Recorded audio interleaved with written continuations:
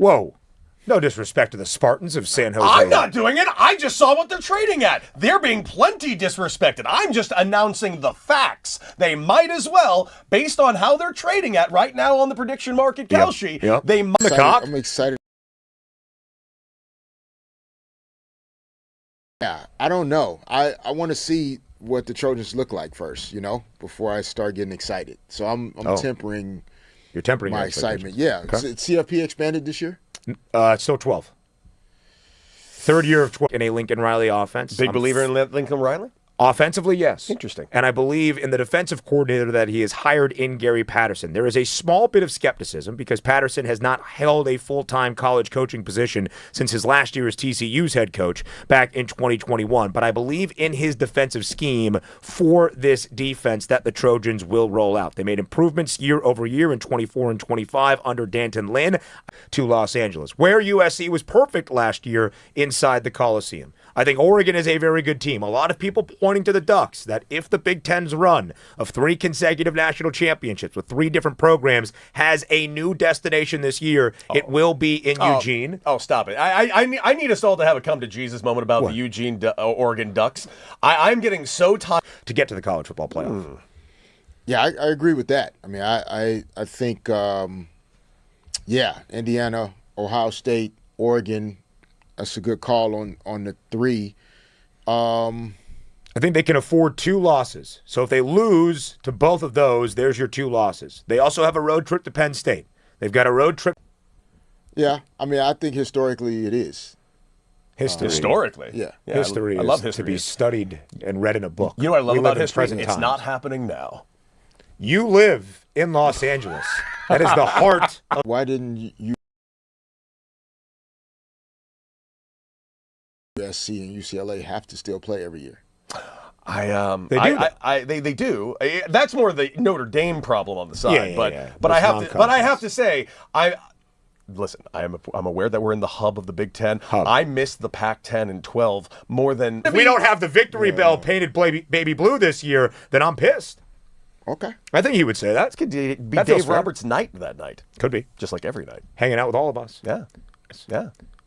Don't forget, we're printing the Bob Lever shirts. I'm using you. I need your UCLA Connect. Don't forget, we're printing the Bob Lever shirts. I'm using you. I need your UCLA Connect. I have not agreed to any of You this. haven't, but I'm trying to make sure that you agree Keep to it. trying all you want. Good luck. We're going baby blue shirt, Bob Lever in gold. I have a All fan for this fall. I think the biggest. He's more excited than anybody. I think if we would have asked him, scale of 1 to 100, are you going to be watching? What is with you in this scale to 1 to 100 Because I needed to today? show you, Cody Decker, that my 100 level of excitement is even amplified to a 102 for college football starting this weekend. That's good. That's good. But you said specifically for the USC San Jose State game. Or all of it, but I am also excited for that. I would still put it at a 102 for USC's 100 out of 100. Our 4th and final hour on D. Fish and Decker begins next with a preview of the Dodgers and the Braves.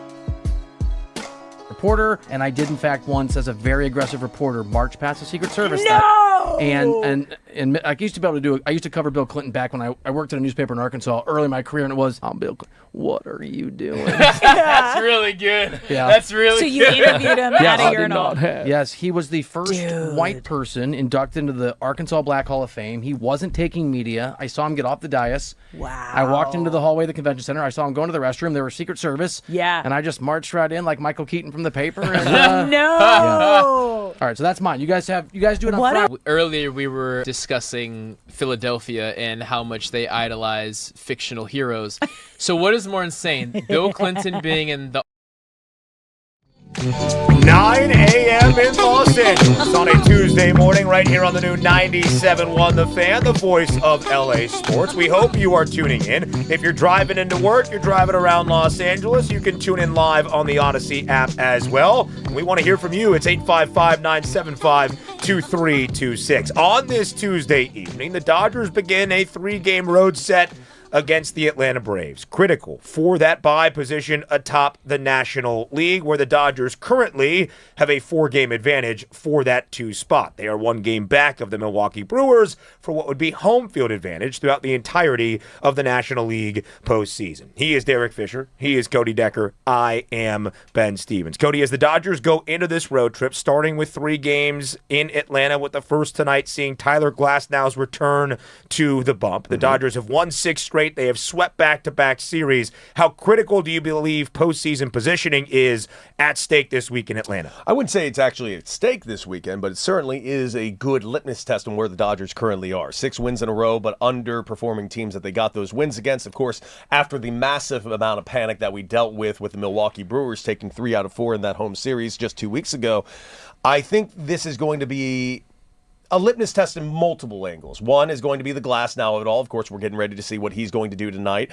Another is going to be to see how the offense actually kind of responds. Because you have to understand, they're going to be facing against good old friend Bryce Elder. And Bryce Elder, last time he faced the Los Angeles Dodgers, K'd 8 and 5 scoreless frames.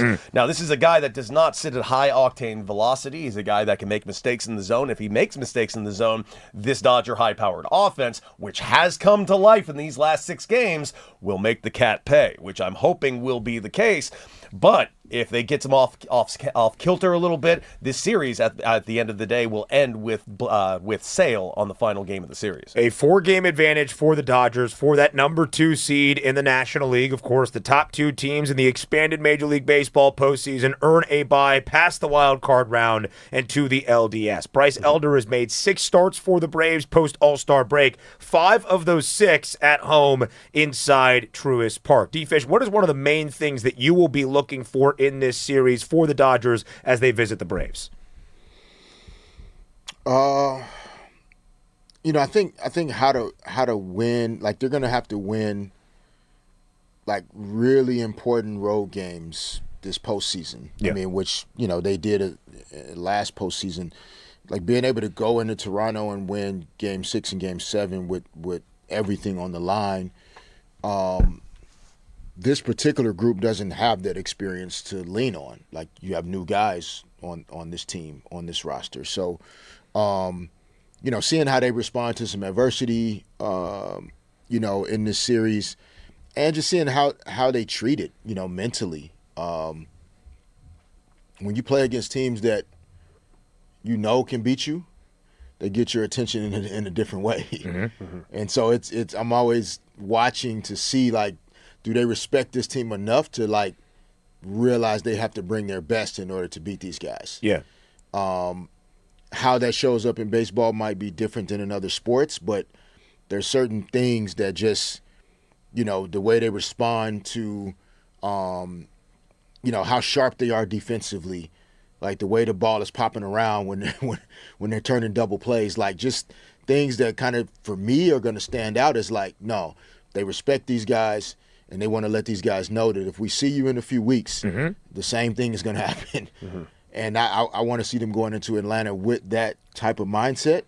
Because you still, even though you've won 2 titles before, really, like we've talked about in a bunch of other conversations today, like today is really all that matters. And so in order to be the champion this year, there's still certain things you're going to have to do and certain things you need to show. Yeah. I want to see some of that over the next few days. You both talked about this as well. The juices flow a little bit more when you are playing a team like the Atlanta Braves on the road. And I think, Cody, that is the component of it, right? The 4-game advantage for that 2 spot in the National League. Yes. But this is very likely a team that you could see in your chase of winning a 3rd consecutive World Series, that you might play in a best-of-5 in the NLDS, or Very heck, well. see in a best-of-7 in the NLCS. So do you think the Dodgers have their radars up just a little bit more as they begin this road trip to Atlanta? They absolutely do, but I really think tonight's focus, if we're going to get away from the entire series, tonight's focus is on one man, and that is very much Tyler Glasnow. This is an opportunity to see what your playoff roster is going to look like and playoff staff is going to look like, and that is arguably the biggest thing in this series. Again, I know I've said this till I'm blue in the face, but I'm going to say it again and again because this is what Dave Roberts told us on this very show. This team is built for October, not August. Basically, everything to get to October is just a trial run until October shows up. This is a playoff team. This is arguably the best team ever assembled. It's sure as hell probably the best pitching staff ever assembled in baseball history, and I'm not saying that to be hyperbolic. I legitimately think this is the best assembled pitching staff ever. You got Tyler Glasnow going tonight. You got Roki Sasaki going tomorrow night. Then you got Yamamoto. Then we go into a Friday series in Detroit where you got Tarek Skubal. Yeah. And then you got Blake Snell. It's just murderer's row that we have never seen. That is a 5-headed monster, and we don't even have Shohei Ohtani starting games at the moment. So tonight is going to be a huge test to see exactly where Tyler Glasnow is. I'm looking forward to being in the zone. I want to see if he's got his swing and miss stuff. I'd be very, very happy if he can get past 5 innings at around 75 pitches.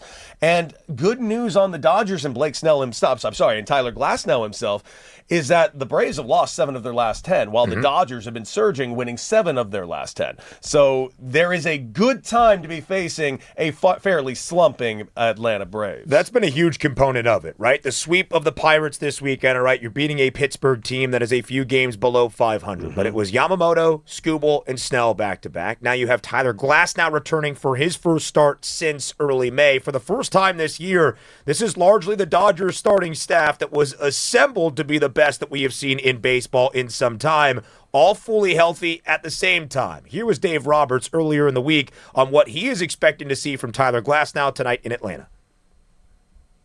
We do. We feel good about it. I'm excited to see Tyler back, and I know he's been missing competing.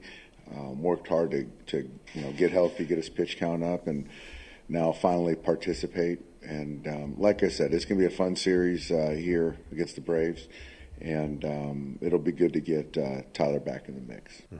Fish, when you have a guy like Tyler Glasnow, who has been a part of a World Series roster, winning it with the Dodgers last year, but has not pitched in a game since May 6th, the back spasms have been frustrating. It seemed as though the timetable for his return at times was a little bit murky. He is now back. He is raring to go to start a big series against the Atlanta Braves. What emotions do you think Glasnow is feeling as he gets ready to take the bump on this Tuesday?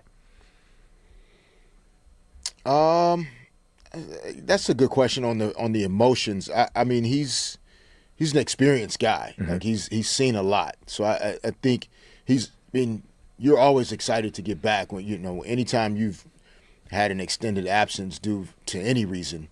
It oftentimes can just help you with a bit of a perspective shift on how fortunate you are to even do what you do for a living.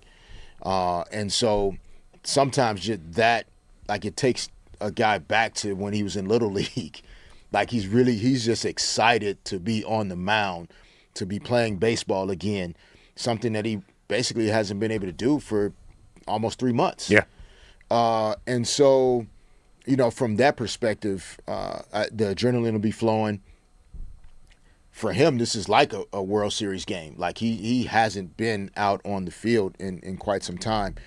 But again, he's also experienced. I think he'll be able to manage the emotions pretty good. And I think it says a lot about how good they feel about it.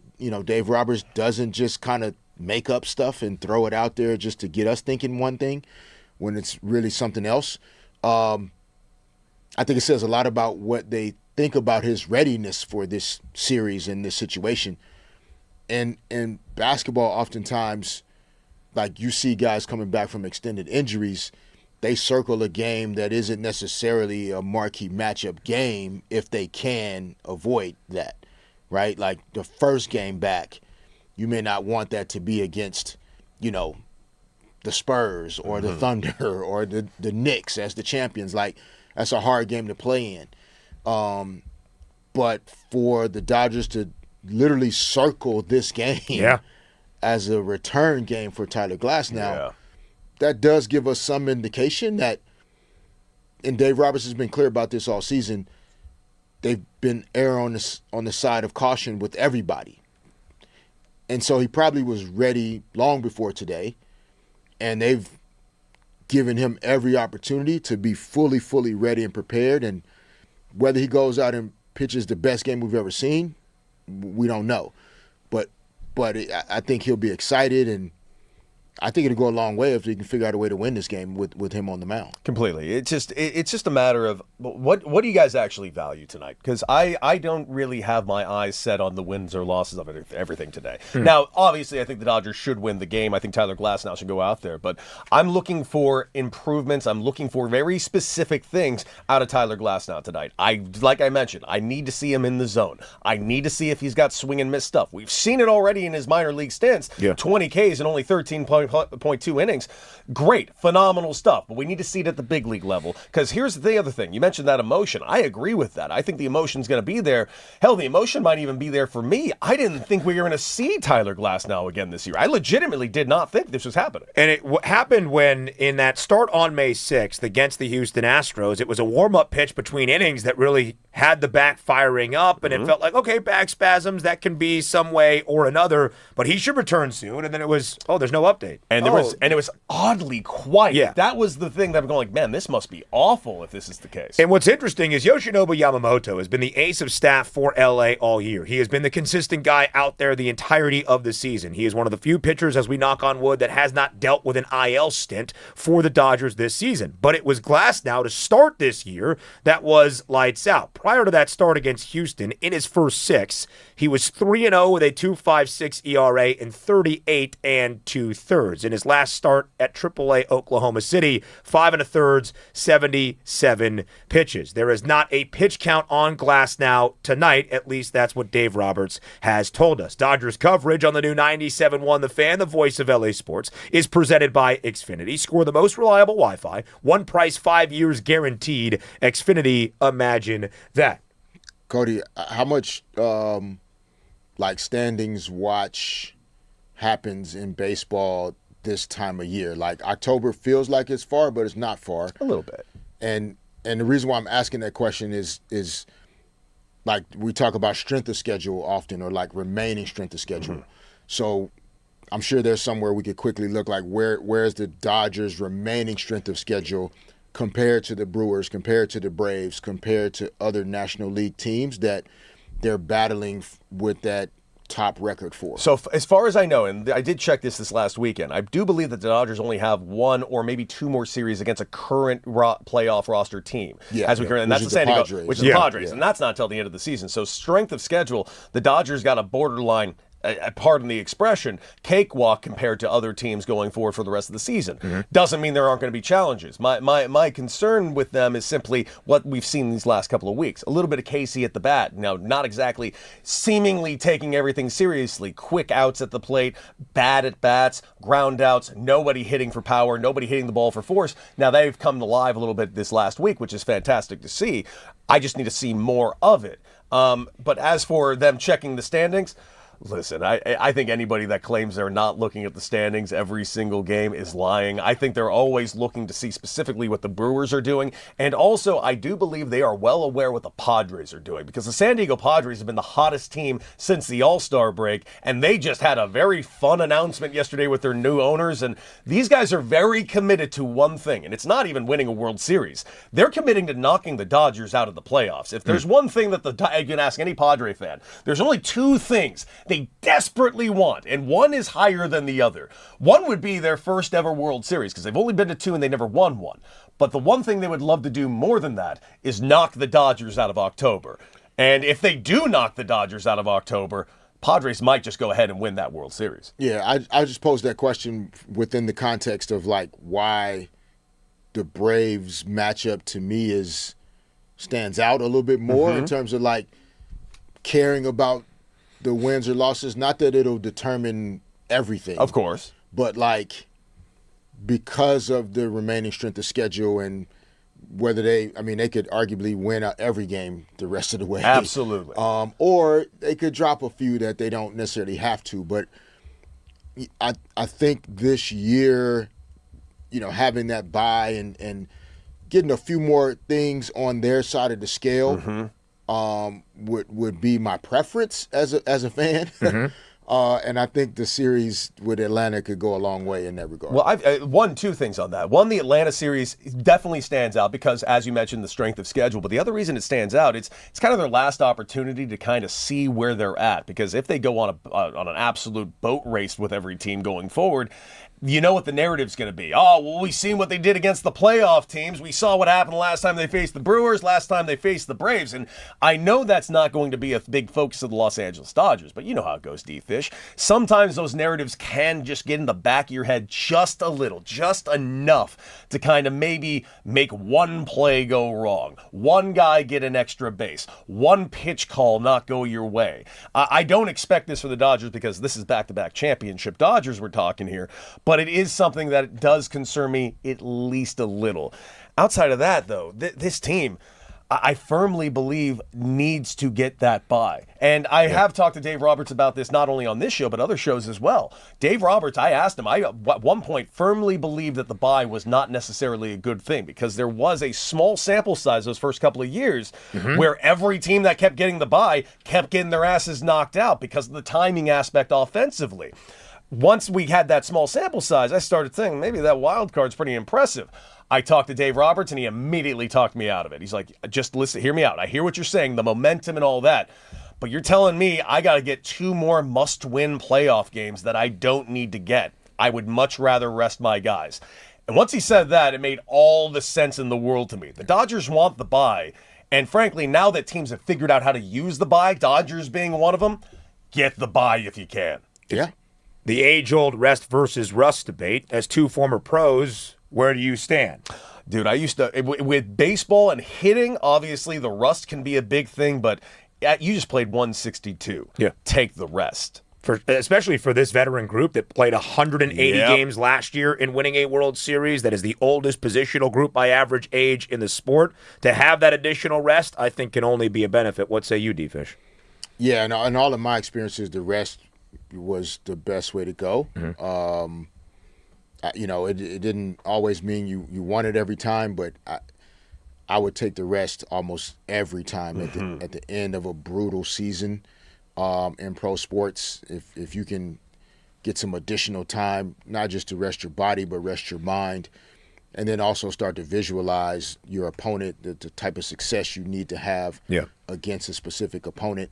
That allows you to focus in on that more as well. So I'll always take the rest. And I think what you guys also alluded to in the importance of this series on the road in Atlanta. It should feel like a playoff atmosphere. It could be an October preview between these two teams in the LDS, in the LCS, but also because this Braves series and the 3 they will play in the ATL this week is just one of their last 2, at least on the regular season schedule right now, against a playoff team. The other being the San Diego Padres in their second to last series of the year at home inside Dodger Stadium, which means if there's been 2 main themes around the Dodgers in the last week or so, especially as the struggle started when they got swept by the Red Sox and the Cubs back-to-back and then lost a series against the D-backs, all right, you have beaten the teams you're supposed to. You swept the Royals. You swept the Rockies.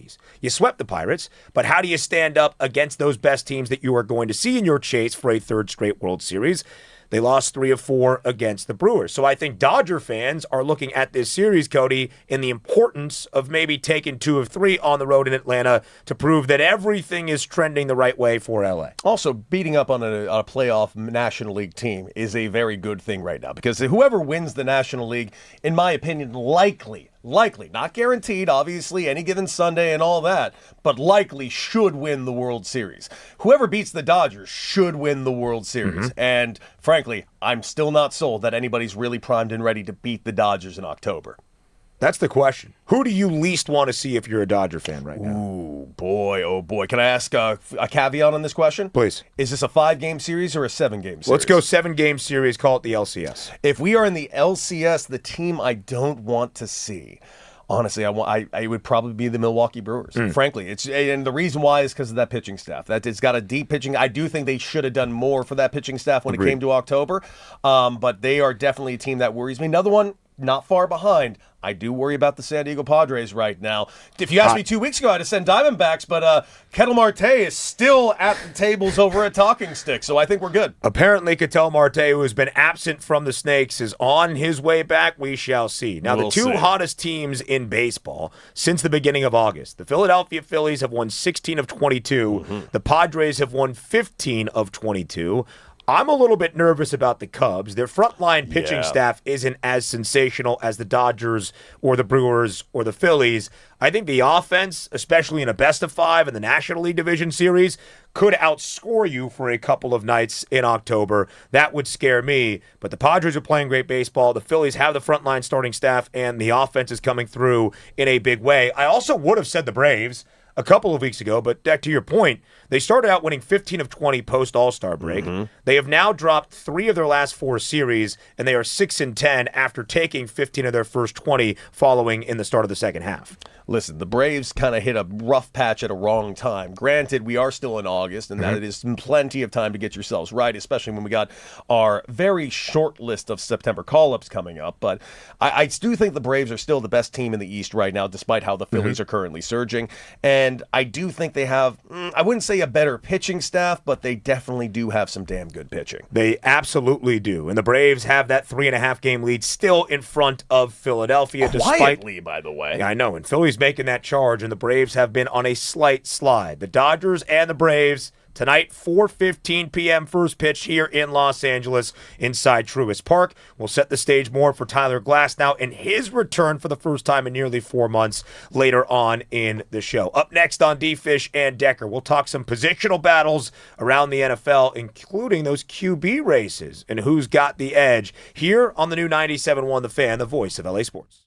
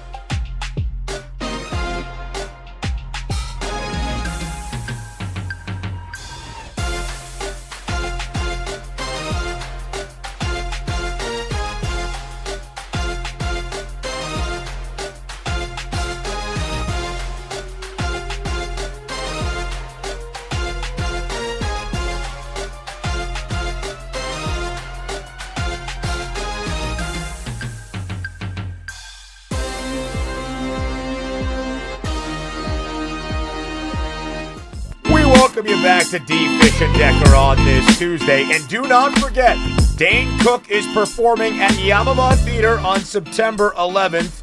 And we are giving away to one lucky caller per day a pair of tickets to that show at Yamava Theater. We have decided, I believe it was numero cuatro. That is caller number 4, 855-975-2326. FYI, winner and a guest must be at least 21 years of age to attend the Dane Cook Show on Friday, September 11th at Yamava Theater. Again, caller number 4 here to D. Fish and Decker on the new 97.1 The Fan. 855-975-2326. Either of you guys ever seen Dane Cook perform live? Yes. And? Enjoyable? Actually, you got to sell it now to the caller. You can continue. Okay, we'll go with that. You saw it. Listen, I gave out... You're doing a great am I job. gonna- Do not make me do I this. gave up Daddy Daycare yesterday. It's like a great Eddie Murphy movie. If I say good luck, Chuck, for Dane Cook, is that fine? Sure. That's good, right? No, that's great. Okay, good. It's great. It's a good film. You enjoy I it. think so. Yeah, you enjoyed it. I actually prefer Daddy Daycare. Then, for sure. Well, I know, I know it's your favorite. You know how I movie. think about Daddy I know Daycare, when you think of Eddie Murphy, Daddy Daycare just pops right in your brain. I mean, Coming to America, fine. Yeah, whatever. Daddy Trading Daycare, Places, though. never. Daddy Daycare. Norbit. And you can see Dane Cook at Yamava Theater, Yes, who was you the can. star of Good Luck Chuck. If you He call was. in right now, caller number 4, 855-975-2326. He actually did have a movie I really did like. It was Employee of the Month, I think it was called. Oh. It was like him and Dak Shepard. It was actually pretty funny. Never saw that one. Oh, it's actually pretty funny. But you can do that as your homework. Again, caller number 4, 855-975-2326. You and a guest must be 21 years of age or older. We talked with Kirk Morrison in our third hour on this Tuesday on D. Fish and Decker. He's Derek Fisher. He's Cody Decker. I am Ben Stevens. Kirk Morrison, former NFL linebacker, the Raiders radio game analyst as well. And we asked him the question, week 1, 3 Sundays from now against the Dolphins, does he believe it is going to be Kirk Cousins starting despite Clint Kubiak not calling the race? And lifelong Raider fan Kirk Morrison saying yes. He believes that Cousins will get the start week number 1. I would wholeheartedly agree with this, not only his assessment, but the decision-making process for the Raiders. We know what this team is going to be. I've said it ad nauseum. I'm going to continue saying it until I'm blue in the face, until everybody listens. I have no problem whatsoever putting Kirk Cousins out there to crash test dummy this entire season. And I do mean that, even the entire season. Now, I do think we're going to see Fernando Mendoza at some point this season because this team is going to be stuck at like 4 wins for quite a while, and once those losses start piling up, you know how the boo birds get, and you know what everybody's going to be saying. We need Mendoza. I know for a fact this team, at very best, can get 6-7 wins. And that is not a knock on this team. That is a vast improvement from where they once were. But man, I don't think we need to throw out the kid when he is absolutely supposed to be our future. Now, if they go a different decision, I'm not going to question Clint Kubiak. I just firmly believe we got Kirk Cousins for this exact reason, and it's part of the plan, and the plan so far has gone off without a hitch. And what was really surprising to me is the Athletic released a poll as training camp began for the Silver and Black, asking the fans, who do you want to start week number 1? They got nearly 1,000 votes, and like 91% of them, D-Fish, said Kirk Cousins. I thought it would be a little bit more enthusiasm generated for the number 1 overall pick in Fernando Mendoza. If you are Clint Kubiak stepping into your rookie season as a head coach, do you think ultimately he tabs the veteran in Kirk Cousins as the week 1 starter for the Raiders? It sounds like that's what's going to happen. I think that poll, that was fans. Yeah, fans. Yeah, I mean, I think Raiders fans have, I think their experiences tell them it would be unfair, I guess, in a lot of ways to kind of throw Fernando Mendoza into a situation where maybe there's not going to be a lot of success there, no matter how prepared he is for the situation or the moment. But I'm still thinking through if he's not ready, like this year is just to kind of help him get ready through practice, through watching Kirk Cousins, etc. And which is totally fine. I think then there's no point this season other than injury to Kirk Cousins where you throw him out there at all. I would agree with that. Because then to throw him out there in week 10 because he's more ready, but then any type of major injury then cuts into next season because of the timing of the injury. Like, you're going to always run into that, basically not getting him injured or destroyed because the team isn't ready to support even a good quarterback, even if he is or isn't ready. But I'm not sure how you get ready for something without being out there. But there is a flip side to this where I wouldn't be against when we see Fernando Mendoza, because I firmly do think we're going to see him at some point this season. Okay. I think it's just going to be later in the year, but to your point, I wouldn't disagree if they decide to hold him off the entire year. But I also see the value of getting a couple of starts, a couple of NFL reps to kind of prepare him for the following season. I wouldn't be entirely against that if he starts by week 14 or 15 type of thing, getting 3, 4, 5 starts under his belt is not something I would balk at. That being said, I also wouldn't balk at them just keeping Kirk Cousins out there all season.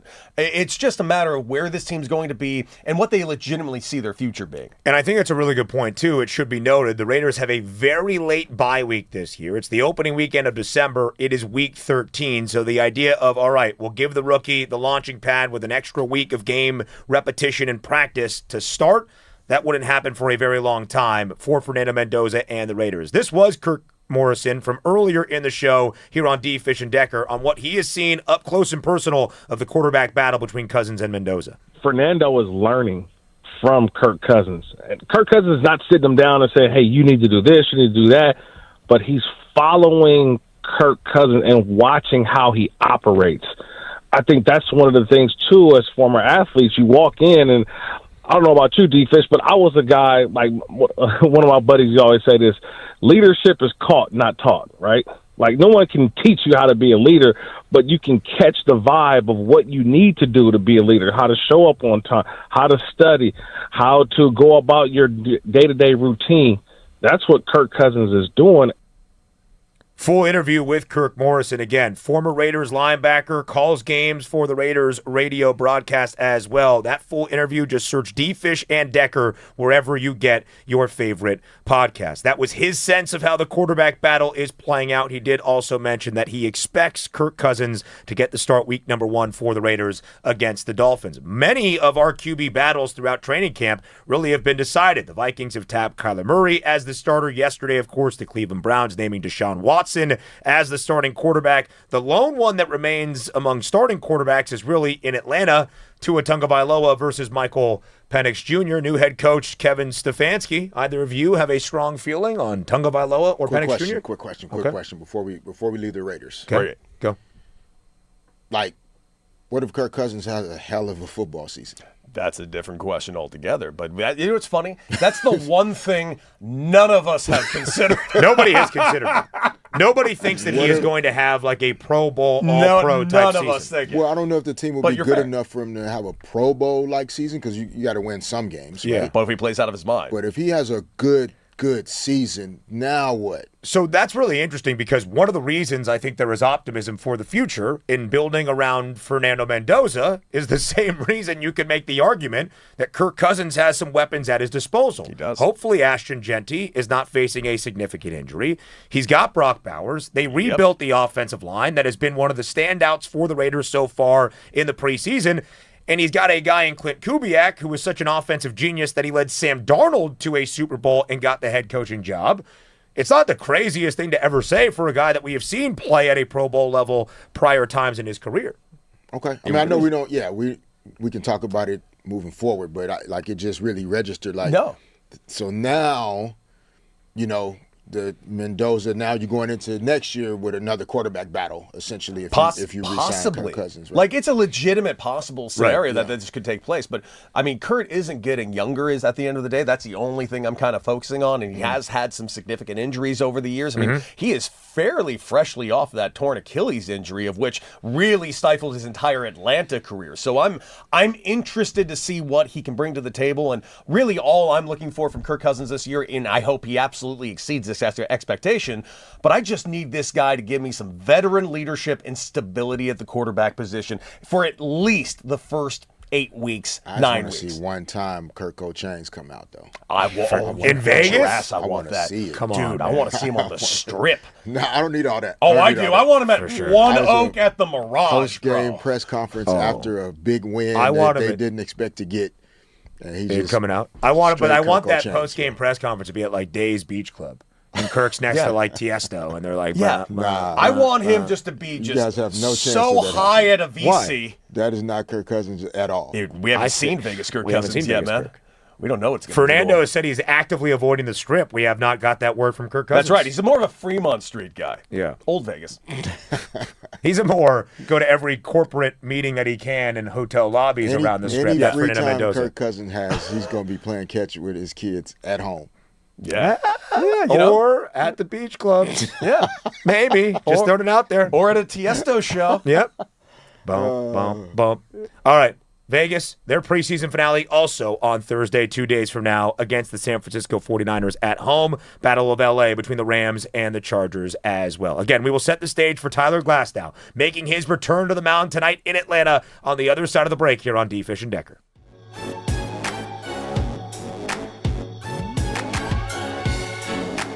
Arkansas Black Hall of Fame or Sylvester Stallone being in the Boxing Hall of Fame? Adrian. I got to go the Bill Clinton one, but I don't know. Bill Clinton was very popular president. I know you guys. Yeah. Wait, I know you guys that's want to so know, so I'll weird. just give. Yes, there was a partition. Can we just go on? There was. I got the quote though. I got the quote. I have this. You did? What did he give me tell you? And then I followed him to the sink, and he's like, are we good? Yeah, can you leave me alone, please? Is that enough for your newspaper? Yeah. Yes, Mr. President, thank you. Also, that Secret Service got fired, right? He had stopped being president 3 months earlier. ESPN is posting this incorrectly. They are putting a fractured leg. Oh, it's a microfracture. Micro is a key word there. Can you play on a microfracture? Yeah, I've played on a complete ruptured, fractured, stress fracture.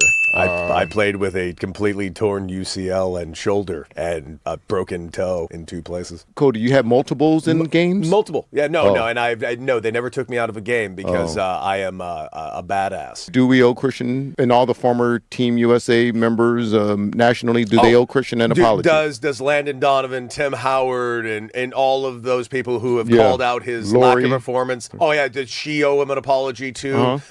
No. No one owes him an apology. And here's the thing, I don't dislike Christian Pulisic. It's just I have been spending the last 5 years being told that this guy is the one that's going to take American soccer to the next level. Based on what I've seen now in 2 World Cups from the guy and him no-showing the Gold Cup with his first opportunity to play with Poch, and now all the reports around, and as much as I want to say they're sources and unverified, Landon Donovan's the one out talking about Christian Pulisic's camp and how he's been handling the press and how it's been a problem for Team US. I'm going to give you a movie line from nowhere, and I want you to tell me if you can tell me what movie it's from. Why would your buddy? Why would your dad? Jeez. Because you're good at this stuff. It's a somewhat deep cut. I'll do. You want? Here we go. There are TV. There are. Why would your buddy? Why would your dad? It reminds me of me and you sometimes. Is that Brokeback Mountain? Close. That's. I can't quit you. That's what reminds you. Of the I two of can't us. quit you. We're gonna have to have an off-air conversation. Okay, what? Horrible bosses. There 2. we go. This is like Horrible Colleagues 1. It turns out. Which Cy Young ace do you trust more on the Dodgers, ladies and gentlemen? Do you trust Tarek Skubal or Blake Snell? And I'll give you my answer right now. Of course I trust Blake Snell more. It's a man that's pitched in multiple World Series now, not only for the Dodgers, but for the Tampa Bay Rays. He's won 2 Cy Youngs the same way Tarek Skubal has. Tarek Skubal hasn't had the opportunity to pitch deep into an October. This is going to be potentially his first real opportunity. Doesn't mean I don't trust Tarek Skubal. Absolutely do. He's had about a B+ start and a B- start for the Los Angeles Dodgers. But first game out of the microneedling surgery for Blake Snell, it was an A+.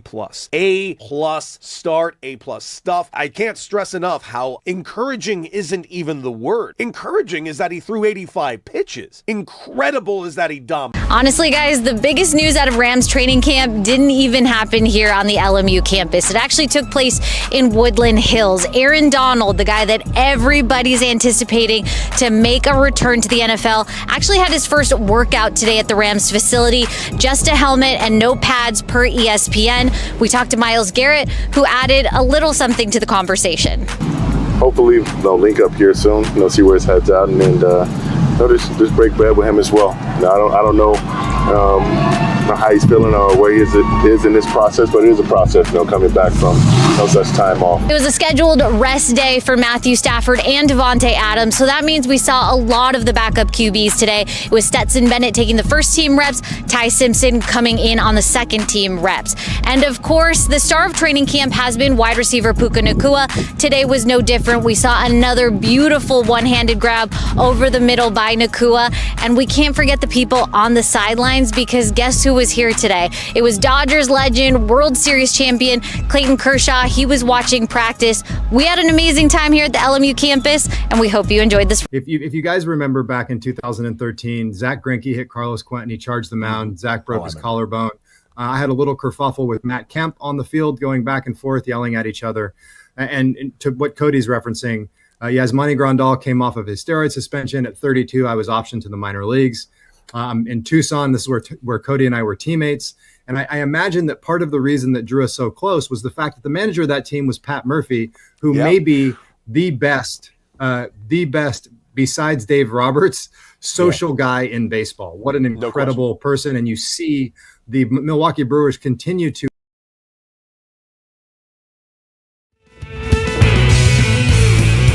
Fish and Decker on the new 97.1 The Fan, the voice of LA sports. He is Laker great, 5-time NBA champion Derek Fisher. He is former Major League Baseball professional player Cody Decker. I am Ben Stevens. 855-975-2326. Of course, it will keep rolling on The Fan. Brock and Alex on the other side to get you all the way until 2 p.m. D-Mac and Reiter following that. The James Coe Show starts at 6 p.m. here in Los Angeles. And we are up once again on YouTube, at The Fan LA on YouTube. Hop in the chat, make your voices heard, be a part of this conversation. A big Tuesday in LA as the Dodgers are away from the Ravine and head to Atlanta. Braves, Dodgers, critical series, and Cody Decker making his return for the first time in nearly 4 months to the bump. It is Tyler Glasnow, his first start since May 6th. What is a fair level of expectation for Glasnow in Atlanta tonight? 5-6 innings plus, getting to 75 to 85 pitches, and hopefully getting the K mark over 5. I want to see swing and miss from this guy. I want to see efficiency from this guy, and also I want to make sure that the walk rate is not up. If we get that, I'm calling this a victory, even if this team loses tonight, because that is what is more important to me in the long run. Beating the Braves in just one game on August 25th, important? Yes, unquestionably important. But getting Tyler Glasnow ready for October is far more important to me right now than anything else that the Dodgers currently have on their bill this entire series, in fact. No, I don't disagree with that theory. I think you lose the game, you can still win the series. Absolutely. Right? It's a three-game series. I think you're still, in baseball with all the games, I would imagine like winning the series is what ultimately kind of gives you that sense that, like, for sure, we got some accomplished, this week. And so, yeah, I would agree. I think it says a lot, though, about where Glasnow is, though, that this is the game that kind of was circled as, like, the game to return in. On the road against a league opponent that, for all intents and purposes, could challenge you in the postseason. Certainly more than the Rockies and Pirates just did, right. No question. And that, this is the game to return after not having pitched since May the 6th. Yeah. And so, they've seen what they need to see. He feels confident in returning tonight. And, this could go a long way. I mean, again, you talk about the Dodgers and, their pitching staff and group. But his return and him being healthy going into September and October is huge. So Mm-hmm. I'm excited to see it as well. There's two main themes for the Dodgers right now. As the end of August is near, September on the horizon, about 31 games remaining in the regular season, trending toward October. This is a big opportunity to do so against a Braves team that you might see come the postseason, that might you see in the NLDS or the NLCS, and you are trying to beat the competition that you will see in the postseason. And of course, this starting staff, that might be the best we have seen in baseball in a decade or beyond that, finally, Cody, fully being healthy at the same time. It was Yamamoto, Skubal, Snell over the weekend, day off. It's Glasnow tonight in Atlanta. Absolutely. And then you got the lingering news about Shohei Ohtani going to go throw his final bullpen. And what I really liked hearing is that he was going to have a live versus specifically Will Smith, which is another name I think every Dodger fan's going to be very thrilled to hear about, especially every Dodger fan that's worried about this pitching staff at any given moment. Nobody handles this staff better than Will Smith. And Will Smith is on the mend. You got Ohtani on the mend. This is going to be one hell of a final month of the regular season for the Los Angeles Dodgers leading into October. I like that concept. That when I first read that, I had this second look at it. Like, is he saying Will Smith caught Ohtani's session, right, or that he went against him? Will Smith was batting. I read it that Will Smith was taking live at bats against Ohtani. Now, that being said, either version of that scenario, I'm super thrilled about. But I like both ideas, of course. But I like the idea of Will Smith taking live at bats versus Ohtani, because to me that adds a little bit more depth to when he does return and he's catching Ohtani. If you've actually taking at bats against those pitches that you're calling, like you've seen the timing. Oh yeah. You felt the velocity of it, which then to me would like add to your wheelhouse. Now when you're behind the plate and you're trying to dial something up, you remember what that ball looked like and felt like. So I liked either way, but I had to look at it twice like, okay, well, which one are they actually saying happened? Well, it was very encouraging me reading it that way. Reading it, though, Will Smith was taking the at-bats for one reason only, because, frankly, he had a neck injury, and if he's swinging the bat, that neck must be okay.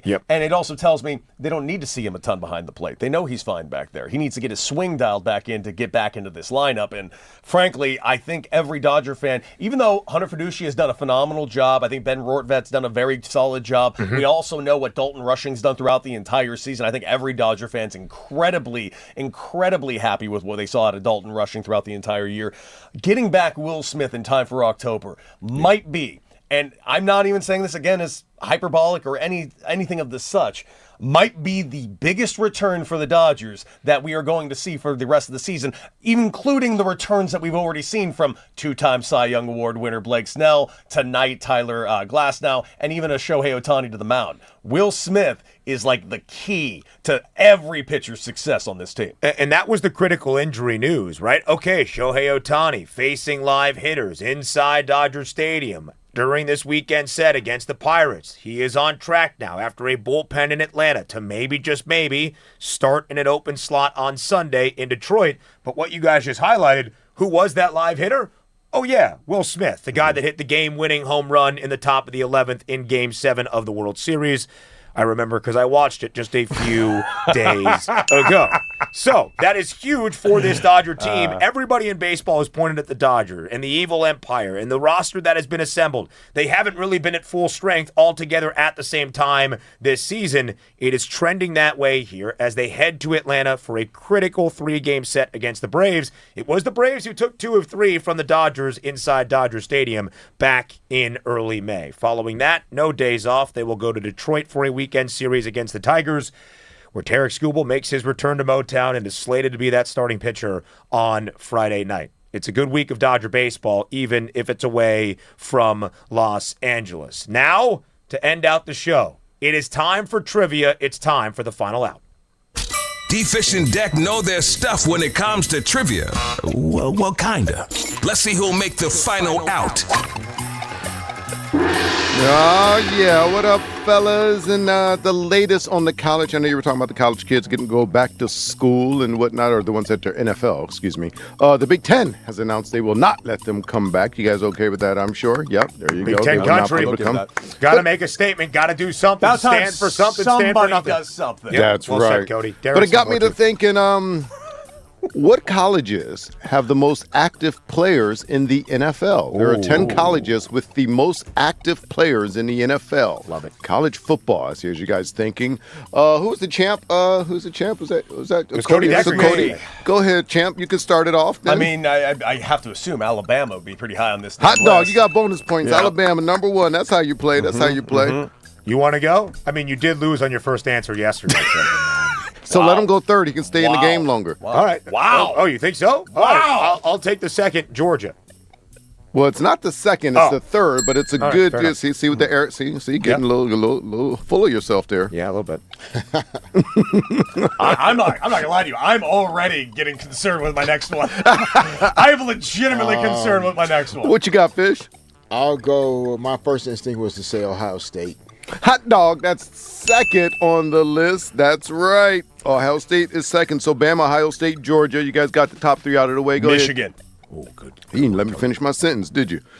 Let me scroll down. Let's see, turn it on the other side of the paper. Number 9. About to say. I actually thought that was going to be closer to like 5 or 6. Okay, somebody lose because I'm screwed on this next one. All right. Next up, we are going to go with LSU. Oh yeah, that's a kind of a layup. They got all the cornerbacks and receivers in there, right? Yeah. Number 4 on the list, LSU. Okay. Mm-hmm. Let me see. Where am I gonna go? What part of the country? Try local. I'm gonna go. We're whispering. We're whispering hints now. Yeah, no. I mean, I want to go with SC, but I also. Yeah, I'm going to go with SC. SC is number 10 on the list. Oh, he gave you number 10 even in the hint that he gave you. Okay. Okay, I'm between a couple of schools, but I because of the recent success, and that's probably what's going to screw me, I'm going to throw Ole Miss on here. Oh, you didn't like that answer, did you? Oh, I didn't like it either. Ole Miss is not on the list, folks. We're looking for the colleges with the most active players, and we will have a new champ as Cody has been knocked out. All right. Give me Notre Dame. Notre Dame always safe. You always got some interior linemen and what do you call those, tight ends and whatnot. Notre Dame is on the list, number 6 on the list, most active players. So there are 4 colleges, 3 left. Excuse me. All right. No more hints whispered. No, to Derek there's Fisher, no more. please. There's no. Okay, He said, "Where do I want to go?" I was like, "Don't go anywhere. Stay local." Don't stay local anymore. Yeah, get on the plane. Yeah, UCLA ain't on this list. Oh man. Active players in the NFL. Yep. Oof, this is tough. You're running out of time to show. Yeah, I'll go with Florida State. Oh, Florida State. Of course, that's Deion's school. We have a new champion. Wait, can I ask a question? Because I was thinking another team. Did Clemson make this list? Clemson's number 7 on the list. Damn it! You should. Damn it! I was between Clemson and Ole Miss. Could have kept going. I also thought D-Fish was going to stay alive, but you added the state. Is Florida on the list? No, Okay, not never Florida, but another state is. Michigan State. Okay. Another state? Yeah, and they got they've had a lot of, it's been snowing in that state recently. Penn State, yeah. Yeah, Penn State, with the whole cocaine ring. No, I get it. No, we got it. No, it was Pablo I'll give it to you. Perico. Good joke. And then the last one is Oklahoma. Some snow in Penn State? Oh, yeah, boy, there's been a there's fraternity. a lot of snow in You Penn ever heard of the State, whiteout boy. games? Oh, boy. Let's just say they're awake. They're awake watching those games at Penn State. There was a fraternity that was basically running a large cocaine circuit around the East Coast, and there was a guy they called Pablo Pledgecabar, who was the kingpin of this all. But we're talking like... And they were making other pledges be mules. Like sweatshops. It was crazy. Like, dice it up. No kink shaming, right? Like, do what you got to do. To jail? Oh, big time. yeah. Full-blown federal investigation, like multiple states involved along the eastern seaboard. And I know this is crazy. It's the first controversy ever to hit Penn State. Yeah, never in the news. Yeah, they've never done anything wrong. All right. Anything to say to add on to that? No. We've learned a lot on this show today. We've learned about kingpins at different colleges, kink shaming, all that stuff. We hope we made you smarter as well, Los Angeles. Dodgers Braves tonight, 4:15 p.m. Tyler Glasnow makes his return. He's Derek Fisher. He's Cody Decker. I am Ben Stevens. Brock and Alex continues next here on the new 97.1 The Fan, the voice of LA sports. We'll talk to you tomorrow.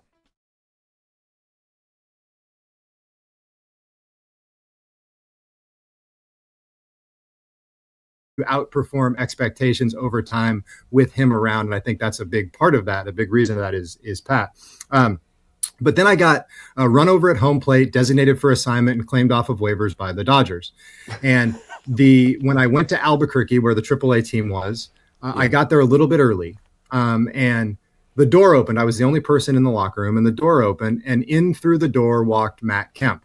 Now, he was on a rehab assignment with LA. The last time I had seen Matt Kemp, we were face to face screaming obscenities at each other. I was telling him, I was saying, like, look, I told Matt Kemp, I'm like, look, you better win this fight, because if you lose to me, that's going to look so bad for you, because you are significantly larger than I am, way more athletic. And I think at the time he probably had more homers than I had at bats on the season. Yeah. And so he walks into the room, and everything kind of went cold on me a little bit. I started to notice the physiological symptoms of heading into fight or flight. And Matt Kemp walked over to me, and I stood up because I wasn't going to be sitting down to get punched. I stood up, and he stuck his hand out and he shook it, and he said, "Hey man, I know we were at odds before, but I got respect with how you stood up for your teammates." And I let out probably the biggest exhale of my life in that moment. So yeah, that was it's my Dodgers.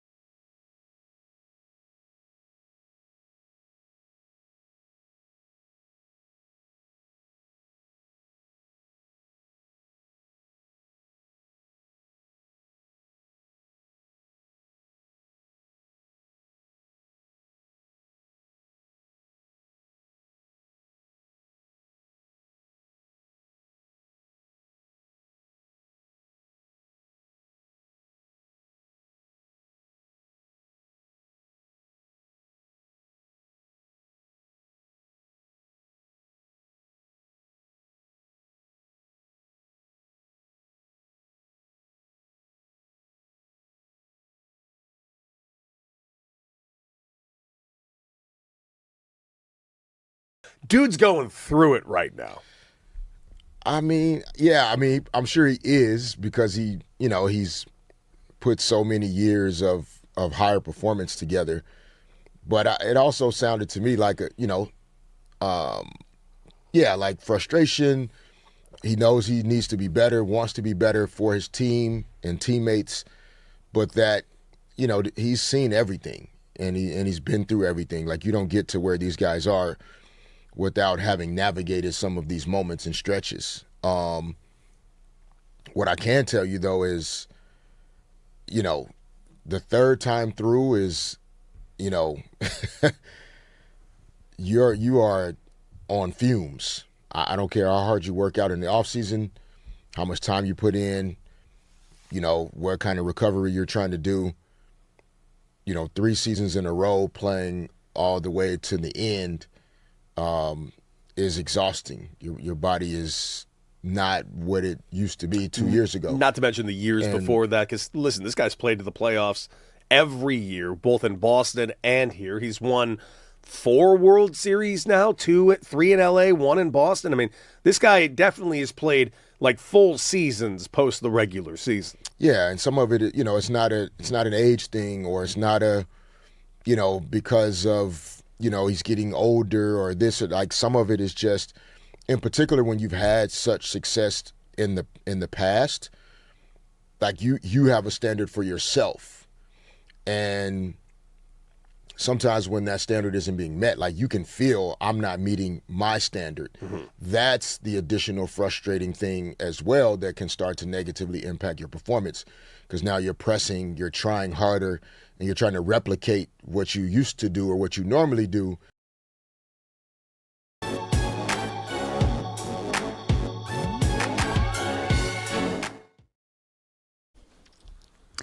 What's up, LA? Welcome to Brock and Alex on the new 97.1 The Fan, the voice of LA sports. I'm Alex Curry here at Brock Vereen. Thank you for spending your midday in LA with us. Whether you're tuning in on the radio, the Odyssey app, or watching us live on YouTube, we appreciate you being here. We love when you are a part of the conversation and a part of the show. So if you're watching the live stream, get in the chat at The Fan LA. You can also call us at any time at 855-975-2326. Now, this fine Tuesday morning, I am going to be fueled by so much caffeine today.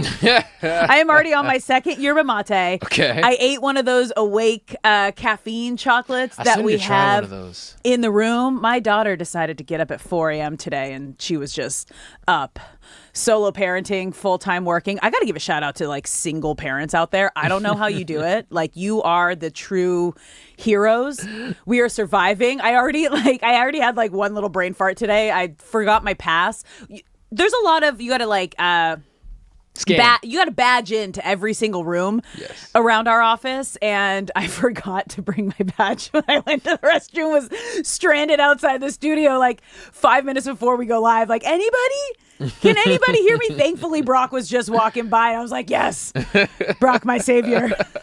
This is just the kind of day that we're having. Okay, you're gonna power through. We're gonna be great. We're gonna do great. We're gonna be awesome. You know what else is awesome? We're gonna get to this in just a little bit, but college football integrity might be saved. For the first time in history. I did not see that coming, you guys. We got heated yesterday during our discussion around if NFL players should be allowed to go back to college after they declare for the NFL. And it looks like all the conferences might be backing, or most of the conferences might be backing. Is it the Big Ten that came out? And yeah. So Big Ten was first. I took a poll yesterday asking if you guys believe that players, if they should be allowed to come back and play in college after declaring for the NFL. 79% of you said hell nah. And you know what? We are with you. We stand with you. Were you surprised? Like, are you surprised that we're seeing this kind of reaction right now? No.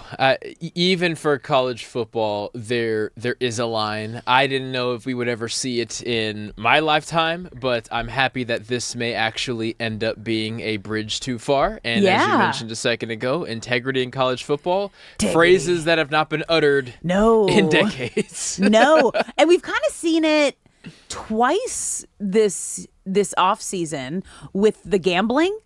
Yeah. Like the gambling, they kind of finally, right? They made the right decision? Or was it at first the school they got had to pressured into making the right decision, but they eventually made it. But they did. And similar here, like some schools that we'll get into in a bit, we're already starting the recruiting process and allowing former college players who declare for the NFL to declare to come back to college. So sometimes you just need a little push, okay? Turning over a new leaf. However it happens, we're just happy that it's here. Yeah. But this is going to be like an ongoing story, I think, for the next couple weeks because we got college football season starting Saturday is week zero. Week zero, meaning only a couple teams will play. USC, though, being one of the more prominent teams that are going to take the field this Saturday at noon. It is officially here. Woo!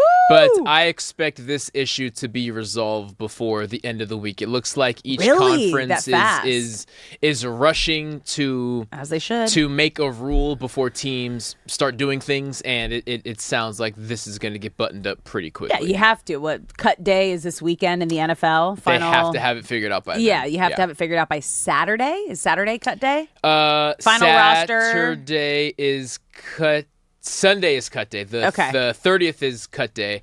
And assuming a lot of undrafted free agent rookies from the 2022-2023 class will enter the potential market to return back to college, that is why there is a rush to figure this out before that day. You have to. Week 0, games happening this weekend, final roster cuts in the NFL. Like, this is when everything would go down Yes. this week, this weekend. So I'm sure we will be keeping you updated, talking about it throughout the week. But Sunday is the 30th. It'll be Sunday. yeah, nice. There we go.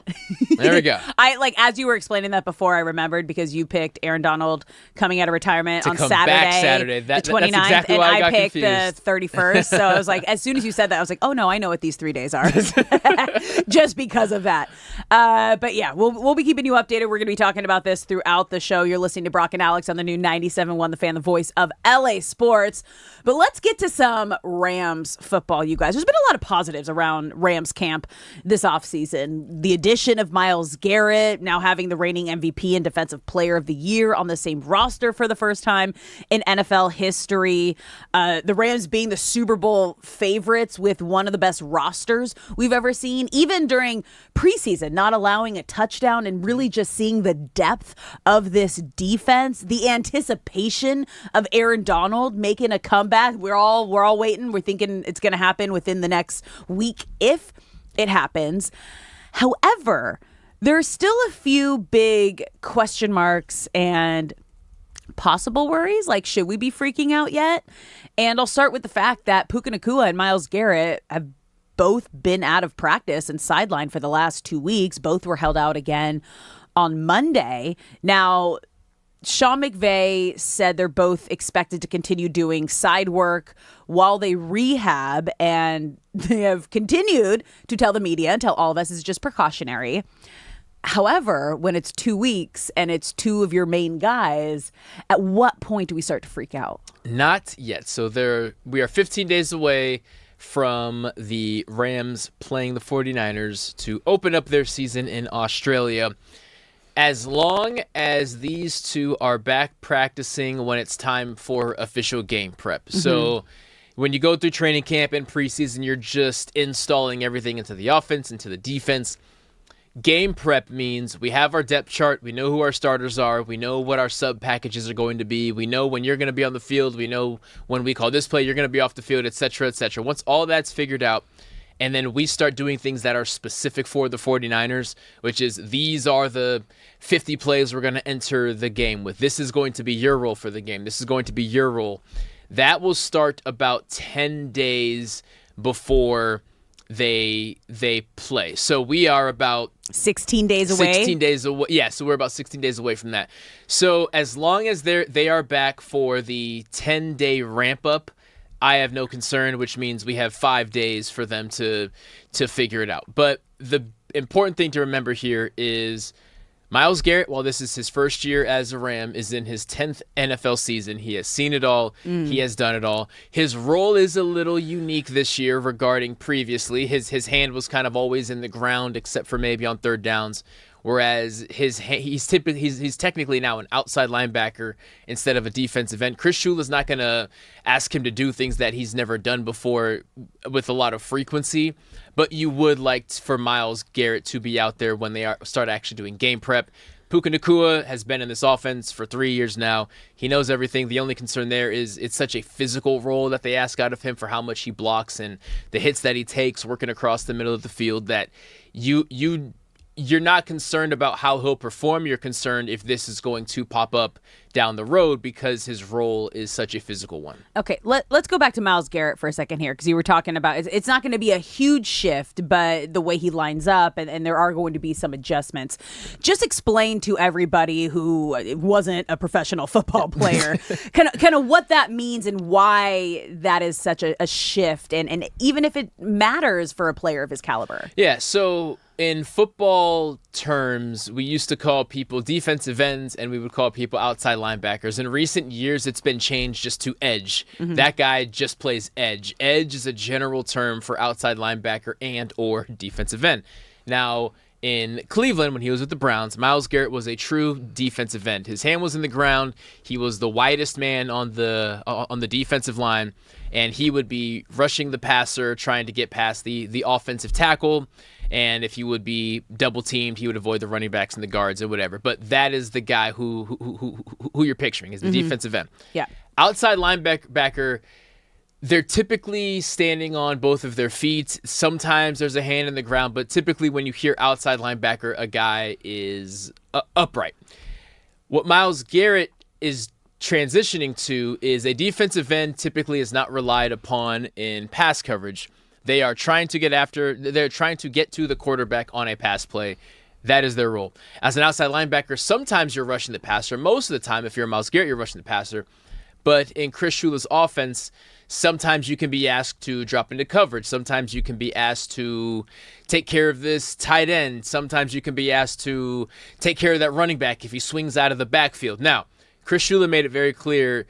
I believe the example he used was Michael Jordan. He said, you don't sign Michael Jordan and then ask him to do everything differently. So they're not going to ask Myles Garrett to do a ton of these things, but he will have to do them more than he's ever done them previously. So that's why you would love for Myles Garrett to just get as many reps of this as possible. However, he is still participating in walkthroughs. He's still out there in film sessions. And at the end of the day, football is football, and he's better at playing football than almost anyone who's ever played. So because, obviously he is the greatest defensive player in the game right now, set the sack record last season, and he is now being asked to do something different, you said in his 10th season.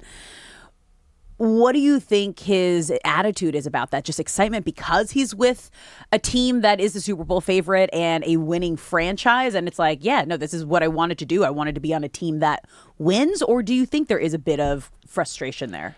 I would imagine he is fully embracing it. I would fully imagine that once he found out that being traded here was a possibility, he immediately knows, as a student of the game would, as someone who's been in the NFL for almost a decade now, he knows what kind of defense that the Rams and Chris Shula run, and he knows, my role is going to be tweaked just a little bit. Okay. And again, it's the difference is not a major one. It's just, instead of rushing the passer on 100% of pass plays, he's rushing the passer on 95% of pass plays. Byron Young and Jared Verse were not asked to drop into coverage often.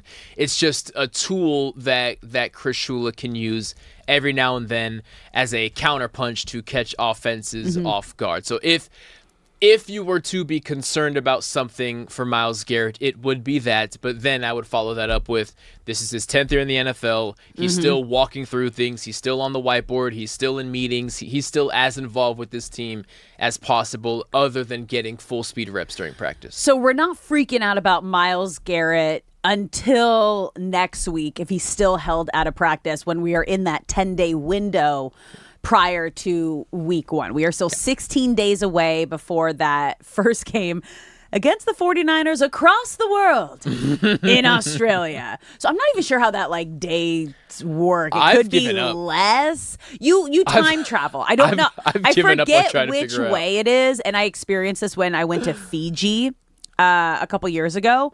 You time travel. I'm not sure if it's there or home, but you lose a day and you gain a day in one of the ways that you go. So it's just, I still can't believe they're doing this. To the one of the best matchups of opening week, and to the Super Bowl favorites, and when it could be a home game at SoFi where the Super Bowl is being held this year. There are so many. I know it's all about money and it's about growing the game, but not week 1 on the other end of the world. Side of the world. Absolutely wild. Makes sense. Absolutely wild. Okay, well, let's get to Puka Nacua, because there's obviously the groin hip injury that he's dealing with, which, as you mentioned, is a big deal for someone who plays a very physical wide receiver who blocks, who puts his body on the line a lot more than the casual or everyday wide receiver. But there's also the possibility of Puka's looming suspension. So there's a lot physically and there's a lot mentally going on with Puka Nacua right now.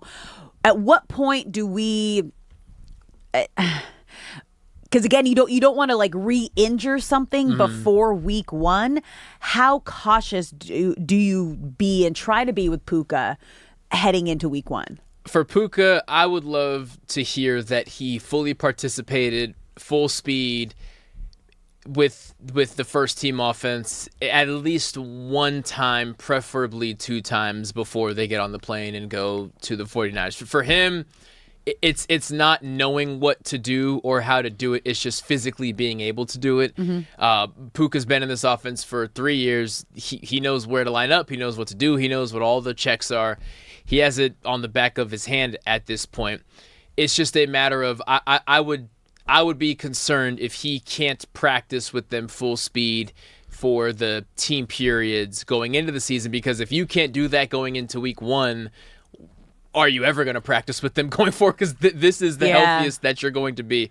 So again, not freaking out, but of that 10-day ramp-up schedule from post-cut day when you got your 53-man roster, ramping up practices to that first game against the 49ers, that'll be about 9 to 10 days. And I would love to hear that he practiced full speed with no qualms, was not listed on the injury report for at least 1 or 2 practices. Question, and this is totally just random thought here. If he ends up getting this suspension, and if he goes on some sort of like injured list, do they have to wait until he comes back and he's healthy? Or do the Rams just kind of hold him off and they're like, well, he might be injured anyway, and we can kind of just line up this suspension and give him extra rest not put him on the list. So if it happens, it's like, well, it works out nicely for everybody. It would work out to a sense of they would list him so that the suspension counts while also resting him. So it would be a double-sided sort of thing. But again, the fact that we still have no word on Alaric Jackson or Puka Nacua is really strange. Right? Because everything dropped strange. A week ago now? Almost 2 weeks ago. 2 weeks ago. Oh, closer to 2 weeks ago. Is it's it because... I guess it's a little more complicated in Puka sense, where the trial date got pushed till 2028, I believe. I believe it's March 2028. Wild. Or maybe it's March 2027. Either way, it's March of a year that has not come yet. So be after the season. The season will take place before Puka even steps foot in a courtroom. Now, the Alaric Jackson lack of information is strange because they have all the information they need. All of his cases are not closed. I don't want to use the wrong legal term, but there's no more standing in front of a judge and hearing evidence or anything like that. So the fact that we haven't got that is kind of strange. With Puka, I do understand it's a weird situation. I would imagine the NFL is saying, if they're going to suspend him, here's what we're going to do. And then the NFLPA says, well, that's not fair because the case hasn't even taken place yet. And those conversations are going to take clearly a very long time before they find out what's considered just. Yeah, and we've kind of talked about this a couple times. If Puka is not available for week 1 or more, how do you see Sean McVay adjusting to that move? CJ Daniels step right up.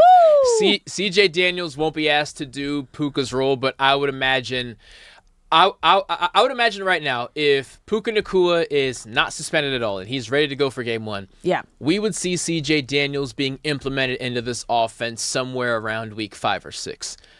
If there is no Puka, we would see CJ Daniels being implemented into this offense, not as a primary target, of course, because Davante Adams is there, and not even as a secondary or third target, but he would be in the mix, standing on the field at some point, probably by week 1. So I think it would bump CJ Daniels up the pecking order a little bit, and it would speed up his learning process, and he would need to learn on the fly. All right, so we're keeping an eye on Puka Nacua. Myles Garrett, no one's freaking out yet. From the sound of it, I feel like we're going to see Myles Garrett back next week, possibly sooner than we see Puka Nacua, but we'll keep you updated with any information that we got. We're going to take a quick break here. When we come back, college football is starting to draw the line on players going pro and then coming back in a shocking turn of events. Don't go anywhere. We're talking about that next here on Brock and Alex.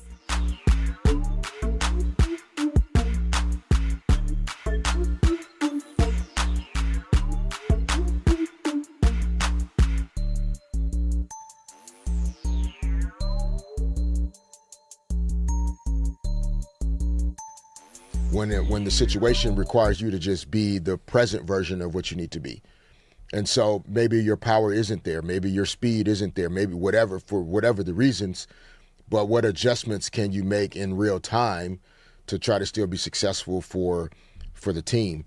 And that's kind of what everybody's going through in some form or fashion. Robleski, who's not the same age as Mookie, but he's not playing well right now. So again, it's not automatically, like, we like to quickly just go to age or to some like easy thing that we can wrap our brains around. Yeah. But if a 24-year-old is struggling and a 34-year-old is struggling, that's not an age thing. No. Right? That's just part of sports and part of life. And you just have to figure out how to navigate these things. And to me, Mookie has world-class experience in navigating adversity and will ultimately do things that are going to help this team win. Shohei Ohtani is the type of player that you have to begrudgingly applaud if you are a Phillies fan. What he's doing is absolutely amazing. I don't remember the stat. Was it like one of the fastest to 300 or was the number 350 homers this week or last 300 week? home runs, 9 seasons to get there. Unreal. Correct. So crazy low number right there. Not even Barry Bonds, if I'm not mistaken. So in that regard, you have to respect that. But then he's also striking everybody out. So, I mean, who else can cuss out their catcher in another language in the middle of the game and not get no blowback? Told his catcher, get it together. And then the catcher after the game was like, you right. That was my fault. That was on me. That was my fault. Yeah, Dalton Rushing's been a topic of discussion in Los Angeles quite a bit as of late, Roy. We can't get away from the cat. It's not like he's trash. What's the best thing about living in LA? The taxes. Man, is he giving his taxes to somebody I'm not? That's crazy. But best thing, I'm like, I mean, yeah, when it's December and my mom wants to come out here for Christmas time, it's 75 degrees and we can go to Malibu and sit by the beach and enjoy the waves. So that's not how Christmas is we're spending in Utah, that's for sure. One day you're going to be in your 30s and you might get some vet days like Matt and Devontae.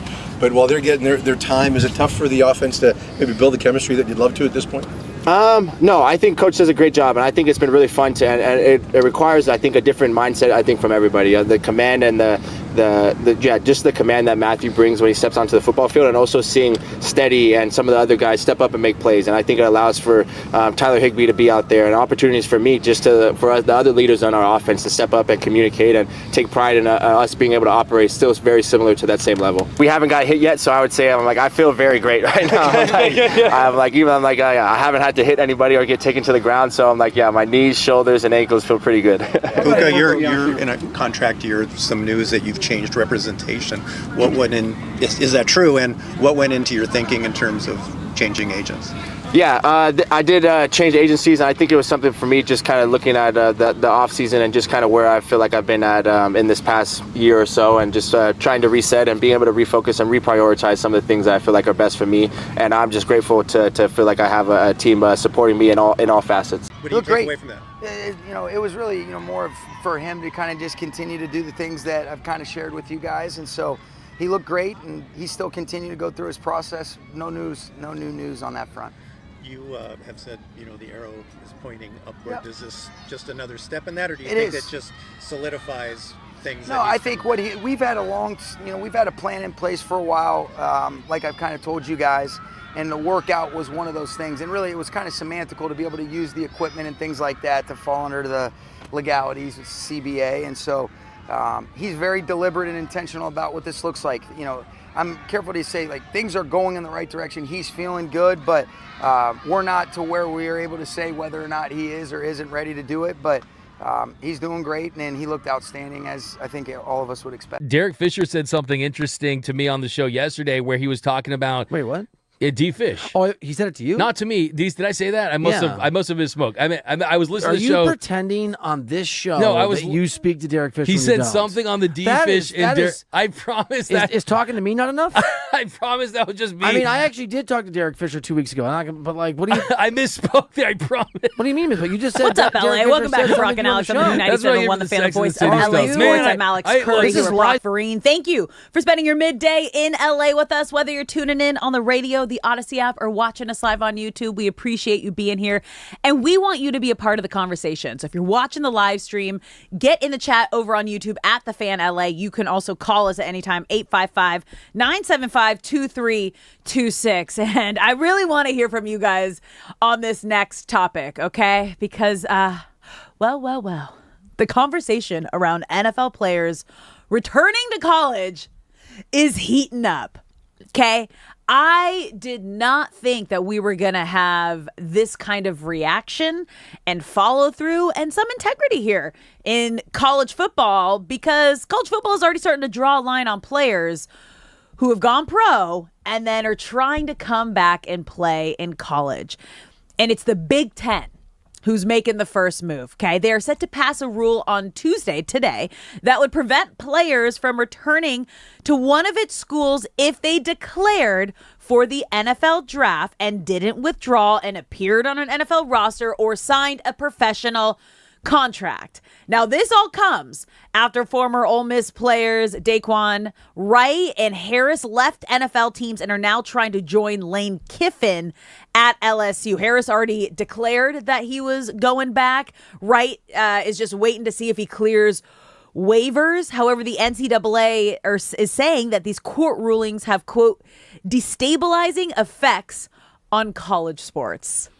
I am sitting here very shocked. In a good way. Yes, in a tremendous way, that college football finally took a stand and said, even for us, this is a bit much. All right? That says a lot. We look the other way on a whole lot of stuff. This is where we draw the line. So why things like this keep happening, whether it's Brennan Sorsby with the gambling or something like this where guys trying to steal an extra year after going to the NFL, it's because when you sue the NCAA for something, it takes so long for it to get to court that all you need is a restraining order or a junction of some kind, and then they say, okay, we'll take this to court, but it's going to take a long time, so you just go play because they can't stop you from playing for now. Yeah. Why it's important for a conference to do it is because the NCAA is not really, but they are seen as, on paper, the overarching judge of college sports. You have to be part of the NCAA in order to play college sports, so you can sue them and play anyway. For a conference, that rule is law. So if the Big Ten says you're not allowed to do this, they can't sue their way out of it. If the SEC, if the ACC, if a conference says you cannot do this here, there's no back door. So that's why this is important, because it actually will work to put a stop to this. Now you have Dan Lanning, who the other day, we listened to him yesterday, we got sharing it. his Let's thoughts play on it again. Yeah. This is Oregon's head coach, Dan Lanning, speaking about his thoughts on players who declared for the NFL and came back and are trying to play in college. A lot of negatives that are involved around this. One, once you go to the NFL, to me, you're in the NFL. You don't get the opportunity to come back. Two, most of us have built our rosters, and you have a limited roster limit now. So if you invited somebody back to your team, that means you're kicking somebody else off your team, right, to match your roster limits. I don't think that's fair to the players that worked all summer, all spring, and put themselves in position to be ready to work for a team. To have somebody come back. But ultimately, it used to be once you had an agent, or once you went and did the combine, or once you went to all those things qualified as you are no longer an amateur, you're a professional now once you declared for the draft. So to let any of those players come back, fair or unfair to them, it's unfair to the sport. And I think it's unfair to the players that are on current teams, for those guys to be coming back. It's interesting because he says amateur versus professional. And I think this is where the lines are blurred right now in college football, because college football with NIL and the way everything's now been run over the last few years, it has turned into a professional league. It has. And why it's so important that Dan Lanning was the one to say that is because Oregon is seen as a team in the top class of the Big Ten, right? Yeah.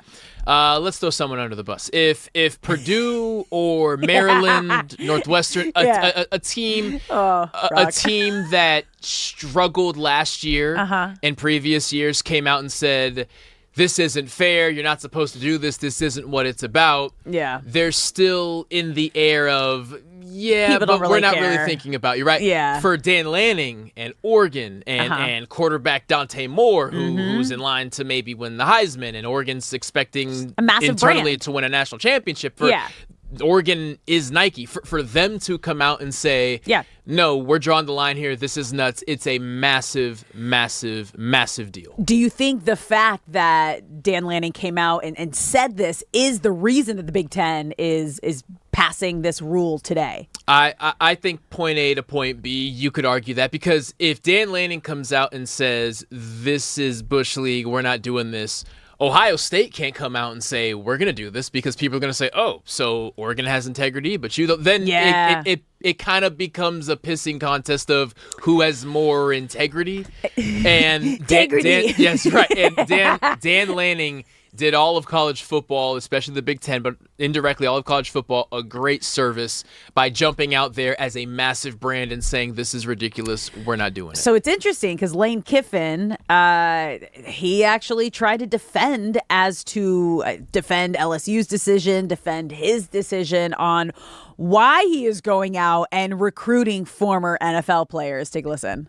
We have, made a decision to recruit some kids around the country. And, through these multiple injunctions around the country, which this is not a first time, college sports for a while, a group of players were granted a 5th year of eligibility around the country in multiple sports. And through them winning their injunction and entry into the portal, they're available to recruit. And so ourselves, like many places around the country, are recruiting them. At the end of the day, because of these rulings, they're either going to play for you or they're going to play somewhere else around the country. So we've made a decision to recruit them, like probably most people are. This is giving major, if you ain't cheating, you ain't trying. Obviously it's not cheating because it's technically legal, but it's also a lot of, it's wrong and there's blurred lines. There is a line of you're not breaking the rules, but you're doing something that was never intended. You to could happen. hear it in his voice. Yeah, he can't stand on this. He's not embarrassed because Lane Kiffin doesn't really have shame. Did you see what he did last year, leaving his team out to dry, and it's not the first time he's done that? But he knows it is wrong. He knows in his heart that this is wrong. Now he went out there and has to defend it, but You can hear it in his voice, and you can also hear how general of the terms that he's using. We wanted to recruit some players, and we found guys across the country. Across the country, if you ask someone, if you ask someone, so what did you do last night? I went out. Exactly. It's like, how I'm not going to tell you. I was out. How sketchy does that sound? Where did you go? Doesn't matter. A bar? Yeah. I was out. Who was there? There were some people. Okay. Yeah. What happened last night? And why you know what I mean? Something's going down that you don't want to admit. It's like it's gnarlier than what you're saying. And that is exactly what he is doing here. He's trying to make it as general as possible, distance himself from it. And it's just a real shame, too, because outside of football specifically, just in general, when your excuse for doing something is, well, if I didn't do it, someone else was going to do it, that is the thinnest, weakest argument you can ever provide for why you did something. Have some shame. Well, everyone else did. He has no shame. That's the he has no shame. Do you see what he did last season?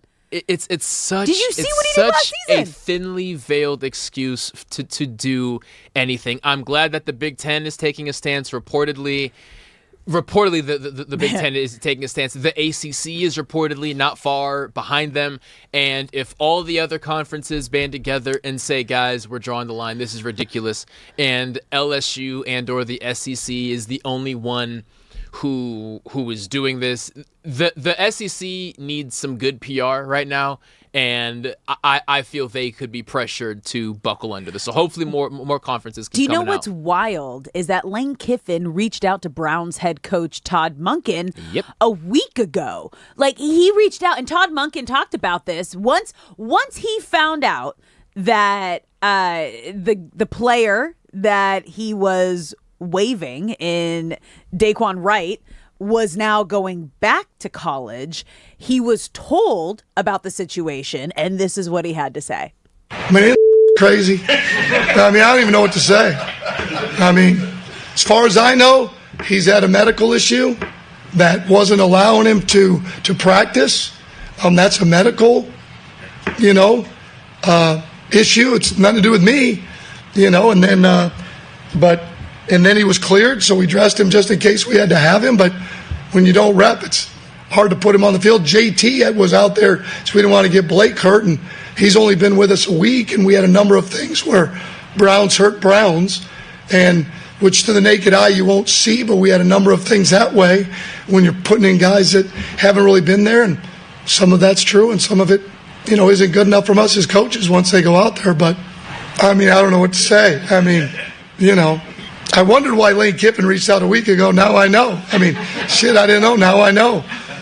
I didn't call him back. Now I guess I should have. That's crazy. There's so much to unpack in that statement. First of all, his reaction. Todd Monken is all of us. This is crazy. Yeah. And then for the next thing he mentioned, I thought that Wright just had a medical issue. That's why he wasn't suiting up. And then you brought up a great point yesterday of was he really hurt, or was he just, just saying maybe there's a chance for me to go back to college. I don't want to re-hurt myself. And then the fact that Lane Kiffin reached out to him a week ago, didn't call him back, and now he knows why. There's so much to unpack in that statement and comment reaction. For a head coach to not know what a player's injury is, just saying, yeah, he was held out for some reason, but nobody really knows why. There's a question mark at the end. It's medical reason? Medical reason? I actually don't know why he wasn't out there. That is as sketchy as it gets. And why the conferences are rushing to put the kibosh on this right now is because cut day is around the corner. Players right now have an idea of what their standing is with the team. There are some players who played 40 snaps in both preseason games, and they know if I go out there and ball, maybe I have a shot. There are some guys who didn't see the field or saw 10 snaps in both games combined. They know where they stand. And if some of those guys are in this 2022-2023 class, what college football is working to do right now is make sure that these guys don't ask to get waived because they have a deal already in place with a college football team via their agent. College football players have agents now. Some of them take those agents with them to the NFL, etc. And they cannot start creating a pipeline where over the next 5 or 6 days, guys are calling their agents saying, get me out of here and find me a college team that will take me out of the portal. That is a level of chaos that even college football can't handle.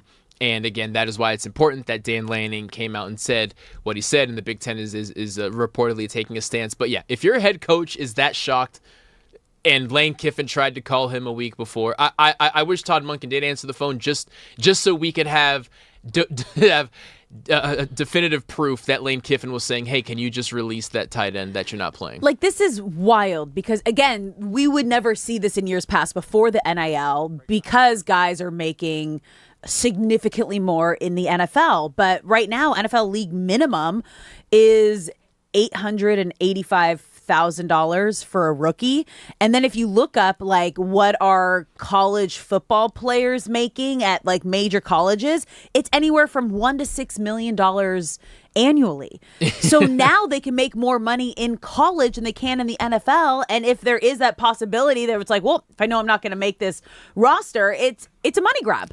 Yes, and it's also a situation where if you are going to make the practice squad... What is that? That is around $18,000 a week, so significantly less than the $800,000. Okay. It'll be closer to $300,000. So that comes down to about $49,000 a week. Okay, so if you were just the man in college and you were making $600,000 plus, you're sitting there saying, well, let me just go and make more money because I'm not going because I don't want to take a pay cut in the NFL when I could go back there. So that's why that floodgates are open. But the NFL doesn't have any responsibility to concern themselves with this. If anything, Roger Goodell is just laughing, shaking his head you guys are a mess. A mess. you guys are a disaster down there. You need to figure it out. Because eventually, once they're done with their eligibility, everyone's going to want to come here anyway. Yeah. And this is only going to put I have to, what are players, what are teammates, what are coaches, what are teams going to think of these kind of players that essentially gave up and tried to go back to college? I don't want you on my team. There's nothing that you can show me You were here playing against NFL talent, and you weren't good enough. Going back to college and putting up stats against college kids doesn't make you a greater shot at being an NFL player. You're just more banged up and have more mileage on your body. Nope. And you're gone. All right, and we're gone. We're going to take a quick break here. We're going to continue to break this down throughout the day, and we want to hear from ULA. Do you think players who were in the NFL get cut from teams should be able to go back from college? Call us at 855-975-2326. We're going to take a quick break here. When we come back, Do You Care LA with producer Shay coming up next.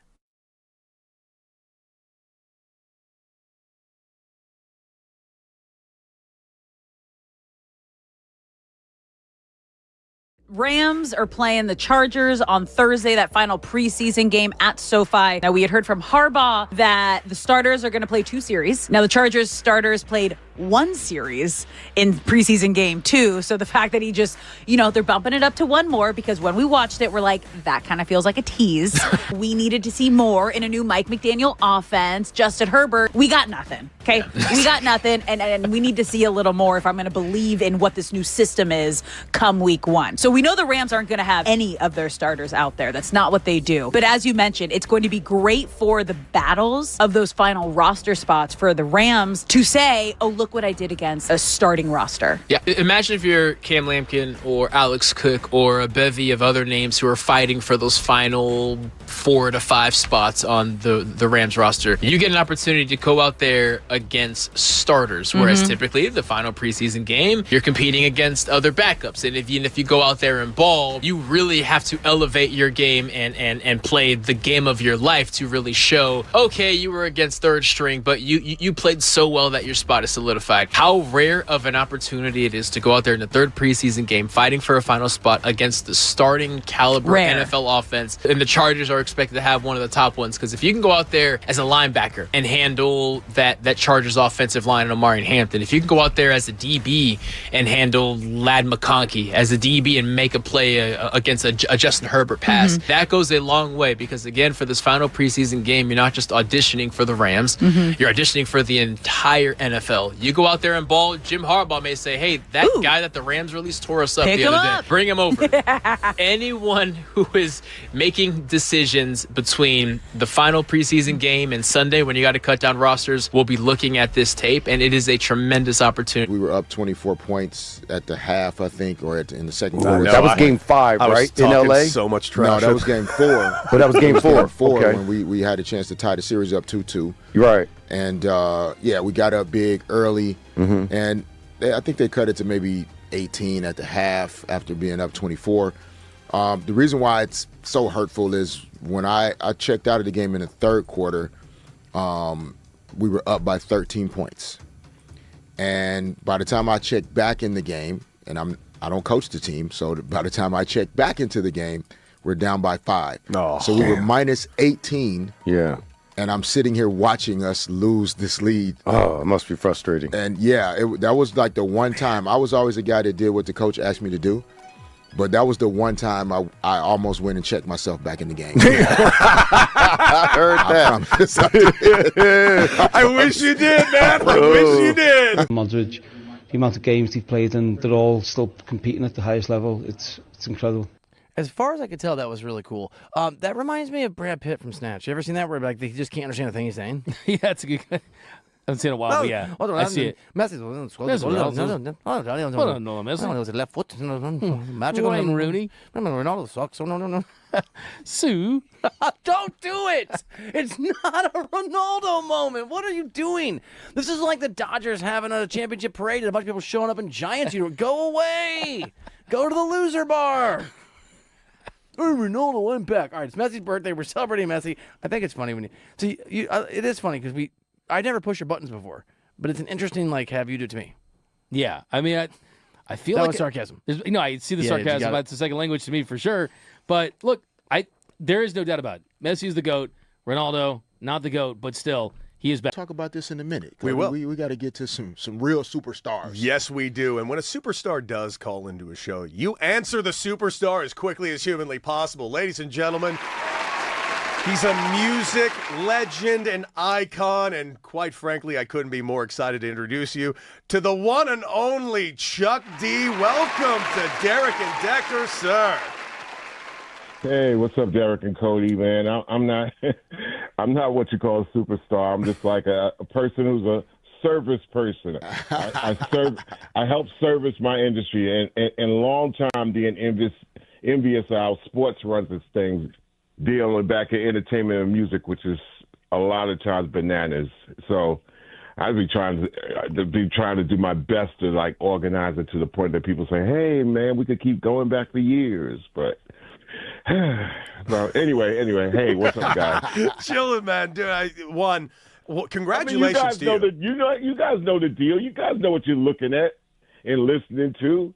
Once upon a time, we had people like Don Cornelius and Soul Train, and then radio stations played the music, and now sports is taking over everywhere. I mean, you had music stations back in the day that did their job so well, but then that fell off, and then, people are engaged in sports because sports is truth to a certain extent. It's organized. You can't come from nowhere and all of a sudden be something. So those are things I always What's work up, LA? on. Welcome back to Brock and Especially Alex my on the new genre, hip-hop 97.1 and The Fan, the rap, voice man. of LA We don't Sports. want I'm Alex people to- Curry here at Brock Vereen. Thank you for spending your midday in LA with us, whether you're tuning in on the radio, the Odyssey app, or watching us live on YouTube. We appreciate you being here. We love when you are part of the show and part of the conversation. So if you're watching the live stream on YouTube at The Fan LA, get in the chat. You can also call us at any time at 855-975-2326. But right now, it is time to bring in producer Shay. The sports world is talking, but what's actually worth talking about in LA? Producer Shay brings the stories. Now Brock and Alex give the city your verdict. Do you care, LA? How we doing, LA? It is producer Shay, everyone's favorite producer and everyone's favorite. Brock, don't look at me like that. Let me do it. Just let me do it, Brock. Don't look at me like that. That was not cool of you. What'd you give? I was looking right at him. No, he didn't even let me finish it before giving me this, what are you about to say, Yeah, where are you going with it? Everyone's favorite producer and everyone's favorite, but he didn't even let me get there. Okay. Did you even have anything? I did. Or were you using that as a crutch to call out Brock? No, I was gonna say everyone's favorite. I wasn't gonna say Bachelor this time. I definitely wasn't gonna say we that. learned our lesson. No. I had something, but I'll save it for tomorrow. How about that? Instead, we'll do that tomorrow. You can pass. Do you care, LA? The segment where I tell Brock and Alex different stories from around the sports world, and they tell me if they care from a LA perspective, guys. Do you care, LA? So the first one, Angel Reese makes WNBA history against the Sparks. Angel Reese had a historic night in LA on Monday and was against our very own Sparks. Reese grabbed a WNBA record 26 rebounds in Atlanta, 78-71 win, breaking Shamik Holtzclaw's single-game record of 24 that had stood since 2003. She also broke the WNBA single-season rebounding record in the same game. Reese now has 458 rebounds this season, passing Wilson's previous mark of 451. Do you care, LA? Wow. 458 is insane. That's insane. And yes, because when players like Angel Reese and Caitlin Clark, who were kind of like that generation that reshaped the WNBA and turned it into what it is right now, when they are playing well, it's better for the W and it's better for the league and it brings more eyeballs and conversations and they're just fun and entertaining to watch. So yeah, I care in that sense. I care in that sense, and also because somewhere along the way, rebounding became an insult. Like the biggest knock that people have for Angel Reese is all she does is rebound. All she does is rebound. What? As a Laker fan, I would love a rebound or two in these recent playoffs. Let me tell you. No, I'm fully aware how the internet talks about sports now, and you're either the best ever or you're the worst ever, and there's no in between. But the fact that people throw out the word rebound merchant is the phrase that they use. Oh, that's what they used for SGA with free throw merchant. Exactly. But rebounds now? We're knocking rebounds? What? The best way to get the ball to your score, we're knocking rebounds. So I root for Angel Reese because we don't even need to get into it, but the whole her versus Caitlin Clark thing that people are trying to to create, which means that people have to knock everything that Caitlin Clark does well, and then all the Caitlin Clark fans have to knock everything that Angel Reese does well. I'm a fan of rebounds and people who are willing to put in the dirty work, and I hope that the Lakers are watching Angel Reese because we can use some 26 rebound games this year. Can you explain why merchant is used in a bad way? Because the internet makes no sense. Okay. So it started with, the first time I saw it was Deron Bland when he had his record-setting interception year. Yeah. And the argument was, Deron Bland, he was a cornerback for the Cowboys, by the way. This was 3 years ago already. Okay. 3 seasons ago. And he had a ton of interceptions, but wasn't necessarily a lockdown corner. So how people would describe it is he's an interception merchant, meaning he just gathers all the interceptions to make you think that's the caliber of cornerback he is when he's not. So that's the first time I saw it, and ever since then, in every single sport, you just throw the word merchant behind whatever someone's best stat is, and that's your way of saying don't let that stat make you convinced that this is a top caliber player. I don't know. I'm trying to understand why it's a bad thing, but the internet is hilarious is probably the best way that I can explain it, but it does have its frustrations. All right. Congrats, Angel Reese. Yeah, good job. We care. WNBA, we care. On to the next one, guys. We're doing Do You Care LA, the segment where I tell Brock and Alex different stories from the sports world. We were just talking about Angel Reese making WNBA history. Now we're going on to golf. The PGA Tour is completely changing its playoffs. What do I mean by that, guys? The PGA Tour is getting a major postseason makeover, but it's starting in 2028. The new format will first have a 72-hole championship series final that determines the season-long points champions. So then the top 32 players advance to a completely separate tour championship built around match play. So week 1 will have 8 groups of 4 golfers with the top 2 from each group advancing. Then the final 16 will move into a match play bracket until one tour championship winner is crowned. So theoretically, you could have 2 different championships, but they're finally kind of figuring out what this point system comes to, and they're kind of making sense of this whole PGA Tour. Do you care, LA? No. I care, but I think I hate it. No, I don't care. Okay, so I need to see it happen and kind of understand this to see it before I care, and it's not happening for over a year. I feel like they're fixing a problem that didn't exist. So I'm on the side of more championships dilute the championships, meaning right now in college football, the conference championship, not necessarily bowl games. I guess technically they are bowl games. So yeah, but the conference championship, right? The Big Ten championship, the SEC championship. There's discussion of those going away because they no longer matter. Because now with the college football playoff, that's all that matters. If you're good enough to make it to the conference championship, you're going to the playoff anyway, and we don't want to risk another a game that is now considered meaningless and risk someone getting hurt when you have to play 16 games to win the championship anyway. And by adding more and more championships, you dilute everything before. Look at college basketball. There is the regular season champion, meaning which team had the best regular season record in your conference. Yeah. There is the conference tournament. After the regular season, all the Big Ten teams, all the SEC teams get together. And then there's March Madness. So there's 3 different champions. It's wild. And there's only one that we actually care about. March Madness. It's March Madness. And That's it's all the anyone one cares about. that is the least accurate signifier of who the best team was. Like Yeah. it's more championships does not make care. sense. Now it puts more money in pockets, and that's why we're doing more championships. And But now with I do Liv not like this. probably out the door, they're like, let's capitalize on more.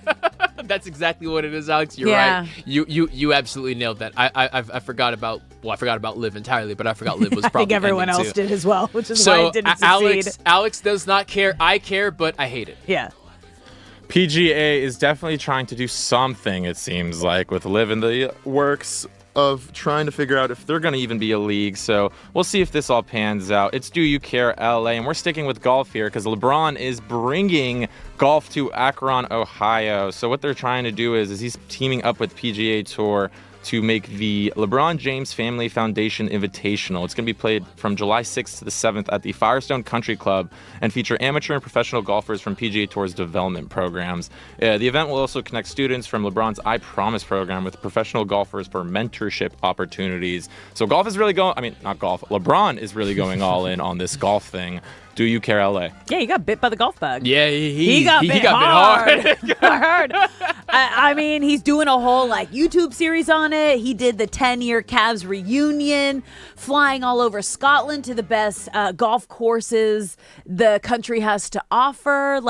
He is in. But I feel like in some sort of addict of being the best at something. Once you try something new, you have to give me more, feed it in, and he's on the back end of his playing career, obviously still playing at a top level. However, he's got to get ready for what that next fiend Get some old man hobbies in. Yeah, and he's all in. One thing you cannot say about LeBron is that he never goes halfway. When he is in on something, at first it was Taco Tuesday, and that was a whole thing. Then it was wine. He became basically a sommelier. Oh, yeah. And now he is all in on golf, and good for him for using his name and making a tournament, and I'm sure this will be on TV somewhere. Well, and also, helping the youth and, helping, and all of his I Promise program They get to students. say, I played golf. They're probably going to pair them with a pro golfer or another professional athlete and make this a big thing.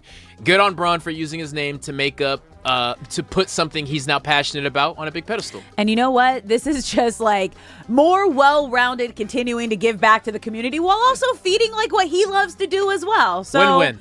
Bron in Akron. All right, Dodgers rotation when we come back. That's what we're going to talk about.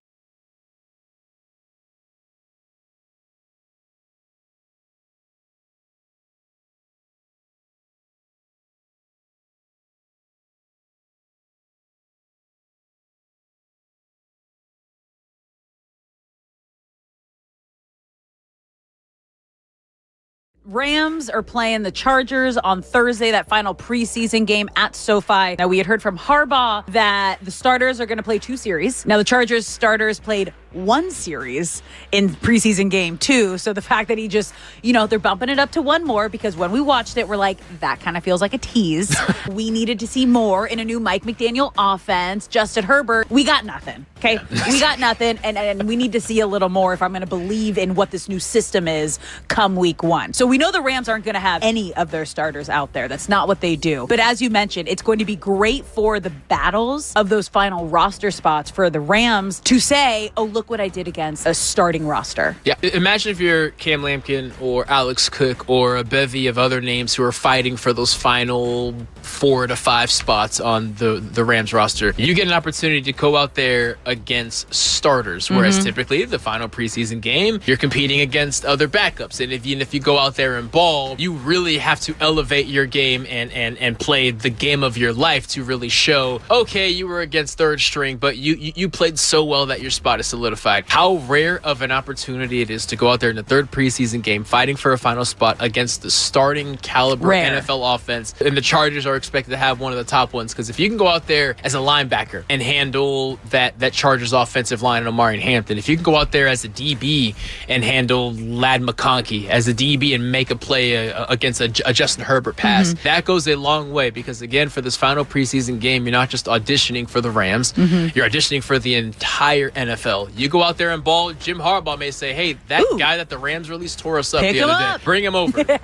Anyone who is making decisions between the final preseason game and Sunday when you got to cut down rosters will be looking at this tape, and it is a tremendous opportunity for those guys. Honestly, guys, the biggest news out of Rams training camp didn't even happen here on the LMU campus. It actually took place in Woodland Hills. Aaron Donald, the guy that everybody's anticipating to make a return to the NFL, actually had his first workout today at the Rams facility.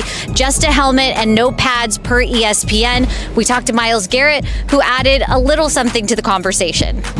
Hopefully they'll link up here soon, see where his head's at, and just break bread with him as well. I don't know how he's feeling or where he is in this process, but it is a process, coming back from no such time off. It was a scheduled rest day for Matthew Stafford and Devontae Adams, so that means we saw a lot of the backup QBs today. It was Stetson Bennett taking the first team reps, Ty Simpson coming in on the second team reps.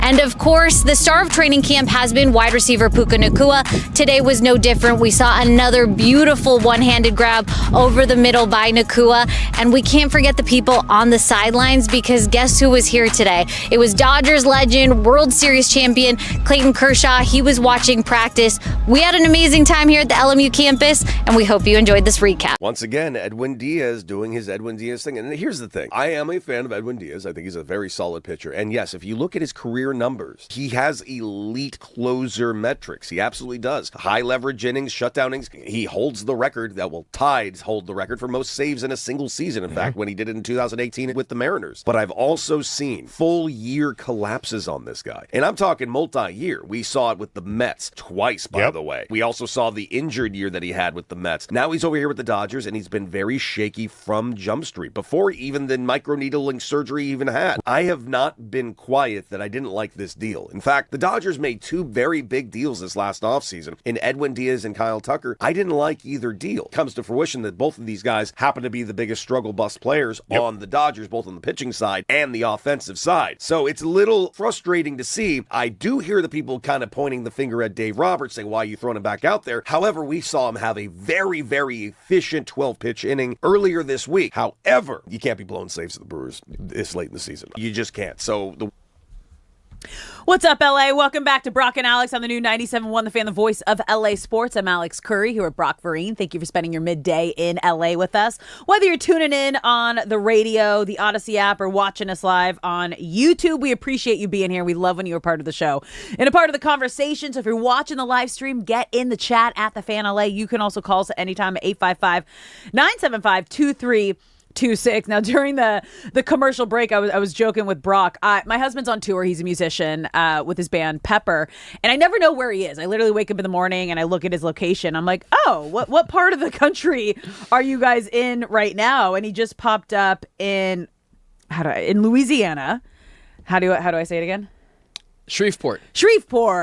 And I'm learning all new cities across the country just based on like where the bus ends up. But it got me thinking, because I used to cover a lot of college football games. Brock obviously played Midwest. You've called a lot of games across the country. And now that we are in week 0 of college football. Hey.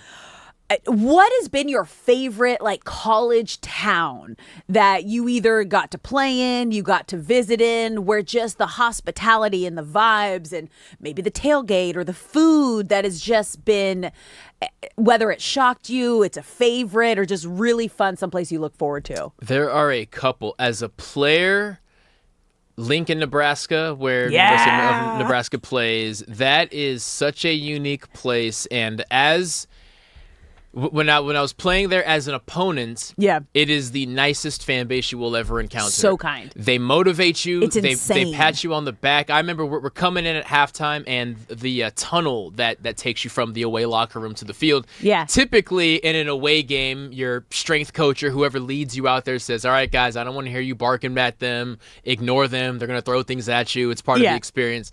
Nebraska was the only place where people are reaching over, patting you on the back. I was number 21 saying, go get him, 21.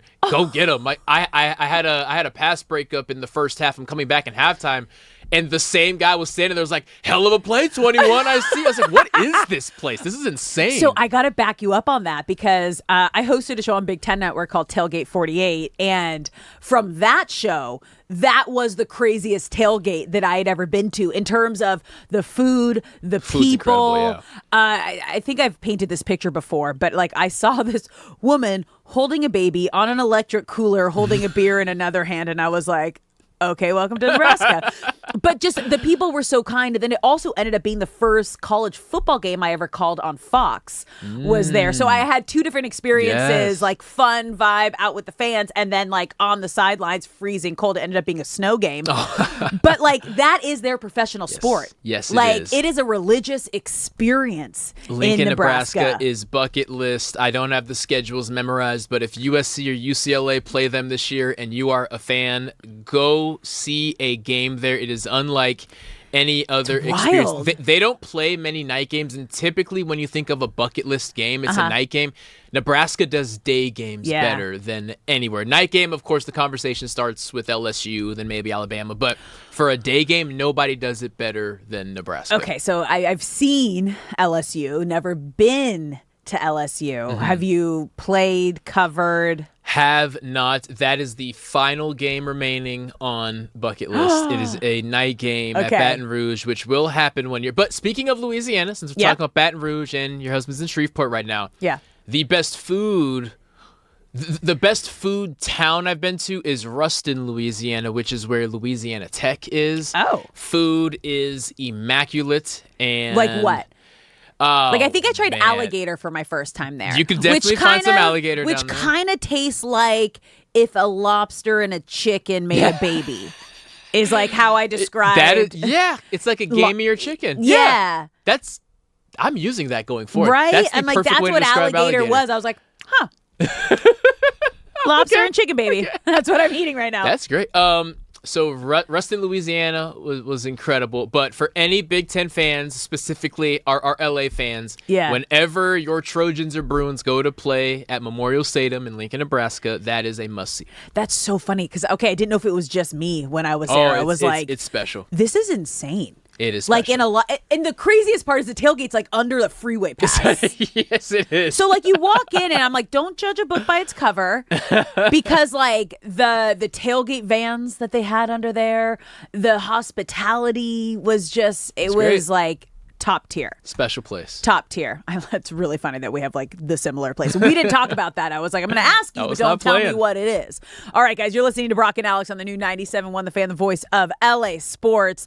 We've been talking a lot of college football today, and we'll get to it a little later as well, because the fact that the conversation started last week. Yesterday, like it became a possibility that players that got waived or cut from NFL teams were allowed to go back and declare for college again. Yep. Yeah, no. So the NCAA is hopefully coming together after the Big Ten was the first to pass a rule today that they weren't going to allow that to happen. So this is an ongoing story right now, and probably leading up to the first game, week 0 this weekend. Obviously, final roster cuts in the NFL this weekend as well. So we'll keep you updated on all of that. But right now, let's get to some Dodger baseball, because they are back in action tonight in Atlanta for a big 3-game series against the Braves. Probably the best, besides the Padres, the best series that they have left in the regular season.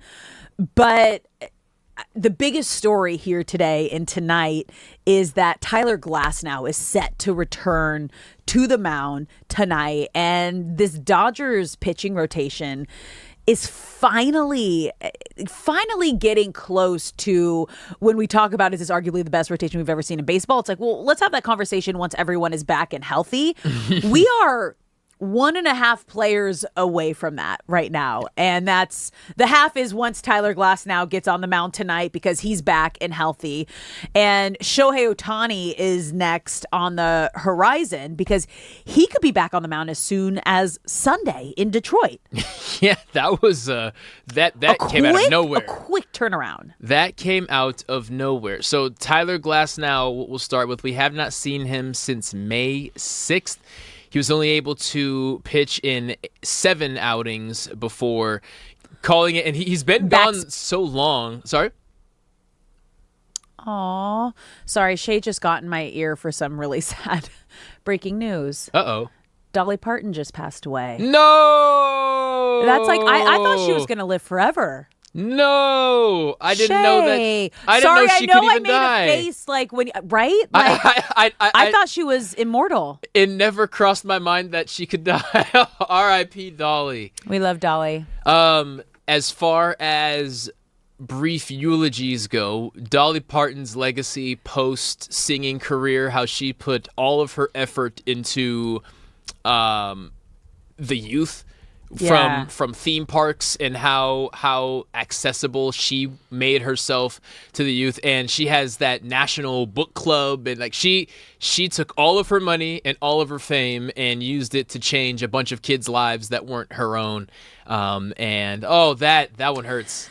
I was just listening to Jolene, which is wild. That was like that was my pump up song on my drive into work today. And then, as you know, she also wrote "I Will Always Love You" for Whitney Houston. Yes, that's like right. This woman, beyond her iconic star power, was just one of the most genuine, kindest women in the industry. Dolly Parton passes away at age 80. Oh, that's sad. R.I.P. Dolly. And the many lives that you touched. Going back to Tyler Glasnow in the worst segue of all time. What was that transition? I was going to give it a second, and then I was going to... I was trying... My gears were working, and I was trying to find something. After 15 seconds, I said, you just got to get back to Glasnow. There's no way to bridge these two. But Tyler Glasnow, we have not seen since May 6th. If we remember, he went on the 15-day IL with low back spasms. We were not concerned. That's what I said was back spasms. I was trying to say, and then Shay was in my ear telling me about Dolly when it happened, and I stopped halfway through, and you were like, what? June 6th, he is then moved to the 60-day IL, and we all realize, oh, crap, this is a serious thing. Yeah. June 30th, he starts playing catch again. He was taking it slow, and then he has a major setback. And then at that point, that's when and I'm sure many others were sitting here saying, yeah, Glasnow's not pitching again this year. But here he sits after a rehab assignment that he absolutely dominated and is returning to the mound. Welcome back, Tyler Glasnow. So it's interesting. You kind of have to temper your expectations first outings back, right? But when you have a performance like Blake Snell has had since coming off the IL, and then you kind of compare that to an Edwin Diaz, where do you place Tyler Glasnow expectations? Because Dave Roberts said there's going to be no limitations, and it's just let's see how far he can go. So it actually ties into Shohei, because the thing connecting Glasnow and Shohei is Eric Lauer. Reportedly, Eric Lauer's new role, since he is not going to be part of the standard rotation going forward, is essentially be on standby when Glasnow and Shohei pitch. Now, Shohei, we know, will be on an inning counts. maybe one inning to start. And Lauer will be the bridge to the bullpen, whereas every night that Glasnow pitches, Lauer will be on standby to where if Glasnow comes off in the second inning and doesn't have it, or if Glasnow says something feels kind of weird, Lauer is kind of in a really unique role of just being on standby. And he's our utility pitcher. That's exactly what it is, yes. Lauer is a utility pitcher. So all three of them are connected, and credit to Eric Lauer, again, for going this season from the pitcher that the Blue Jays didn't want, a guy who couldn't even make it to the fourth inning, fifth inning, to now having a role, and he will seemingly have this role throughout the remainder of the year. Yeah. But I say that to say Glasnow, again, gets to pitch with no restrictions, but also gets to pitch freely, knowing if I know I don't have he's got a safety net. I hand off the ball to Eric Lauer, and it's totally fine. I think mentally that gives him an advantage over the other pitchers that have come back and kind of gotten thrown into the fire. Also, like that, this is the result of the Dodgers being rich in pitching. Yeah. Like, don't worry about it. We got another great starter that is ready to pick you up when you need a break. But let's get to Shohei Ohtani, because he could be back on the mound as soon as Sunday against the Tigers. And you guys, that is a lot sooner than I had anticipated. He threw a 45-pitch bullpen session, then faced Will Smith in live batting practice Saturday for 30 pitches, which we talked about yesterday. Ohtani hasn't pitched since July 3rd because of the knee issues. Also, the bicep situation. But Dave Roberts said Ohtani will throw another bullpen in Atlanta. So they are there for 3 days right now. And then they will decide whether the next step is throwing another session or an actual game. But it sounds like Ohtani is ready. And Dave said if it were up to Shohei, he'd be in a game in a few days, which, as we know, and as you've been preaching all season, protect the player from themselves. But if we do see Shohei Ohtani, you guys, you have to remember he is doing his rehab assignment in the big league. So maybe an inning. He's going to be an opener situation. Yes, and that is definitely the way to go about it, because you are looking at Glasnow to potentially be a member of the starting rotation. You need him to his ramp up is going to be a little more aggressive than Shohei, even if there's of course going to be grace for both of them. Whereas Shohei, the peak of his role is long relief. So there's no world where they expect him to pitch more than 3 innings in any game between now and the World Series. So just pitch 1 inning for now, and we will reassess things afterward. I'm really excited for him, and I'm excited to see him out there. One thing that gives a lot of promise is Shohei stole 2 bases over the weekend. Dude. And that was big time. Seeing him. That was everything. That right there was great. Like, okay, I think the knee's getting better.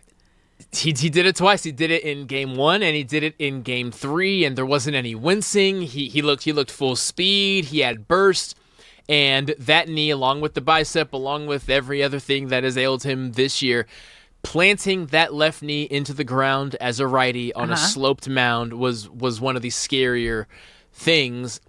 But the fact that he can run full speed, that he trusts his knee, that they're sending him to steal bases. One of them he stole 3rd too, which was special. That gave me a lot of confidence. So I guess the question now is like, because there is the risk. There's always a risk, especially with the reoccurring injuries that we've seen from Shohei Ohtani this season with the knee and the bicep, and it kind of coming back. Do the Dodgers actually need Shohei Ohtani back, especially with Yamamoto, Skubal, Blake Snell? And once you get to the postseason, you're really only having a 3-man rotation. No, they don't. And I would expect Shohei to pitch in the playoffs only in dire situations, which you hopefully can avoid. And hopefully the pitching rotation is deep enough to where that's not a thing that will happen. I don't expect Shohei to be a guy who he pitches 1 inning every 4 games or anything like that. I would hope he gives us 2 or 3 innings every other series. Like I don't want to see him with regularity. However, every other. Oh, you're saying for the remainder of the season? Yes. Well, yeah, yes. He's gonna be every 7 days, pending No. off days. Sorry. I mean, from now through the end of the regular season, I just want 1 inning sparsely, just to keep that arm loose and ready when the playoffs come. Not adding him to the rotation. No. But because that's wishful thinking, Brock. The moment that he steps on that mound, you better believe that he is like, you are keeping me in here to my normal within this rotation every 6 days. That's where I'm going to be, even if it's 1 or 2 innings. Like, once you allow Ohtani to go back, you can't take things away. My pitch to him on that would be there we go. My pitch to him on that would be playoff time. We are taking off the training wheels. We are removing the seatbelt. You are full go. But if something happens in these final 31 games between now and playoffs, we are going to be kicking ourselves. Please trust us, Shohei. We are in this mess because of this sounds like an insult, but because of the hard-headedness of competition and how much it fuels you. Please just trust us, get us to the playoffs, and then we are going to let you loose, not in a starting rotation, but then we can use you with regularity. I want caution between now and playoffs. Yeah, I don't think you're going to get that. But I want to how much do you think the fact that the MVP race with Pete Crow Armstrong is so neck and neck, and the only way he can really, I think, beat him out is if he continues to pitch for the remainder of the season? How much do you think that is fueling his comeback and how fast he comes back? If he is being fueled by that, then I would say we've learned nothing. We've learned absolutely nothing, because pushing for a Cy Young is why we're here in the first place. And if there is ever a time for Shohei to relinquish decision-making, if what has happened this year is not enough to do it, then I don't know what to say. If I'm Dave Roberts, I say, Shohei, for the remainder of the year, I am making the calls with no pushback. We are too close to the World Series, and when you were able to make the calls, look where it got us. Good luck with that, Brock. I think he's going to listen. Yeah, absolutely not. But Shohei got to make the calls all year long, and what happened? What happened? It was a joint effort. When we talked to Alden Gonzalez, Kirsten Watson, everyone within the Dodgers organization, Dave had a plan in place. Remember, he wasn't happy about it, and that's why he was having days off after, why he wasn't hitting on days he was pitching. Like, they tried. Everybody failed. Okay, his body failed him. Like, that's kind of what we have to wrap our heads around. But the another thing, you guys, we have to wrap our heads around, what this rotation can look like. I'm just going to list this off for you. Please. Tuesday, tonight, Tyler Glasnow. Wednesday, Roki Sasaki. Thursday, Yoshinobu Yamamoto. Friday, Tarek Skubal against his former team in Detroit. Whew. Hey now. Saturday, Blake Snell. Sunday, potentially Shohei Ohtani. That's a gnarly lineup. Gnarly. Good luck. Gnarly. Good luck, MLB. All right, guys, we're going to take a quick break here. When we come back, Rams are making some moves. Making some big moves. Don't go anywhere. We're diving into that next.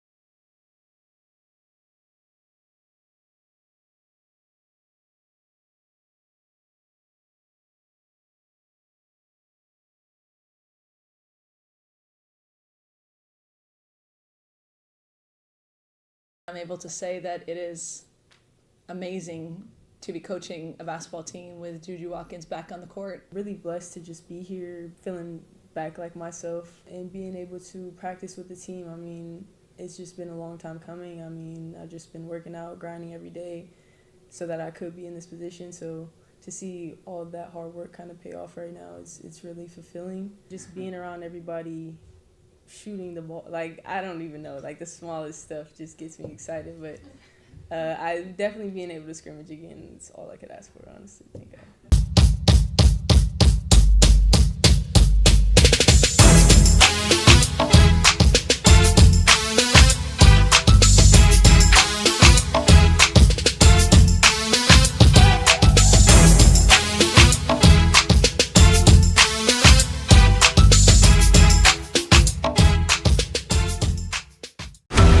In a world where you can book a trip anywhere, one man booked a trip to Hawaii in the middle of a goddamn hurricane. The one and only Cody Decker.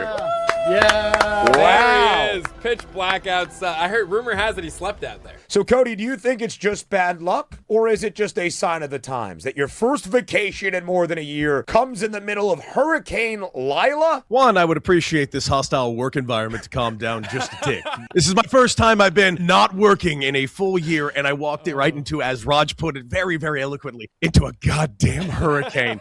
And yes, this has been nuts. Absolutely nuts over here. But listen, the weather has calmed down a little bit. We are better. We are better. We are better. It is humid as hell, though. Who had a better weekend? Cody Decker out in Hawaii or Kyle Tucker inside Dodger Stadium? Well, I got to tell you, I would say it's Kyle Tucker, and I'll tell you why. Wow. He didn't have to watch Kyle Tucker the way I had to watch Kyle Tucker this last weekend in a hurricane. It was awful. He was awful at the plate, 0 for 17. He was awful in the field. Now, granted, a tough play towards the right field wall, but, buddy, we're paying $60 million a year. Run into a goddamn wall every once in a while. Derek, are you excited or a little bit upset that the Lakers are quickly becoming the whitest team in the league? Because quietly, I not even quietly. I think it's pretty outright. We are, holy God! Like, I don't know if we're playing basketball. I don't know if we're storming the Capitol. Like, I don't know. What's up, LA? Welcome back to Brock and Alex on the new 97.1 The Fan, the voice of LA sports. I'm Alex Curry here with Brock Vereen. Thank you for spending your midday in LA with us, whether you're tuning in on the radio, the Odyssey app, or watching us live on YouTube. We appreciate you being here. We love when you are part of the conversation and a part of the show. So if you're watching the live stream, get in the chat at The Fan LA. You can also call us at any time, 855-975-2326. This week, you guys, preseason, final week of preseason game number 3. Also, final roster cuts, roster decisions. So there's going to be a lot of dreams coming true, dreams being crushed this week, which is a sad way to think about it. But also, like, it raises a lot of questions around player health and what we're going to be seeing, whether it's from star players trying to make a roster. And we're going to start with the Rams here because we opened the show that they're still kind of on watch with Puka Nacua and Myles Garrett, who have both been out of practice. They've been sidelined for the last 2 weeks. Now, both are expected to continue doing side work while they rehab, and the Rams have continued to call both those absences precautionary. But at what point do they need to start thinking about having a backup plan to those roster spots? They're far from that, and the good thing is both of those rooms have another option, meaning the edge room, the outside linebacker / DNs, the Rams have the best in the NFL. Even in a scenario where Myles Garrett is not out there, the Rams would still enter every single game expecting to win. He just makes it a wider gap between them and whoever their opponent may be. For the wide receiver room, of course, the actual wide receiver room is a little thin. It's Puka and Devontae and a bunch of unproven guys. They're rookies. But you can trust Devontae Adams, and last year Sean McVay showed us that why he carries 5 tight ends is because they can also essentially be wide receivers as well. It's his backup plan. Exactly. Tight ends are backup plans. I just the visual everything. Sorry, I'm just go on, keep going. No, so it's not a situation where if the Rams enter a game without Puka, all of a sudden they're not favorited. If they enter a game without Myles Garrett, they're not favorited. It's not enough to sway those odds. Okay. But you want to be the best version of your team. And once we get to that 10-day window, 10 days away from the game being played, that's when I'll actually start being concerned. Because for the first week, that's typically when game prep actually begins. Once we have our 53, and there's usually 10 or 11 days, and we're going to travel one of those days. So really it's 10 days to figure out your actual game plan for the Niners. Which is crazy, too, because we're currently 16 days away before week 1 against the 49ers. And Matthew Stafford was on the broadcast on CBS during that second preseason game over the weekend. And he was talking about the joint practices. And we've been talking about this. That's really the only time that Rams starters get that like real game feel, because Sean McVay obviously doesn't play his starters in preseason games. But Matthew Stafford was talking about it. And he goes, yeah, I don't even really game plan for those. You're just going in, and it's just to kind of, I think, get in the flow again and to go against competition that isn't your own team, which from the outside looking in, was an interesting perspective of like, especially when you hear all of the media being like, oh, the Cowboys absolutely dominated the Rams. It's like, dude, they weren't even game planning. Like, they were just going through the motions. We know you were trying hard. They were just showing up. Joint practices have effectively replaced preseason games for starters. Why they matter is no matter how many years you've played, you still have to have live reps. Now, back when I was playing, there would be live periods very constantly, even among your own team, whereas now you'll have, I would say, a total of 40 live reps if you're a starter before you start the season versus 100 live reps. So it is a big difference. The thing is with the Rams is they're such an experienced team, and the core of that team has been intact for so many years. Yeah. Everyone on that offense knows the offense, except for the rookies, of course. And everyone on that defense has played in that defense for so long, because Chris Shula has not been the defensive coordinator forever, but what he is doing is not terribly different from previous defensive coordinators. So there is a trust there that there are a bunch of experienced guys who have played high-level football, who play playoff football, who were a play away from making the Super Bowl last year. We're not reinventing the wheel here. We trust all of you are going to know what to do when the games start mattering. Yeah, so Rams taking on the Chargers in the final preseason game on Thursday. We heard from Harbaugh that the starters will get 2 series in this game, and we know the Rams starters ain't going in the game. So Thursday really becomes a big prove yourself game, I think, for a lot of the guys trying to make the roster for the Rams, to kind of show, look at what I'm able to do against a starting lineup. So what are the positions and the spots you're really going to be keeping an eye on for these big Ram roster moves? I am looking at CJ Daniels, who had a better first preseason game than second, but I hope he's out there for a couple series, seeing him against a starting defense, a top 10 defense that the Chargers do have. Because if Puka Nacua is suspended to start the season, that puts CJ Daniels more in the mix than he typically would be. And even if Puka is not suspended, even when Puka is back, if he is suspended or is hurt or whatever it may be, by the end of the year, CJ Daniels will be in the mix at wide receiver. So this is an opportunity to get something that you typically don't get, and that is to have your backups against an opponent's starters and get as raw and accurate a look as you're going to get when they are playing top competition. Well, the Rams already made 6 roster moves yesterday as they're getting closer to that final preseason finale on Thursday. But I think the biggest news coming out of it is all the guys that ended up on the injured reserve. Yeah, it's you know, this has been such a strange, injury-plagued training camp. Yeah. We were talking with Cynthia Freeland last week, and I was asking her, you know, she knows as much about this league as anyone, if not more. And we were talking to her about, does it feel like there are just more guys banged up than normal? And everyone that I talked to agrees, just where are all these injuries coming from? That being said, the Rams are like everyone else, and there are names that have been sidelined. Now, these are not starting caliber guys, and with respect, none of these guys would be relied upon throughout the year. How it does affect things, though, is it clears up who is able to compete for those final spots come Thursday night against the Charger starters for the first 2 series at least, and solidify their opportunity to maybe make this roster on a practice squad or as a third option. So that's so sad. Like, at this point of the preseason, you're fighting for a roster spot. You get put on the injured reserve, and then you're just out. There's no opportunity to make a roster spot.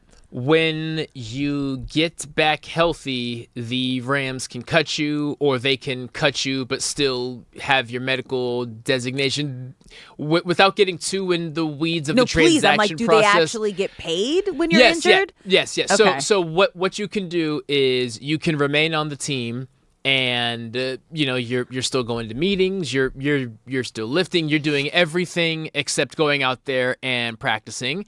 And if that's the case, it's because when you get healthy, they still see a world where they can use you, whether you showed your stuff before you got hurt or if it's a really thin position and there's not a free agent that they would put above you in that spot, they would keep you there. What most often happens is you get put on injured reserve and then you get a settlement, and once you're cleared, you're released for anyone else to sign. But you get, I guess you could call it severance pay. It doesn't really work that way, but I think that's the best picture I could paint is think of it like a severance pay. Okay. Because you got hurt on the job. Yeah, it's just tough, too, because, again, like we started this conversation with there's still question marks around Puka Nacua and Myles Garrett, who are two big pieces for this Rams team, especially if they want to get to and win the Super Bowl. So when you have guys like Puka Nacua, and again, there's also the possibility of Puka Nacua's looming suspension. And I kind of brought this up earlier. Like, if it happens the first week or two, might not be such a bad thing, considering he's dealing with a little bit of that groin hip injury to get that extra rest. Obviously, I want him and the whole situation to be taken seriously. Yeah. Because it is such a disturbing situation as to why he would be getting suspended. But if you're looking for a silver lining in the situation, maybe it's for the best, so he's healthier come whenever he is able to step on the field. Yes, it's with all the cards being dealt with the Puka situation, it would be forming the best hand out of them. Is, okay, Puka gets to rest. We should be able to win these games without him.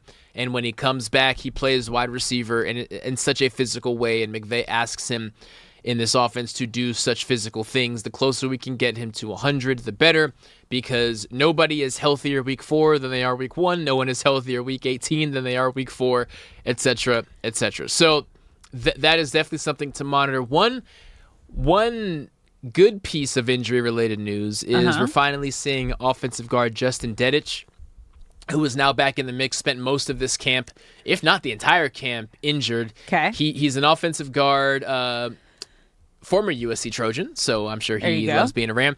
Played in 16 games last year with 6 starts, and he can be that depth guard, the swing guard, behind left guard Steve Avila and right guard Kevin Dotson, because the offensive line is still a question. Now, the only downside to McVay not playing his starters, we don't need to see Stafford. We don't need to see the receivers.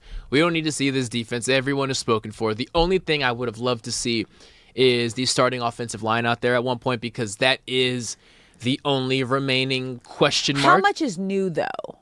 So it's not necessarily new. They can be a lot better. The Rams' offensive line, if you had to rank them across all 32, somewhere in the middle of the pack, whereas their other positions are closer to the top of the pack. Yeah. Is the best way to put it. On most teams, you're not concerned about the offensive line, but because it's the Rams and they're so loaded, one of the position rooms, and you got to protect your elderly quarterback. And running the ball is what everything that Matthew Stafford does is based off of, right? It's such a play action, heavy lateral pass game, pass attack, that the run game needs to be conjoined with it. So if there is a scenario where an offensive guard goes down and left tackle Alaric Jackson gets hurt, now you're looking at the offensive line saying, okay, the Rams may not be favored in this game. Now, these are all hypothetical situations. I just wanted to highlight the return of Justin Dedich and the experience that he's had over the past 2 seasons. This is his 3rd year, is good to provide quality depth behind an offensive line that may still need a game or two to figure things out because they did not play in the preseason. I'm thinking maybe we rebrand quarterbacks over 35, because this is how they've branded women having children over 35. Our geriatric quarterbacks, we need to protect our geriatric quarterback, especially since Matthew Stafford is 38 years old. Okay, and that's why this offensive line is so important, because he needs extra help, extra precaution here. Okay.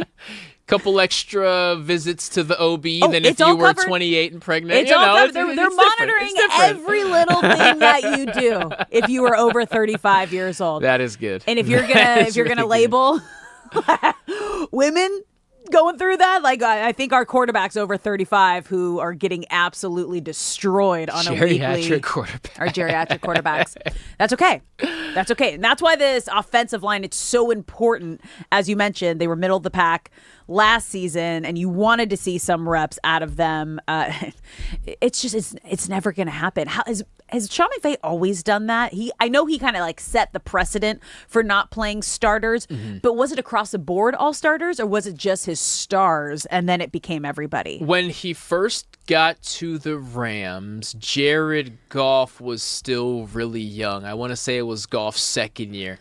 I don't know this for certain, but I believe his starters played early on. Now, once Sean McVay rose to power like he's a dictator or something, but once Sean McVay he's the influencer. Yes. Like what Sean McVay does, the rest of the league follows. He is the ultimate NFL influencer. Once he became that is when he stopped playing starters, because there was so much continuity year to year, and everyone on that field was willing to learn his offense at a rate that he felt acceptable to not need to see them in the preseason. And then, as you said, he's an influencer. The rest of the league caught on and said, oh, our guys being healthy all year long is more likely if they are not necessarily out there for a ton of preseason snaps. I like that we're rebranding here. Sean McVay, the ultimate NFL influencer.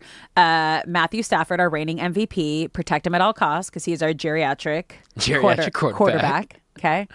But they're going to be great, you guys. A lot of roster moves going to be happening this week. As we mentioned, the Rams already making 6 roster moves yesterday before final cuts this weekend. Preseason game number 3 is Thursday against the Chargers here at SoFi. Rams will not be playing their starters. Chargers starters will do 2 series total, and that is what Harbaugh gave us. He was strict to that 1 series in preseason game number 2. So that should be an interesting who's going to make the final cut on both sides on Thursday. But let's keep talking about the Chargers and one of their star defenders. Is he kind of at the beginning of the end of his career, or is he still considered elite? We're going to dive into that when we come back.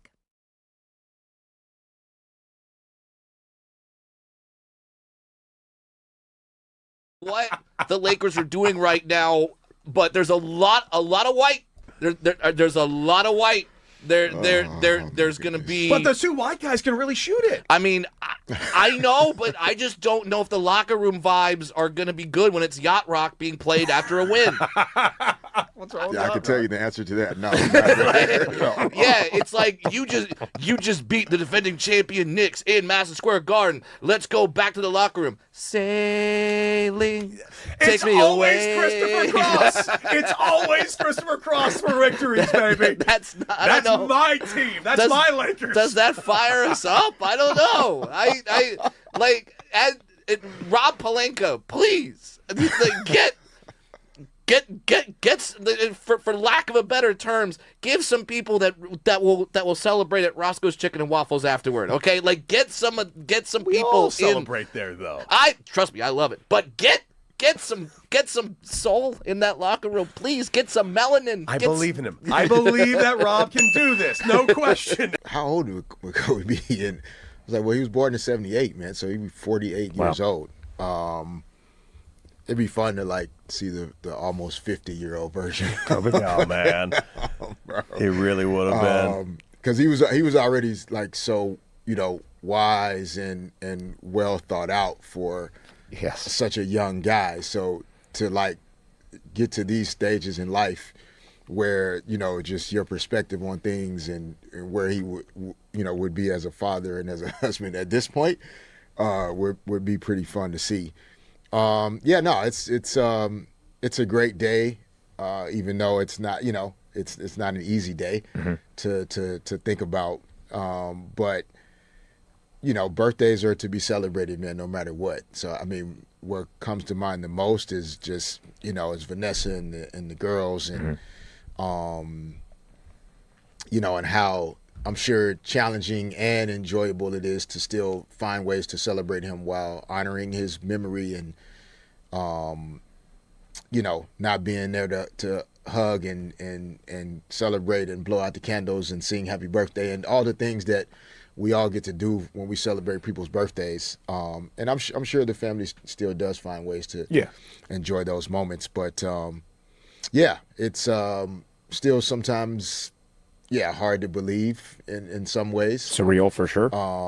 But it also serves as a great reminder of how it's not necessarily how long you live, it's what you do with your life. And he did the most you could possibly think about doing for a guy that was barely into his 40s and had impacted the world so significantly the way he had. You know, it's funny. He still does, actually. Oh, no question.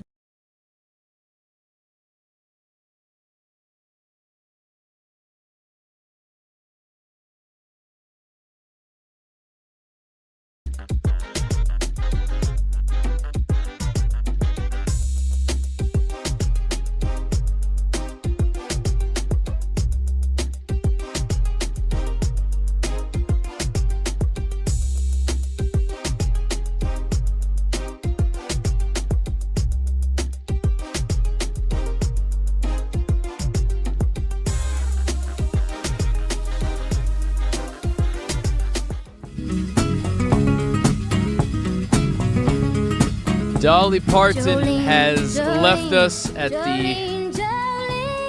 the beautiful age of 80.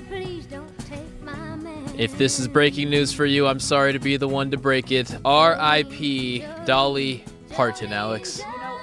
You know what's crazy is thank you, Brock, for bringing us back. As I was walking back, I was like, we need to come back from commercial break, every single commercial break with Dolly. And I walked in and that's what's happening. And that was like, when you like manifest things in reality, that's wild.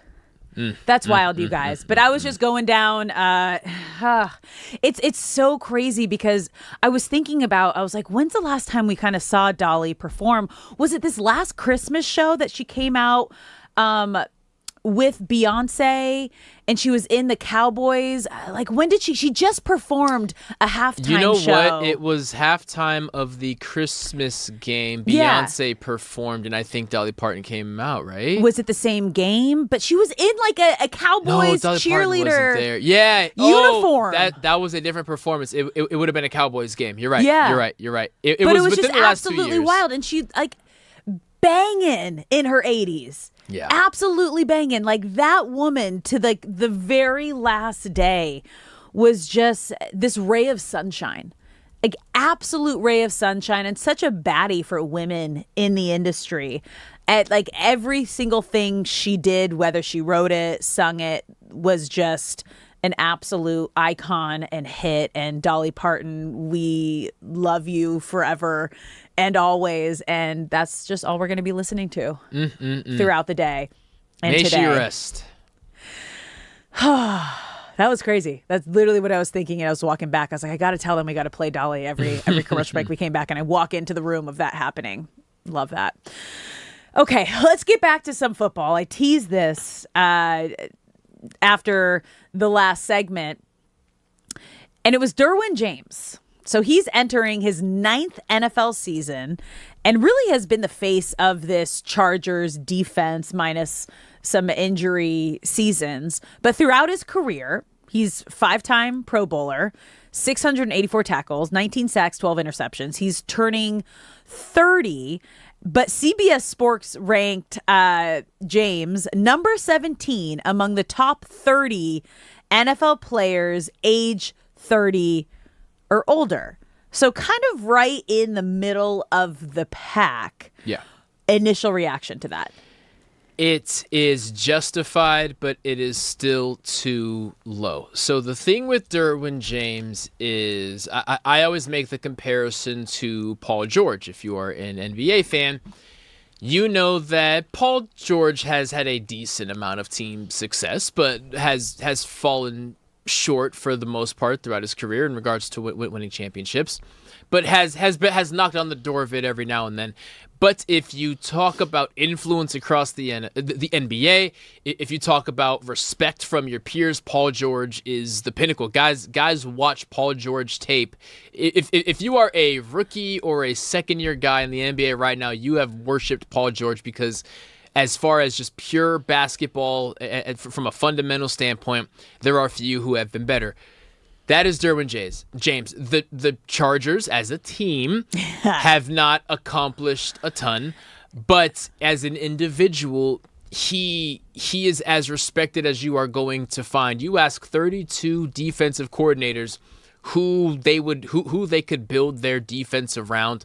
Most of them will say Myles Garrett, but the follow-up pick would be Derwin James. Really? Yes, Derwin James kind of reinvented this hybrid position that you now see. Versatility that you see Nick Emmanwori doing now. One of the big reasons that the Seahawks won the Super Bowl is because Nick Emmanwori, as a rookie, he's a safety, he's a linebacker, he can do everything. That is Derwin James. He was the first guy who you could line up at free safety, strong safety, nickel, outside linebacker. He can rush the passer. He can do everything. So if the list was factoring in team success, then he's rightfully in the middle of the pack.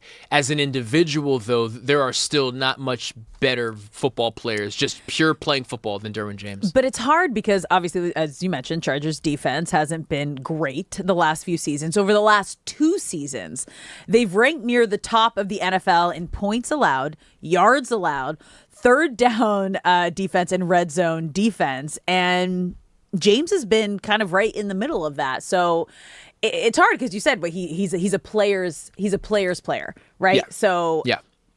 When you have rookies or up and coming players taking a look at, okay, what do I want to be like?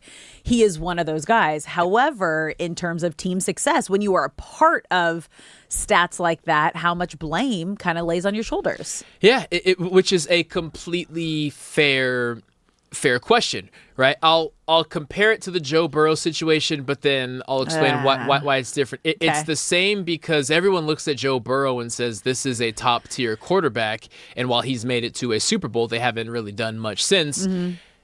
And you look at Derwin James saying this is a top-tier defensive player. Why isn't it working? Now, why it's different is because Joe Burrow, in his press conference last week, has expressed frustration. Derwin James, on the other hand, loves being a Charger, loves being in L.A. He's all smiles. When he's not on the football field, he's playing video games on Twitch. Like he loves his situation and setup. So that's why it's different. But if you are Derwin James, all of the success and also lack of success has happened on your watch. And it is a fair criticism for anyone on that football field saying the ceiling we put on your greatness has to show the lack of team success. And as special as Derwin is, he does have to wear that. He does have to wear how this team has come up short for most of his career. Now, another surprise and another Chargers veteran who did not make the list was Khalil Mack, which is crazy. I mean, he's 35. He only had 5+ sacks last season after putting up 17 in 2023. He considered retirement, so kind of on the back end of his career. But did that one surprise you? No. Khalil Mack, when he was at his peak with the Raiders and the Bears, and I'll say one of the years with the Chargers, before you started seeing the decline, what was special. But last year there was a significant step back, and Tuli Tuipulotu is now their best edge guy, their best pass rusher. And, Khalil Mack has gracefully given him that title. But I would expect this to be Khalil Mack's final season. Okay. He was molding retirement for a reason. And just take us into the player's mind. Because I've always thought the moment that a player admits that they're thinking about retirement, you're already done. So it's kind of... I've seen it work both ways, and I can't narrow down why it happens one way for some and the other way for others. For some guys, it's I wanted to retire, but I realized I looked at my finances and I need an extra $8 million to live the life that I want, so I'm coming back. Or my kid's about to go to high school. No, that sounds old. My kid's about to go to middle school, and so let me just get one more. If that is your mindset, it's going to be a bad year for you. Yeah. But a lot of times it's also I mold retirement, but then I realized after 2 weeks that fire is still burning in me and I need to let it all out. So similar to like an Aaron Donald. Exactly. So only that player can decide which one it is. But I will say year after year, the Chargers start off pretty strong. And then they just kind of have no success in the postseason, in the playoffs. Yeah, like their run defense was impressive down the stretch last year, but they just get worn down. It is a strange thing because every team come week 12 is banged up and bruised and is kind of crawling to the finish line. That is hopefully the playoffs.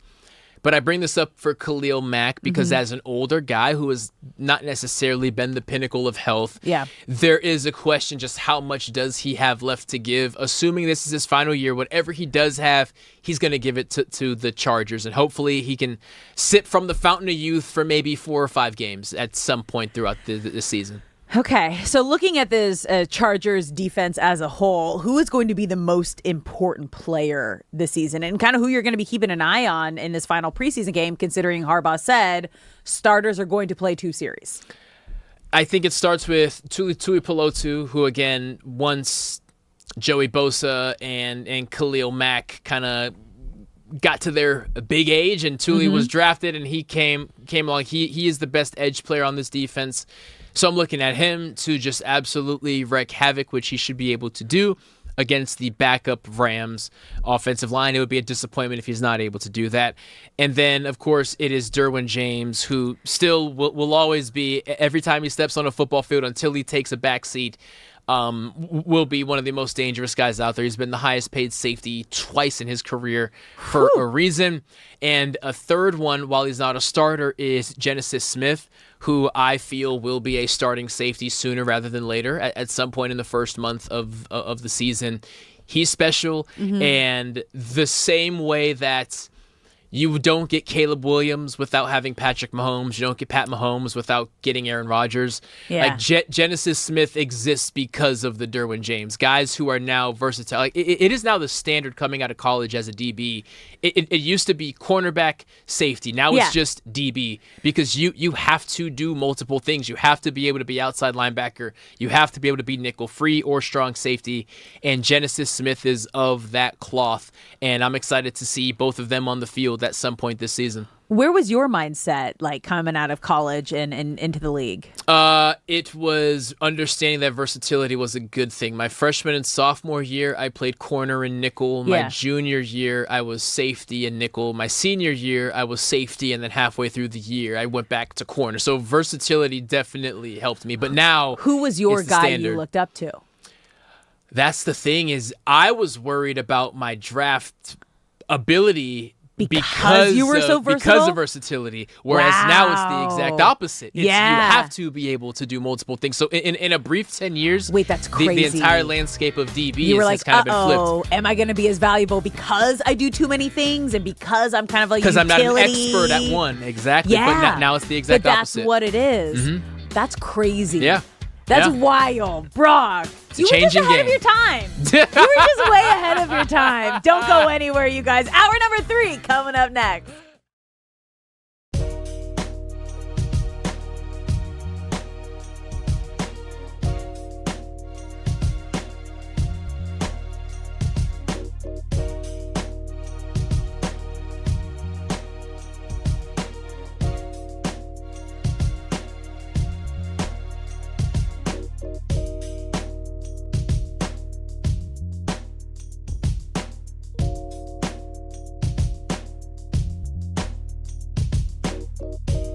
I'm here with cornerback Jalen Watson of the Los Angeles Rams. Jalen, you are a newcomer to LA, but certainly not to the league. 2-time Super Bowl winner, spent 4 seasons with the Chiefs. How do you approach entering a new locker room and a revamped DB room? Every year is just different. Starting over from the building blocks, starting to build ground up, brick by brick.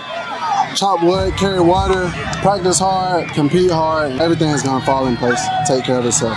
There was a certain play from Monday's practice that inspired you to put out a tweet basically saying nobody can place the ball like Matt Stafford.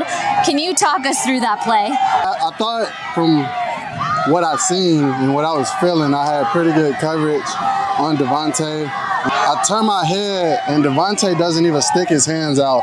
The ball just falls in his belly, and I was like, he's special. But it's not only that play, it's just constantly he's just making throws that put people in awe.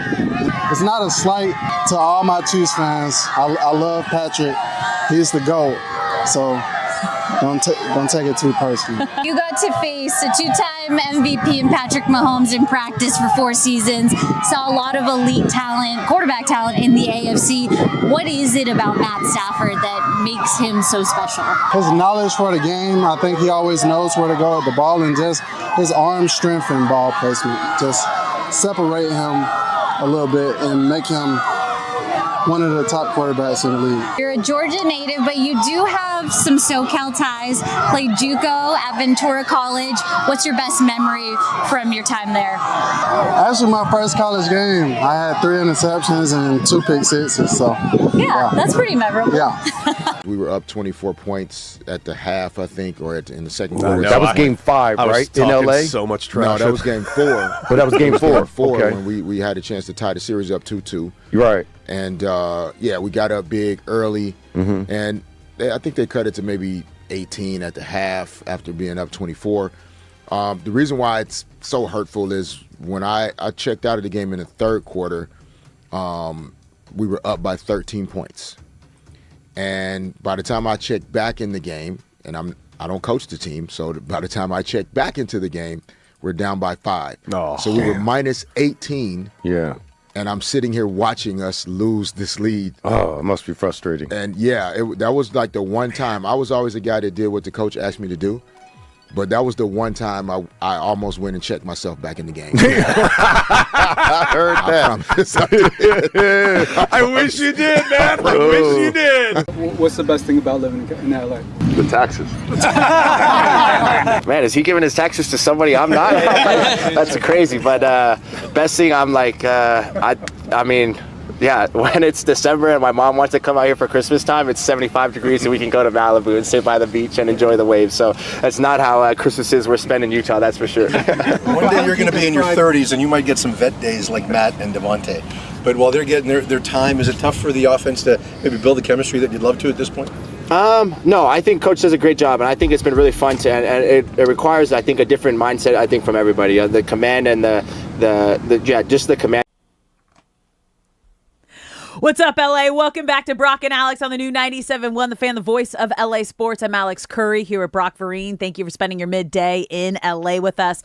Whether you're tuning in on the radio, the Odyssey app, or watching us live on YouTube, we appreciate you being here. We love when you are part of the show and a part of the conversation. So if you're watching the live stream, get in the chat at The Fan LA. You can also call us at any time at 855-975-2326. Now, a lot of the things that we were talking about this week, obviously the final week of preseason games, of practice before we get to final roster cuts this weekend. And we had this conversation around injuries, and there have been a lot of injuries for some reason this preseason. And during the commercial break, Shay just sent us a video of Jamar Chase on the Bengals. I don't know why it's playing on a loop right now. I need to take this off my screen.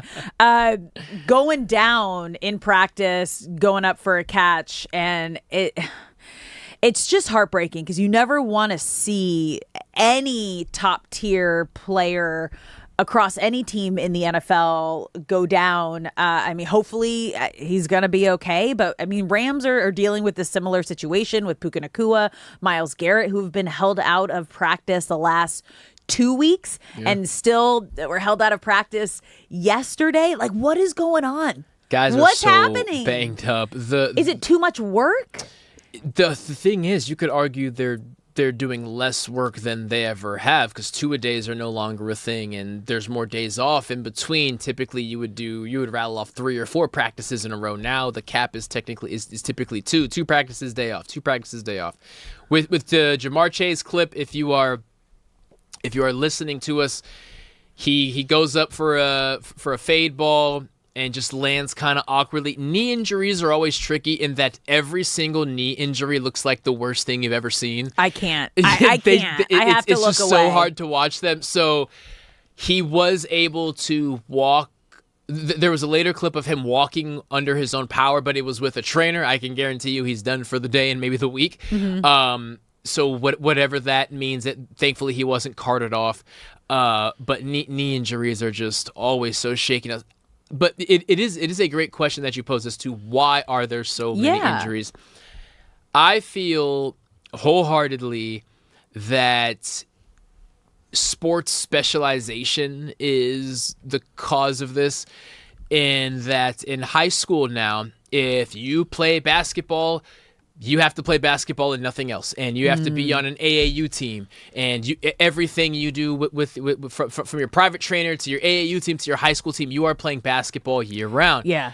Baseball is year round, and they're lifting restrictions on. When I was playing travel ball, you could only throw fastballs until you were, I think, 13 years old, and now you got kids who have full arsenals of pitches at 13 years old, which and is then insane. Now more than 50% of the Tommy John procedures are on kids like under 18. A high school kid getting Tommy John surgery is not even something to blink at anymore, which That's is nuts that we've got to insane. this point. Which brings it to football. You see the rise of 7-on-7 and these travel leagues that are so unnecessary that college coaches don't care about, and they're just asking too much out of the body. So while NBA training camps and NFL training camps are dialing back and doing objectively less work than you've ever had to do for your body, I think guys' bodies are just so worn down at this point that it really doesn't matter. Whereas if you're playing football, basketball, baseball, and running track, which is what the norm was when I was playing, not only are you taking a break from something, but you're strengthening other muscles. Yeah. You are strengthening the muscles around the muscles that you need for football. So that's my spiel on it, and that is why I feel we are seeing so many injuries in basketball and the NFL to young players that we typically have not seen before. I mean, you train with a lot of youth, right? Just kind of give us some insight into what it is like on like a week-to-week basis for a lot of these young up-and-coming stars. The problem starts with coaches convincing the parents that your kid has to specialize in one sport. What they tell the parents now... Is that where it is? And is it because club coaches get paid? It's because there's a lot of factors at play. A big one being a lot of these 7-on-7 travel teams that mean absolutely nothing are sponsored by Nike and Adidas, and there is a very strong percentage of kids who play for Nike-sponsored 7-on-7 teams that end up going to colleges that are sponsored by Nike, or play for Adidas 7-on-7 teams that go to Adidas-sponsored schools. No need to look into that. But I think it starts with the high school coaches who are convincing parents, if your kid wants to come play here, he can only play football. He can't play baseball. He can't run track. He can't do anything else. And the first thing I tell parents when those conversations come around is put your kid in a different school. Because college football is a billion-dollar business, and if your kid is good enough, they will find you. If your kid wants to play baseball and basketball and your coach is telling him if you play baseball here, you can't do anything else, take him somewhere else to where he can do both. Because it's only going to benefit him. Look at Patrick Mahomes, arguably the greatest quarterback of our time right now. It's like he was playing baseball and football, and the reason he has such great arm strength, and if you've watched any of his workouts, he is doing the weirdest stuff to just like get his like every part of your body muscle wise like safe and ready to go. But that's why you're getting these like sidearm like shortstop style passes. That's the most frustrating part. The best players in all of the professional leagues played multiple sports. Kyler Murray was drafted to play baseball. Patrick Mahomes could have pursued baseball. Matthew Stafford played baseball. Clayton Kershaw played football. Like Devontae Adams was a great basketball player. He was a great baseball player. He played with him and Jack Peterson went to high school together, and there's photos of them together up in Central California. The list goes on and on. LeBron James was a phenomenal football player and could have played football at Ohio State. Yes. These guys played multiple sports, and somehow we're allowing these coaches to convince parents that your kid has to focus on one sport, and it is killing them. Like, Why Tyrese Halliburton and Jason Tatum tear their Achilles at, what are they, 25 years old, 26 years old? Scary. That is unheard of, but they have played so much basketball throughout their life and nothing else. From the moment they turn 15, they play no other sport, and they don't strengthen their other muscles, and they work their Achilles again and again and again. It's really sad what's happening, and these kids, maybe the biggest part of it, they hate their sport. Like, they're only playing one sport for their entire life, and there are multiple cases of families that I talk to, parents that I talk to, when it's time to cash in and the scholarships come rolling in, their kid says, Mom, I don't want to play baseball anymore. It's the only thing I've done since I was 11 years old. I don't want to do this. My husband was the exact same way. He was a star baseball player, still holds a couple batting records. There we go. Loyola, had like full rides to a lot of great colleges, all the Ivy League schools, because he was a 4.0 plus student, smarty pants, and just like once it came around, he's like, I'm burnt out. I don't want to do this anymore. I've lived in the cages. I've lived on the field. I'm done. This is your dream, not mine anymore. Everything is a pendulum. Yeah. And eventually we're going to swing back the other way to where multiple sports is seen as a good thing, but it needs to happen soon, because you're going to continue seeing injuries to guys that are too young, that are way too young to be suffering the injuries that they're suffering from. It's just crazy. In LA, we want to continue to hear from you. You can call us at 855-975-2326. Let's go to Tony in Valencia. Tony, how are we feeling about all this? But Brock, you and I have had this conversation a million times. Tony, man. How are you, my brother? Better now. Well, you're talking to me. That's a problem. all of the evidence goes towards kids playing multiple sports. The injury evidence, the ability to go and be just an athlete. A lot of colleges, and you know this, they're not recruiting position players. They're recruiting kids that are athletes. And all of the injuries and all of this, but the people that are most guilty, I think, are the travel ball people, because they convince little Johnny's mom that little Johnny is the next greatest thing, and they write that check.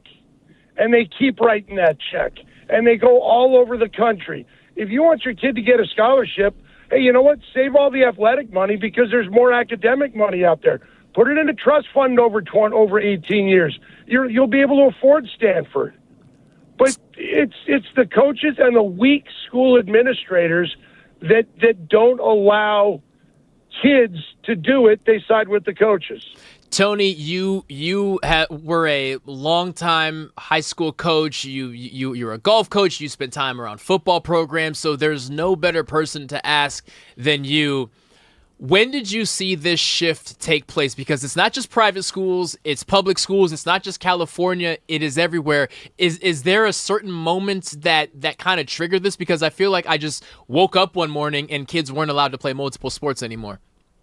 I think it's probably about 20 years ago when travel ball started to get really, really big, and people saw, oh, you have to play travel ball, and the coach wants you year round. You know, just look at the rise of the Tommy John surgery and kids playing baseball. Probably 20 years ago when you started to see high school kids get it. I mean, I had a kid, Brock, play golf for me. He was on the football team, and he wanted to play golf. And he said to me, the best thing I ever did was play golf, because it was a microcosm of football. You hit a bad shot in golf, you got a rebound. You throw an interception in football, you got a rebound. It's so mental. You know, baseball, you give up a home run, you got a rebound. And the crossover skills in a sport like lacrosse, basketball, football, soccer, you're helping your body do so much more, which makes you a better athlete. Tony, I'm with you here. I didn't even really bring in the mental aspect of it too, because mental in sports, sometimes it's 70-30 to physical. And for these young athletes to be able to take themselves out of a game to then get back into it is half the battle. And when you're not in a great place, that's also when injuries occur. Yeah, and I said to this kid that played golf for me, I said, what's going through your mind after you hit a bad shot? I said, because you can't do anything about it. You've got to move forward. And Brock and I have both been on the golf course, and we've hit our share of not so great job. Tony, we all have. Me so much more than Brock. But you've got to bounce back and move forward. And playing different sports, maybe you're really good at football, but not really great at basketball. So you have to learn to be a role player. You have to learn to work a little bit harder. You have to learn how to overcome adversity. And there are so many things to it. But the travel ball coach and mommy and daddy who see the dollars, there's the biggest problem. Tony, before you get out of here, can you let us know where to watch you this Friday night and what game you will be calling for the beautiful landscape of Southern California high school football? Cooper Perkins and I am making the drive, Brock, from our hometown to the beautiful city of Corona, California, to watch a rematch of last year's D1 final, Centennial and Santa Margarita. Thank you, sir. We will be tuned in. Tony, thank you for calling in. Your insight is immeasurable. And call in anytime. I'll be watching Friday night, my man. All right. Pleasure, man. So that is Tony Moskal. Please explain. I'm like, I didn't know we had a homie calling in. Neither the did way I. your face just lit up, and I was like, Valencia. I wonder if Brock's going to know who this is. I hope everyone out there with a kid who is in high school or about to go to high school and enjoys sports was listening closely. There is no better person to talk to than Tony. Tony is born and raised out here in the LA area, a proud Crespi High School alum. And since leaving Crespi has been a teacher and a coach of football and high school golf at pristine schools across the board. How did you meet him? I met him because we are both from Valencia. So he wasn't the coach at Valencia. He was the coach at Golden Valley, which is down the road.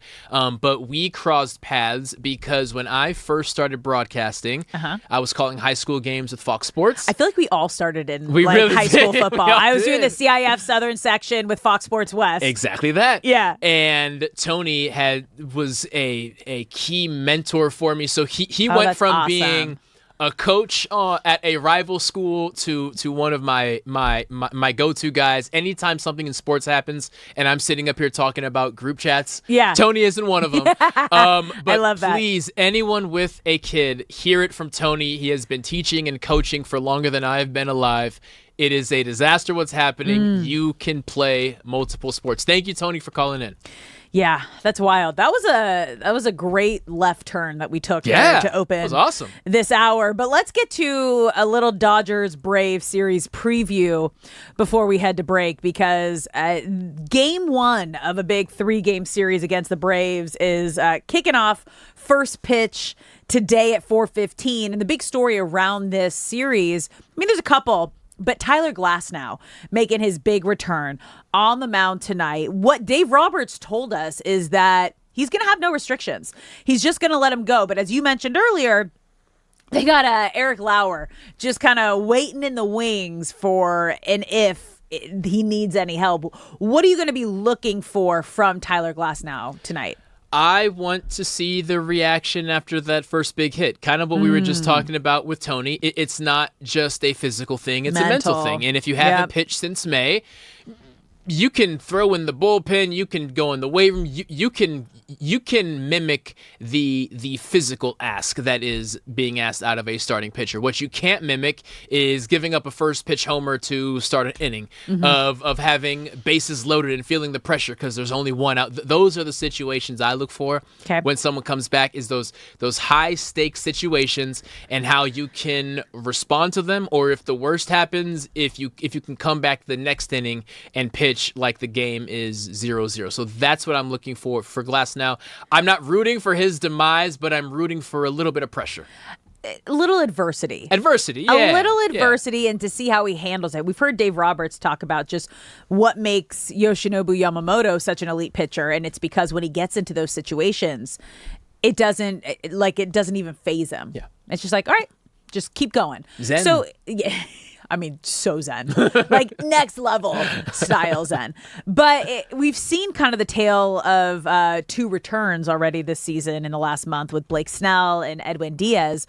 Obviously, they had the same surgery, removing the loose bodies out of their elbow. And with Tyler Glasnow, it's been the back spasm. So 2 different injuries. However, we've seen just how the mental side of things, as we were just talking about, can completely derail a return. Whether it was Blake Snell who came in like, dude, that guy was ready. Like all business, even having like a lights out third outing performance during this last homestand, wasn't satisfied. Not at all. Not good enough. And then you had Edwin Diaz who came back and had 3 blown saves within a week. And you can just tell something is off, and mentally he's not there. Exactly that. And it's such a fine line between I am the greatest thing ever, I have all the confidence in the world, and when I'm on the mound and I'm holding this baseball, there is no better pitcher than me, versus a couple hits and all of a sudden it's I am the worst pitcher ever. Yeah. I lost it. I'm never going to get it back. I'm letting my team down. They wasted their money. It's such a fine line between the two, and we are seeing two paths now. Unfortunately for Glasnow, fortunately for the Dodgers, Snell has made it maybe an impossible comparison to live up to. Yeah. Hopefully Glasnow can live up to it, but I would expect him to find himself somewhere between the two. I do not expect him. Why not? Nor does the anyone standard need is him. here. Come back Come in. back up. I want to see you right here. Because it's the Braves, and because this is a That's why top it matters. caliber team. No. I'm saying that's why I don't expect a Snell stat line, because Got it. these are the Atlanta Braves, and they're going to have something to say. However, regardless of what happens, I'm expecting Glasnow to show confidence, and why Dave Roberts, in really the span of 2 weeks, went from Glasnow's going to be a long reliever to no, Glasnow is actually going to be a star. Clearly, he has impressed in Oklahoma City. Well, guess what? Dodgers lineups just came out. Hey! So let's go through that. Leading off in Atlanta for Game 1, behind Tyler Glasnow on the mound, Shohei Ohtani will be DHing. Freddie Freeman batting second at first base. Mookie Betts batting third at shortstop. Max Muncy batting cleanup at third base. Tommy Edman batting fifth at second base. Kyle Tucker out in right field batting sixth. Alex Call in left field batting seventh. Alec Thomas in center field batting eighth. And Hunter Fiducia behind the plate catching for Tyler Glasnow, rounding up this Dodgers lineup today. Alex Call getting the call over Teo. Didn't, yeah. Teo You've struggled been last saying Thursday. that, though. Alex Call is You were going to have a like- fact. Yeah. Alex Call is going to be a factor come playoffs. He was much more prevalent in the lineups back when everyone was banged up. But I like the idea of Dave starting to ramp him up. Also, over this last series through the sweep, Teoscar went 1 for 12 with 6 strikeouts, got caught stealing in the third game. And in the final game, fourth inning, 2 on, 1 out, waste a challenge on the clearest strike I've ever seen. Yeah, and it was brutal. That's when him and Dave Roberts had their frustration. And I see Alex Call with an opportunity here is the best way I'll put it. I mean, you've been kind of preaching for Alex Call to get into this Dodgers lineup and use him for these opportunities and take advantage of the opportunities. And you're not going to get a lot of these on a back-to-back World Series championship team. This is his moment. Since they traded for him last year, he has done nothing but answer the call. And with Kyle Tucker having his struggles, Teo having his struggles, Alex Call will be a factor come playoff time. And I love Dave Roberts giving him a shot against a premier team like the Atlanta Braves. Let's go, Alex. Let's make the most of it. Yeah, it's going to be a fun one, you guys. First pitch at 4:15. Tyler Glasnow making his big return for the Dodgers. We're going to take a quick break here. When we come back, Lane Kiffin is defending recruiting former NFL players. Is it right? Is it wrong? We're diving into that when we come back here on Brock and Alex.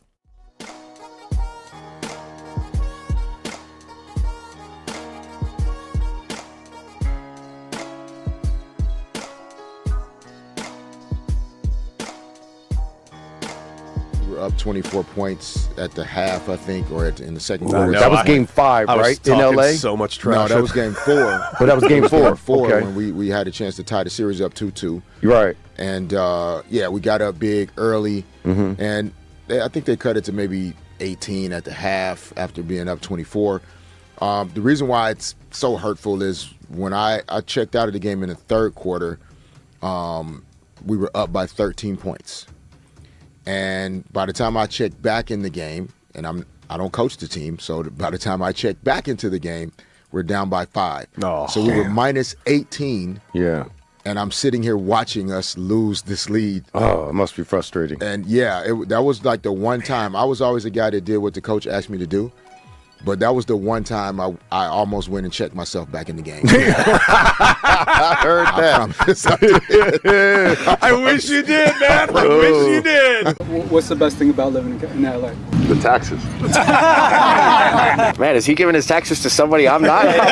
That's crazy. But best thing, I'm like, I mean, yeah, when it's December and my mom wants to come out here for Christmas time, it's 75 degrees and we can go to Malibu and sit by the beach and enjoy the waves. So that's not how Christmas is we're spending in Utah, that's for sure. One day you're going to be in your 30s and you might get some vet days like Matt and Devontae. But while they're getting their time, is it tough for the offense to maybe build the chemistry that you'd love to at this point?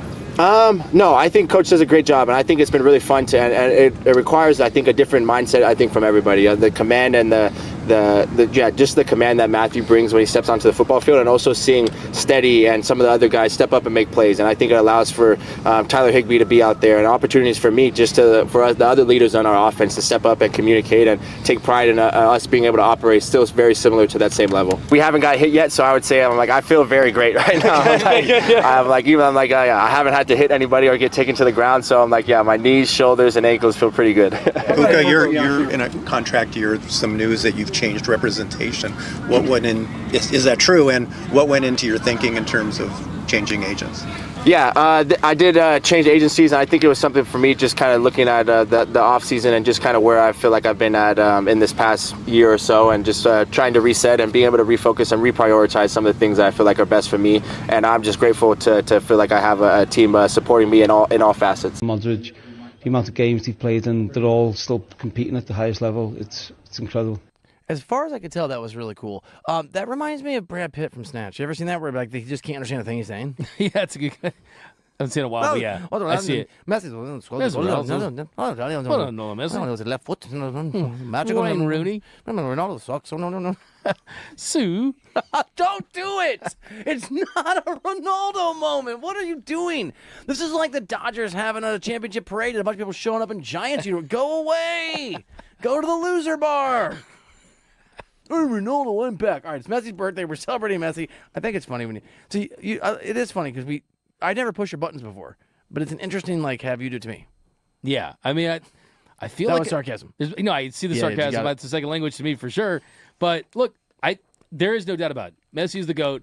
Ronaldo, not the GOAT, but still, he is back. Which Cy Young ace do you trust more on the Dodgers, ladies and gentlemen? Do you trust Tarek Skubal or Blake Snell? And I'll give you my answer right now. Of course I trust Blake Snell more. It's a man that's pitched in multiple World Series now, not only for the Dodgers, but for the Tampa Bay Rays. He's won 2 Cy Youngs the same way Tarek Skubal has. Tarek Skubal hasn't had the opportunity to pitch deep into an October. This is going to be potentially his first real opportunity. Doesn't mean I don't trust Tarek Skubal. Absolutely do. He's had about a B+ start and a B- start for the Los Angeles Dodgers. But first game out of the microneedling surgery for Blake Snell, it was an A+. A+ start, A+ stuff. I can't stress enough how encouraging isn't even the word. Encouraging is that he threw 85 pitches. Incredible is that he dominated. Tell Fish.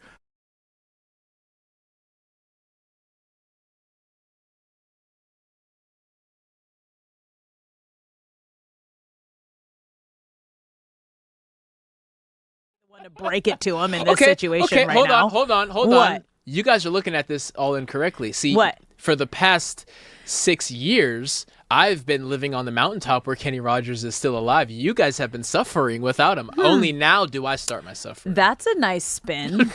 To tell yourself that, sir. What? Whatever works in Brockland, keep being you. Got to do what you can. Keep doing you. Okay, so back to the theme that we've kind of had throughout the day, and it's interesting. We've done the development of football players, whether it's multiple sport athletes or focusing too much on one thing to then what are you doing in college? Are you leaving college and you declared for the NFL and then you get cut from the NFL and then you're trying to go back to college? We've kind of been in this whole flow of football.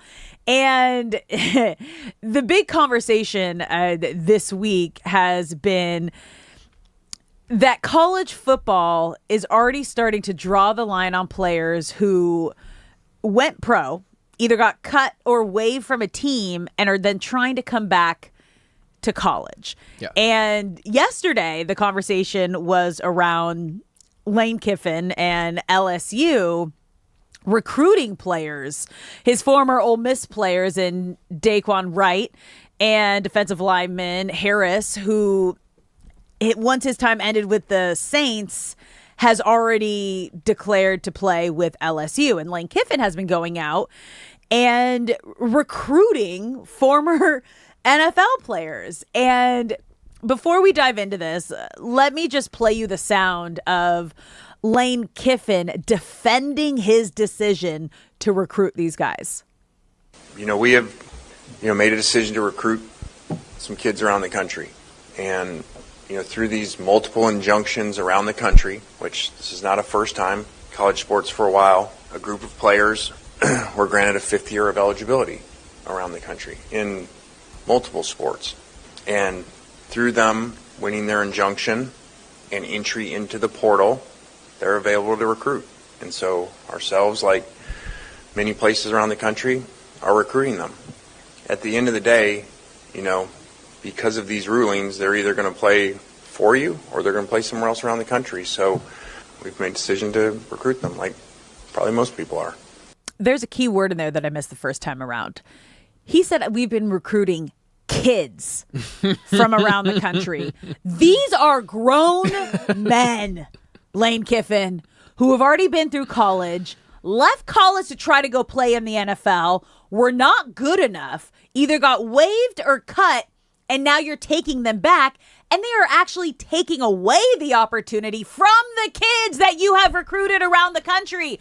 What are you doing? That is not okay. None of it makes sense. If we don't do it, someone else will is the laziest defense you can ever give to justify why you did something, because it is you inherently saying, I know this isn't right. I know this move does not have any merit whatsoever. But if I don't be the bad guy, someone else will. Like it's just an insane thing to plant your flag in. And you bring up a good point, Alex, which leads to what I've been kind of thinking about over this is you are giving, as Lane Kiffin, so much ammo to future kids that you are in recruiting battles against. Because when one, maybe two, maybe more kids, as Lane Kiffin calls them, comes from the NFL back to college. Those are not kids. Those are these, but for every one of those guys that comes back is every one of the kids on your team that you have to look in the eyes and say, hey, I know you already started school. Mm-hmm. I know it is too late to transfer and make the roster somewhere else. I know that you have a new apartment, a new dorm. I know that your family has already picked out travel and which games they want to go to. All that being said, you need to pack up your stuff and leave because we only have 105 spots and you're taking up one of the spots. If I am a coach at Alabama, at Florida, at Texas, at any school, and I'm recruiting a kid who is currently committed to LSU or is deciding between me and LSU, I have all the ammo in the world. I say, you're going to commit to a coach. I'm looking at that kid's parents. I'm saying, you're sending your kid to a coach who just told the kid he has to go home to make room for another grown man. Like, this is such a short-sighted decision. It is immeasurably short-sighted to only focus on the here and now and not wonder how this can negatively impact the morale of your team and the recruitment trail going forward. Like, I keep trying to find like the silver lining here. Are we overreacting? Like, I don't think that we are. Like, how do you feel, LA? Do you think players who decide to leave college, declare for the NFL, make an NFL roster, then ultimately get cut or waived, should be allowed to come back and play in college? You can call us at 855-975-2326. Let's go to Mitch in East LA. Big Mitch. Mitch, how we feeling about this? How we doing, guys? Great. By the way, Alex, your smile reminds me of Dolly Parton. That is a great compliment to get today. Thank you, Mitch. And Brock, for some reason, you kind of remind me of a country boy, but I know you're from L.A., the main L.A. I'm way over here. First with the Cards, what they're going to have to do is just add more spots, put more players on the team.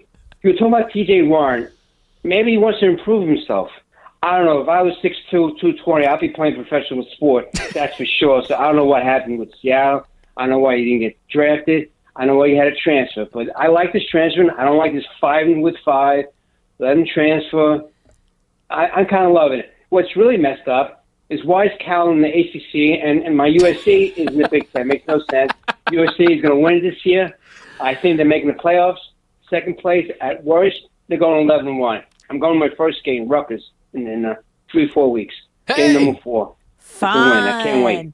Mitch, I love you guys. Thanks a lot. Thanks, Love you, Mitch. Mitch. We love Man. you. Always appreciate you calling in and being a part of this show. You can say a lot of things about Mitch. You can't say he doesn't have ideas. This guy always has some idea on him. Just man. add more roster spots. It's that easy. We can't do that, otherwise more situations like this will happen. Oh, yeah. If you want to be a friend of the show like Mitch, be sure to call us 855-975-2326. Mitch brings up the point of why they can't expand. It was an issue with the NCAA, really from the schools themselves. The schools said, all these kids want money. We have to pay them the money. And what we need you to do is limit how many players can be on the team because that limits how much money we have to pay out. So that's why they decided to cap it at 105. It's always a money thing. It's always a money thing. It always comes back. Follow the money. You want an answer? What Mitch was referencing was TJ Harden, who is still unsigned in the portal, but kind of kicked this thing off last week when he didn't make the Seattle roster as a former UCLA Bruin. It's just, at some point, you have to realize that life goes on. Meaning, I didn't get what I want. Okay, life goes on. You don't just get to redo and retry and reset your way through life. And eventually, you're going to learn that lesson. Whether it's via college football or somewhere else, eventually you need to learn the life lesson that life will move on without you unless you find your place in the world. And like it sounds like a stretch to make it about something so much bigger than football, but it is. It's a real thing. I love this is like mentor Brock coming out and talking to these young college players who decided to take a shot and decided to take that risk and that jump and bet on themselves. And there's nothing wrong with that. Like, that is extreme. Like, that's what you dream of, and that's what you need to do in this world if you ever want to make it at the highest level, is you have to bet on yourself. But sometimes there is a setback, and when you get that setback, you don't make a roster. There are other options and opportunities, but you shouldn't be able, again, once you leave college, that's it. That is the end of your journey in that, I guess, in that league, which is now like college football is now looked at as a professional league because of NIL. And once again, follow the money. It's all about the money because a rookie in the NFL league minimum is what, $800 if you're on the active roster, $850,000. And then if you're going to a top university and you're a top player, a lot of these players are earning anywhere from $1 to $6 million a year. It's crazy, man. So yeah, they can make more money in college, but you decided to leave. Right. You could have stayed for another season and had that and honed your skills that way. But it's all about for these guys. Again, it's chasing a dream, but it's also chasing the money. Back to Lane Kiffin and trying to brand this whole thing as if we don't do it, someone else will. What do players think if they hear that of like that's your coach and that's your guy? That's what I was going to lead to. This is a distraction. If I'm in the locker room, everyone is looking at me sideways around campus, like, "Yo, what are y'all doing?" Secondly, and to get. For those who don't know a ton about LSU, I'll give you a little behind the scenes. They really care what people think. Like there is an element of we send as many people to the NFL as everyone else. The guys we send to the NFL are dominating the NFL. Why hasn't it come together here? And bringing in Lane Kiffin was kind of seen as the final step to finally win another championship, which they won when Burrow was there in 2020. And they desperately want that. But LSU cares a lot about what people think. And if the Big Ten, which reportedly they are going to ban the allowance of former NFL players, the ACC reportedly is not far behind them. LSU is a program I feel that could be affected by the pressure. If we're sitting here week 2 and LSU is the only school with former NFL players on it, that is a terrible look. It's weird. Embarrassing now, look. Lane Kiffin's getting a lot of questions about all of this. Let's bring in producer Shay, because apparently he was on the Pat McAfee show this morning. Yeah, so Kiffin appeared on PMS earlier today, and he basically said... He basically shot back at both the SEC and Big Ten for suggesting that players who spent time on the NFL roster should not be allowed. He said, quote, over 100 athletes in multiple sports were cleared and said you could go play. That's a court order, Kiffin said. If you think back on all the different court orders of great players that were granted, whether that's Diego Pavia or now Trinidad Chambliss, that were allowed to play a 6-year, we followed all court orders. I think you get into a really interesting situation as a conference if you're now saying, well, we're not going to follow that court order. These kids that a court says can go anywhere, we're going to say, no, you can't. Kiffin basically said he's not in favor of players who have been part of an NFL roster returning to college football generally, but he noted that this specific instance only involves class of 2022 recruits who were not informed of a potential for a 5th year of eligibility prior to entering the NFL draft. The NCAA did not institute its new 5-or-5 rule, allowing all players full seasons of playing time in 5 years until June. Stop calling them kids. These are grown men.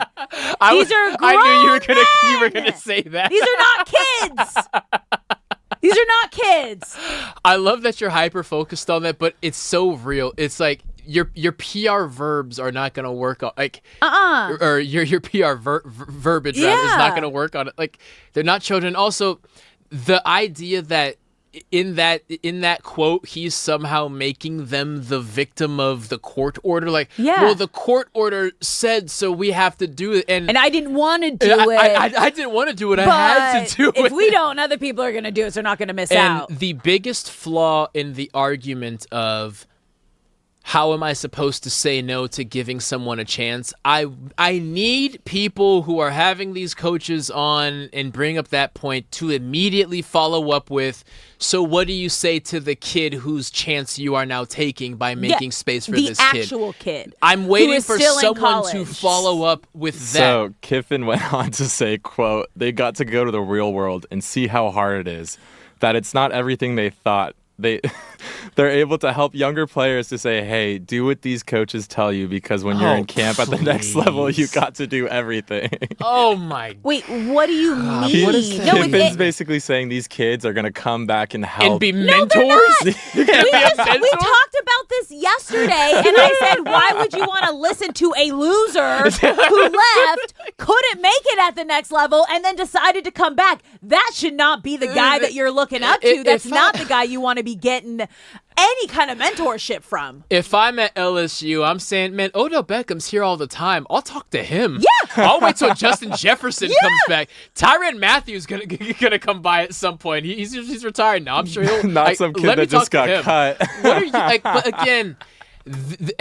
He's contradicting himself a ton because like this is the real world. You're gonna have to get to it. Okay. What about like that's what you say to the guys you're trying to bring back? Welcome to the real world. You got cut. You cannot come back. The real world ain't going anywhere, man. You are not helping out these kids by giving them. That's an excuse. All I'm hearing is excuses. It is, and again, I want to reiterate. LSU is a fan base and a booster club who's paying for all this. Mm-hmm. They really care what people think, and I do They're think not there looking is good right now. And I do think there is a world where the powers that be call Lane in and say these kids got to go. Like, I don't think we can do this. It's a bad look. Also, like Lane's like his last few moves have all been bad looks. The way he left Ole Miss, right? Like left him hanging, right? With the playoffs happened at Tennessee, and then and then now you're going after. What Lane needs more than anything is one of these guys to sign at another school, so then he can point the finger. But until that happens, he looks terrible. And especially hearing from Oregon's head coach saying Dan the exact opposite. Lanning, like that is a leader. Yep. That is I want to play, when we come back, I want to play these side by side. You tell me what coach you would want to play for. That's a good idea. Okay? We're going to take a quick break here. More on former NFL players coming back to college when we come back.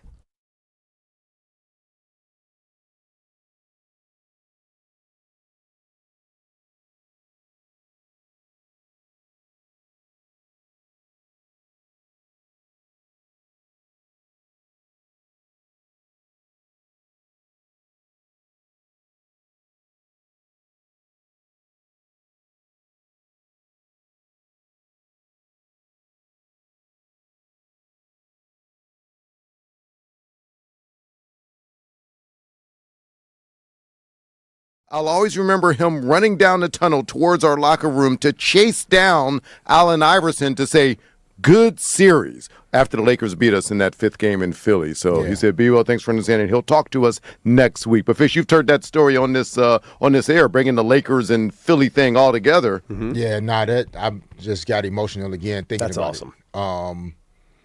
I think sometimes as a competitor, there's blood in your eyes when you're fighting against another guy. Yeah. And then the minute the clock goes off and you recognize, you don't have to try to kill this guy anymore, it instantly turns to respect for my competitor.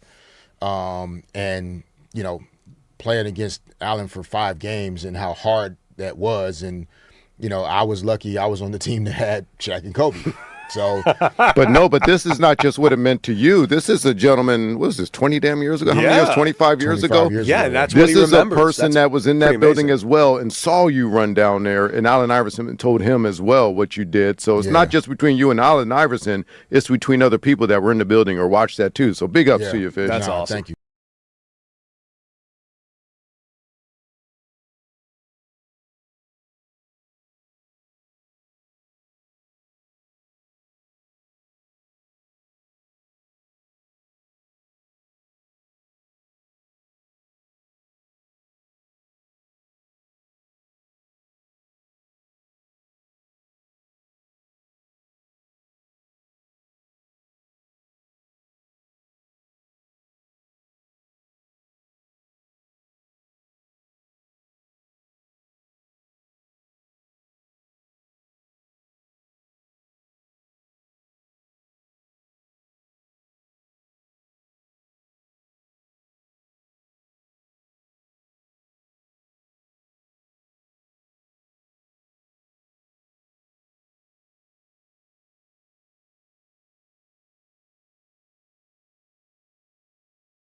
I'm able to say that it is amazing to be coaching a basketball team with Juju Watkins back on the court. Really blessed to just be here, feeling back like myself and being able to practice with the team. I mean, it's just been a long time coming. I mean, I've just been working out, grinding every day so that I could be in this position. So to see all of that hard work kind of pay off right now, it's really fulfilling. Just being around everybody, shooting the ball, I don't even know, the smallest stuff just gets me excited. But I definitely being able to scrimmage again, it's all I could ask for, honestly. Thank God.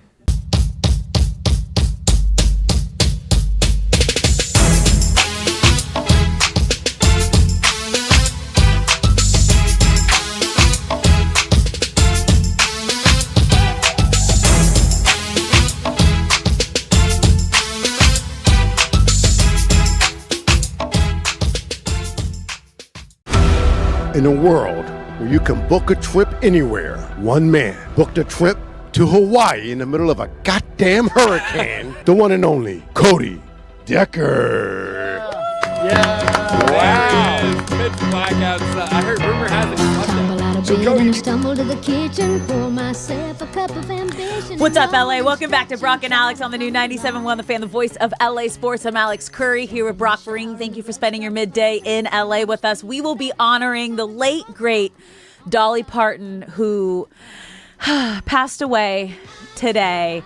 And I've just been going back, reading and listening to all of her quotes, everything that she has done for this world. And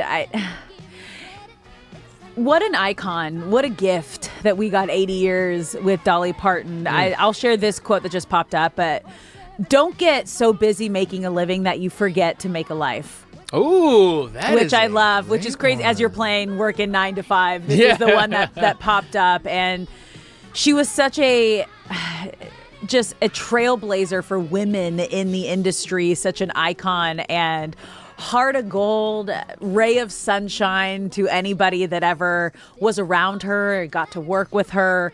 So all day and forever, we will be honoring the late, great Dolly Parton. Thank you for all the smiles and joy that you brought to this world. And we were talking about, I was like, didn't she do a halftime performance? At 77 is when she did that. She was dressed in the Cowboys cheerleader uniform. Halftime show or something, right? It was, yeah. It Thanksgiving, maybe?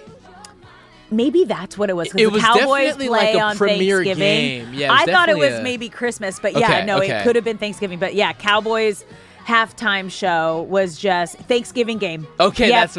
That's what it was. God, man. She what an icon. When a musician, athlete, celebrity of any kind passes, your brain goes really one of three options. It's, oh no, that's terrible, I'm so sad. It's, oh, I didn't know they were still with us. And then there's a third option that is really rare that I've been experiencing since Shay broke the news. Yeah. I didn't know they could die. I thought she was immortal. I was like, Dolly's going to be here forever. There's certain people that you just never factor in that they're going to pass one day because they're just so ingrained with, positive culture. Stories and culture. And she was in that third bucket for me of, I never considered the day that Dolly might pass. It never crossed my brain. But I love all the celebrations and the memories and the happiness. I don't know if there's a negative story about her. I've never heard. Actually, I've never heard one at all. So we love you, Dolly Parton. We will continue to honor you throughout the day, throughout life. You're listening to Brock and Alex on the new 97.1 The Fan, the voice of LA Sports. Stock some Rams. Rams right now. We're going to continue, obviously, throughout the week as they get ready for their final preseason game against the Chargers on Thursday. Rams will not be playing any of their starters. We're not going to see Rams starters until week 1. And that leads us into Pro Football Focus put together a list of the 10 most important games of the 2026 NFL season. And the Rams showed up in 3 of the 10. Not surprised, considering they have the reigning MVP, the reigning Defensive Player of the Year. They are the Super Bowl faves, and they've really put together the Avengers. They have assembled a roster that you look at, again, if Aaron Donald come back, if and when he comes back, if Puka Nacua is healthy and able to play for a chunk of the season. All of those are factors, but even if they're not there, the depth that we have seen from this Rams roster, even in preseason, not even giving up a touchdown, has been incredibly impressive. But the 3 different games that they say will have a big impact and really define the 2026 season starts with week 1, and that's 49ers and Rams in Australia. Obviously, it's the first ever game in Australia, but more importantly, this could have immediate impact on that NFC West race. In all likelihood, 3 teams from the NFC West to make the playoffs yet again. Yeah. And once you get to the playoffs, it's anybody's trophy. And to have a divisional game in week 1, it's not terribly uncommon, but a lot of guys don't prefer it. I see it as an opportunity to get an inside track on the division from the rip. And that is why this game is listed here. Of course, there's the international aspect, but the NFC West being arguably the best division in sports. Downside of it. Yeah, that's the downside of anything. That's the bad side of it. But the NFC West being able to consistently put so many teams in the playoffs to have the first crack at getting the inside track, it makes sense why this is here. All right, the next game that's on watch is Week 5, that's Bills at Rams. Pro Football Focus says there's a legitimate chance this Monday night matchup could be a Super Bowl preview because the Rams and Bills enter the year as 2 of Pro Football Focus's 3 highest rated teams. And Pro Football Focus needs to readjust those rankings. The Bills are not a Super Bowl threat. This is the only gripe I have. I love the call out. This immediately. is the only gripe I have on this Josh list. Allen is always like, doesn't matter Aren't what's we going over this, on. like every He's single always like year, man. He's been rated above Patrick Mahomes. Every single year we do this. At We what act point? like at what point do we realize this is a team with a dynamic quarterback, unlike anything we've ever seen, that is not surrounded with the necessary talent and also makes a ton of mistakes when the lights are bright? The Bills are not a Super Bowl team. Do you know what's crazy is that I feel like Josh Allen gets a lot of hype, but sometimes overhype. And then Lamar Jackson doesn't get his flowers. They're the same player. Highly dynamic, can do things no one else can do. Of course, they do it differently. Josh Allen does it with physicality. Lamar's with speed. But they come up short, and their worst games are the biggest games. Against Patrick Mahomes. And they both... Mahomes got both of their numbers. My biggest gripe with Josh Allen is, and when I thought the excuses were going to stop, they changed the rules for him. A couple years ago, we saw that divisional game where there were, 3 touchdowns in the last 45 seconds or whatever the heck it was, and then they went to overtime. And the takeaway from that game wasn't, wow, Patrick Mahomes and the Chiefs are incredible. It's, we need to change the rules because it's unfair that Josh Allen didn't get the football in overtime. At what point do we stop making excuses? I'm going to be honest, though. I agree with the overtime that both teams should get a shot. So, I like the rule change. Are you on the other side because that's just what you grew up with, and that's just I'm on the side you win the coin flip, you're going to win overtime. I'm on the side of you had 4 quarters to win this game. What happens after this is, if you want to chalk it up to coin flip, to luck, whatever it may be, if the Bills don't give up a touchdown in 13 seconds, I think that's a bigger issue than where the coin flip lands. That was my side of it. But the point being, that is Josh Allen's legacy right now. It's the guy who is an incredible football player, somehow was a first-team MVP, was a first-team All-Pro quarterback without being the MVP somehow, and also that the rules of overtime changed for him in a game that they lost. I'm just...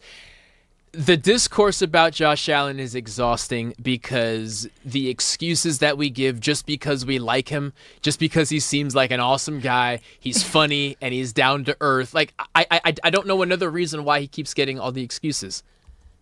It's enough. Anyway, I know we still have one more game on this list. We'll save more for this I a can't little stand later. that game being on this list, though. Week 18, Seahawks at Rams. And I think this is the most important one. Yep. Again, if Seahawks can be anywhere near to where they were last season, I mean, the end of the NFC West season is going to determine the NFC. The Seahawks are a Super Bowl threat, which is why they won the Super Bowl last year, and this team looks different. We'll see what the run game looks like without Kenneth Walker III. The Rams and the Seahawks will play again in the playoffs. So this game makes sense because both of them re-meeting in the NFC Championship in back-to-back years, I think, is very likely. I mean, the NFC Championship game, which was the Super Bowl. Which is essentially the Super Bowl, yes. I mean, that was way better than the actual Super Bowl. Exactly that. But you don't think there's going to be any sort of setback with the Seahawks? I feel that their defense is strong enough to counter that setback. The run game will be an issue until it's not. So once we see what Jadarian Price can do, yes, that also Jadarian could Price set people back. Will be a monster, but I think they've earned the benefit of the doubt because the champ is the champ until they're not. I don't know, man. I'm on the hater train. I don't know if they can. I don't know if they can keep it up. Don't go anywhere. We're diving into Dodgers and Braves when we come back.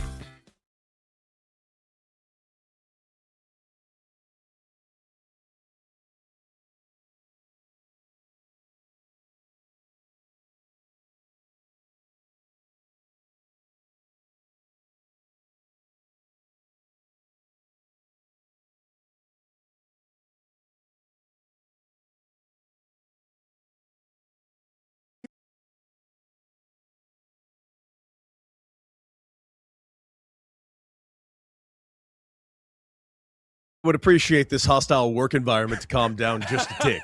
This is my first time I've been not working in a full year, and I walked it right into, as Raj put it very, very eloquently, into a goddamn hurricane. And yes, this has been nuts. Absolutely nuts over here. But listen, the weather has calmed down a little bit. We are better. We are better. We are better. It is humid as hell, though. Who had a better weekend? Cody Decker out in Hawaii or Kyle Tucker inside Dodger Stadium? Well, I got to tell you, I would say it's Kyle Tucker, and I'll tell you why.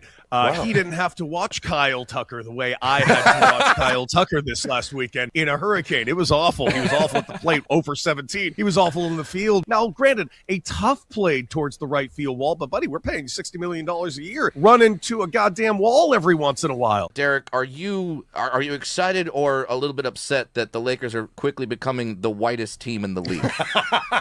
Because... Quietly. I not even quietly. I think it's pretty outright. We are, holy God. Like, I don't know if we're playing basketball. I don't know if we're storming the Capitol. Like, I don't know what the Lakers are doing right now, but there's a lot of white.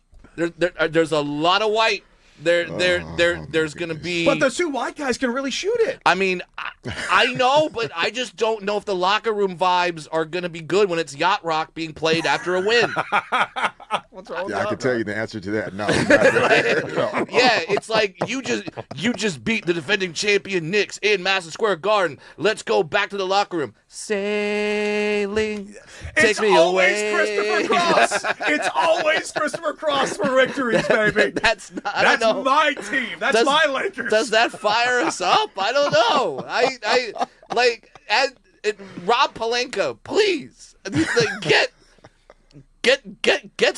for lack of a better terms, give some people that will celebrate at Roscoe's Chicken and Waffles afterward. Okay, like get some people all celebrate there though.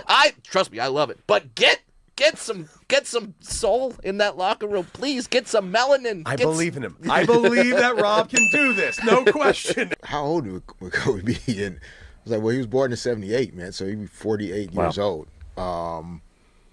It'd be fun to like see the almost 50-year-old version of it. Oh man, it really would have been. Because he was already like so wise and well thought out for such a young guy. So to like get to these stages in life where just your perspective on things and where he would be as a father and as a husband at this point would be pretty fun to see.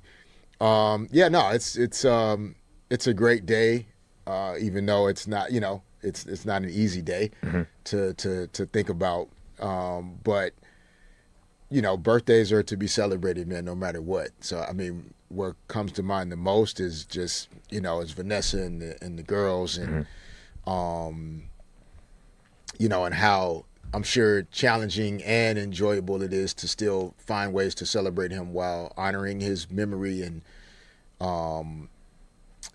not being there to hug and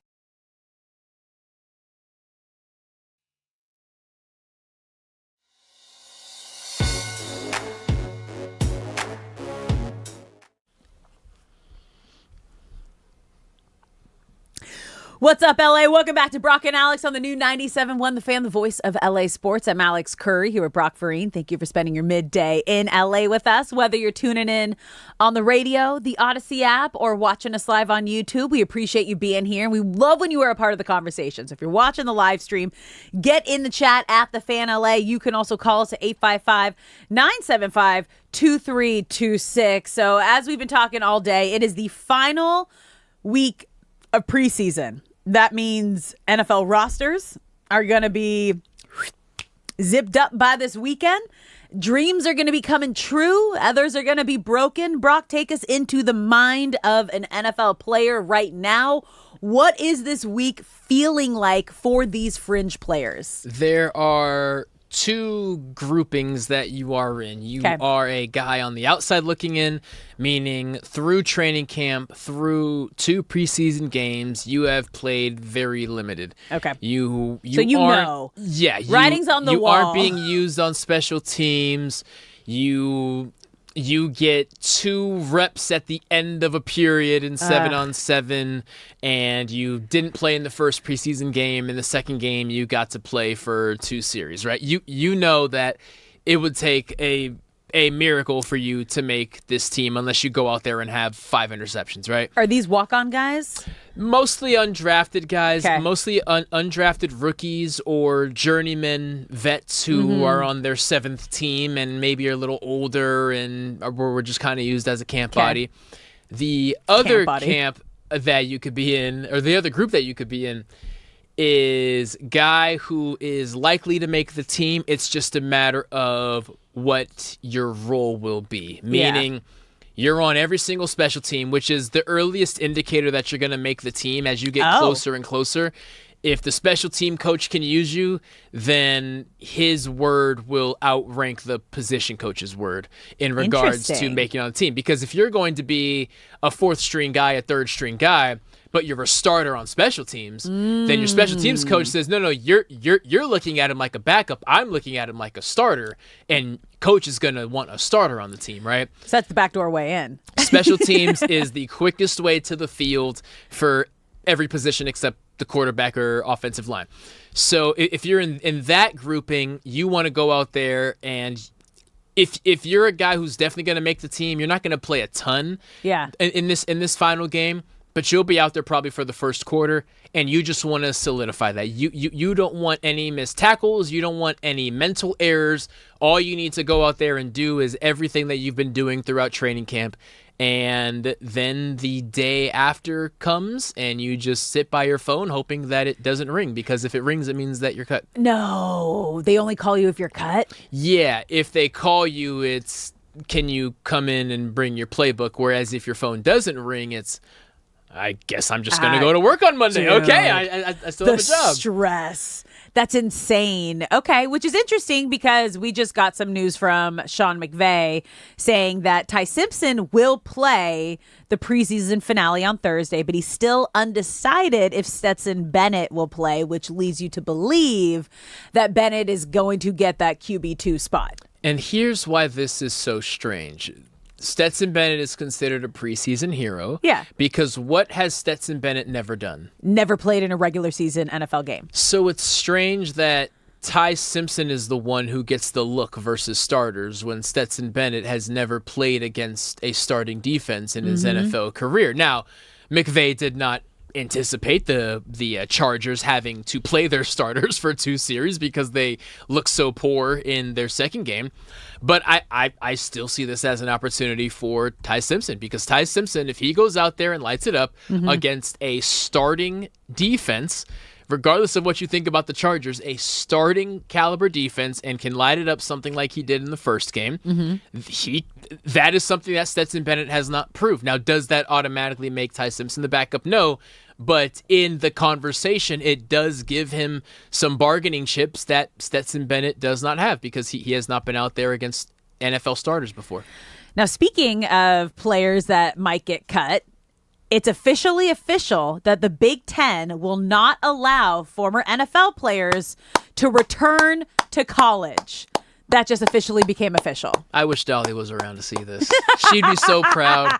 Dolly, you would be so proud about the Big Ten right now. Good. This is official wording. Good. Yeah. Good. Now, what happens now is the ACC is going to follow shortly behind them. They will. And that leaves the Big 12 and the SEC. So typically the Big 10 and the ACC are kind of aligned on things because they're the 2 conferences that have more of the, quote, academic institutions, Northwestern, Wake Forest, etc.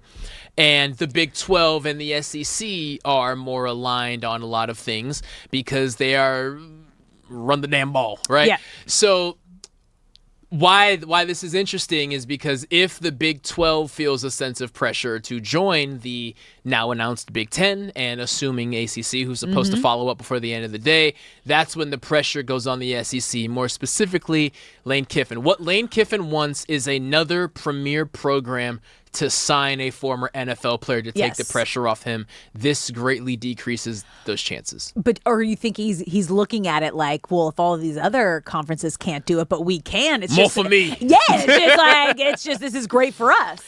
In regards to building a good football team, yes, that is something you can champion. In regards to PR, of which he does not have good, and I which don't think LSU he cares. He doesn't, but LSU does. LSU does, and the SEC does. The SEC has not had a great run of 3 years. They are grasping at straws into not significance, but championship contenders. It has been what feels like a lifetime for them since the SEC has won it all in the past 3 years, and they just want some good PR. And Lane Kiffin and LSU are not doing a great job of helping them in that case right now.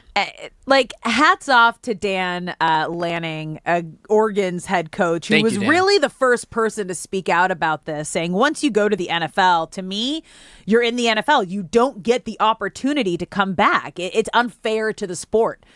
And it's true. And it's so funny because when Lane Kiffin was talking about no, this is good. The guys coming back will be able to teach the younger guys about life lessons. It's but you could teach these guys some life lessons right now by being you decided to leave. You couldn't cut it in the NFL. Life ain't fair, buddy. That's on you. You don't get to come back. Nothing about life is fair. Was it Scar or Mufasa who said that in life? It was Scar. He said, life is not fair. Yeah, and it's also so funny, again, just back to the Lane Kiffin That was a good word Scar accent, salad. by the way.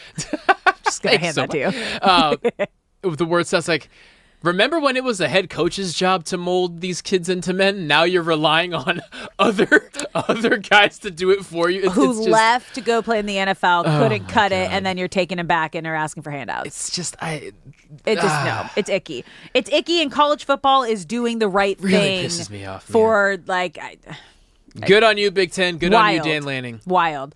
Really positive move here by college football, having some integrity, which we haven't used those two, college football and integrity, together in some time. Anywho, you're listening to Brock and Alex on the new 97.1 The Fan, the voice of LA sports. Let's get to some Dodgers baseball because they are back in action tonight, the first of a 3-game series in Atlanta against the Braves, with Tyler Glasnow making his big return to the mound tonight, which is just, it feels like this Dodgers rotation is finally getting to that peak that we always kind of oh my gosh, could you imagine if they get Scooble? Can you imagine if Snell comes back and he's great? Can you imagine if Tyler Glasnow comes back and he's awesome?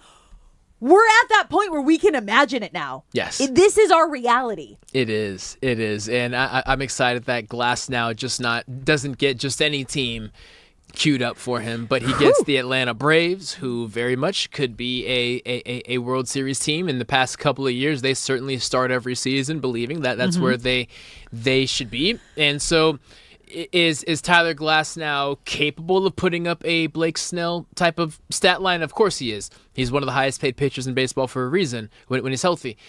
But I actually prefer, with the playoffs right down the road, and with him only getting, 31 games remaining, at most 4 starts in before the playoffs, I say bring it on. Give him the top-notch competition now, because while he was able to ramp up in the minors in regards to ramping up in the big time, there's not going to be many opportunities. So the fact that he gets the Braves is a great thing. Yeah, and he gets kind of a full month here in the bigs before the start of October and the postseason. Baseball coverage on the new 97.1 The Fan, the voice of LA sports, is presented by Xfinity. Score the most reliable Wi-Fi, one price, 5 years guaranteed. Xfinity. Imagine that. Now the Dodgers lineup is out, so let's go through that. Who will be behind Tyler Glasnow when they're on the field? Shohei Ohtani will be leading off as DH. Freddie Freeman at first base, batting second. Mookie Betts at shortstop, batting third. Max Muncy at third base, batting cleanup. Tommy Edman batting fifth at second base. Kyle Tucker in right field, batting sixth. Alex Call getting the call, batting seventh. He'll be in left field. Alec Thomas in center field, batting eighth. And Hunter Fiducia behind the plate, batting ninth. I love that we've really seen Fiducia and Rortvedt make the most of this opportunity and really just catching and controlling one of the best rotations in baseball, and they've only been here since the trade deadline. Yeah, it's something that could have been a worry on the list of various worries that the Dodgers have had due to injuries, and for the most part, that has not been the case. Fiducia, the only thing you could point at struggling-wise is this past series, Game 1 in the first inning, he had a pass ball on a throw from Pages. Yamamoto was there, so it's not like the ball went anywhere. In the 8th inning, though, he let down Kyle Hurt. Kyle Hurt gave up a 2-run home run, and then the very next batter, Kyle Hurt gets the strikeout, but it ends up being a drop third strike because Fiducia is not able to grasp the ball. He was kind of too focused on framing it instead of catching it, and now the runner's safe at first.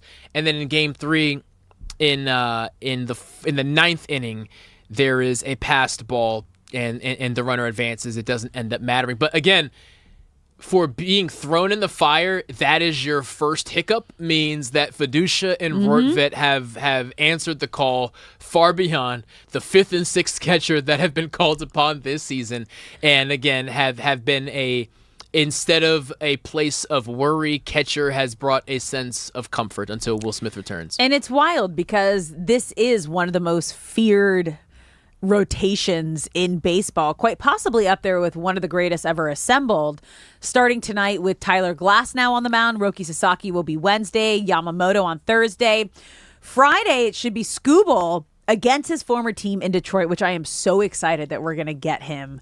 Kind of that, we talked about it a lot. It should be that you need that moment to close that chapter and move on, and hopefully this can be that for Skubal. And then you got Blake Snell Saturday, and Sunday potentially Shohei Ohtani. So let's talk about Ohtani here for a minute. Obviously, he's still in the lineup, still DHing, but he could be back on the mound, as I said, Sunday against the Tigers.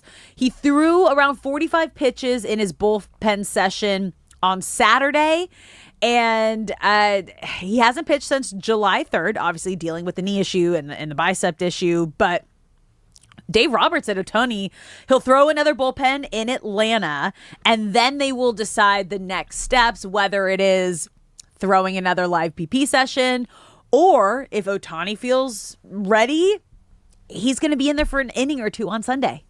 Quick note on those BP sessions, which are awesome. The live batter he's been throwing against is Will Smith, who is ramping his thing up. Dude, that's great news. If you are healthy enough to take some live at-bats against Shohei Ohtani, you can't be that far off. And that's I believe huge. The initial date they said was September 1st. Oh.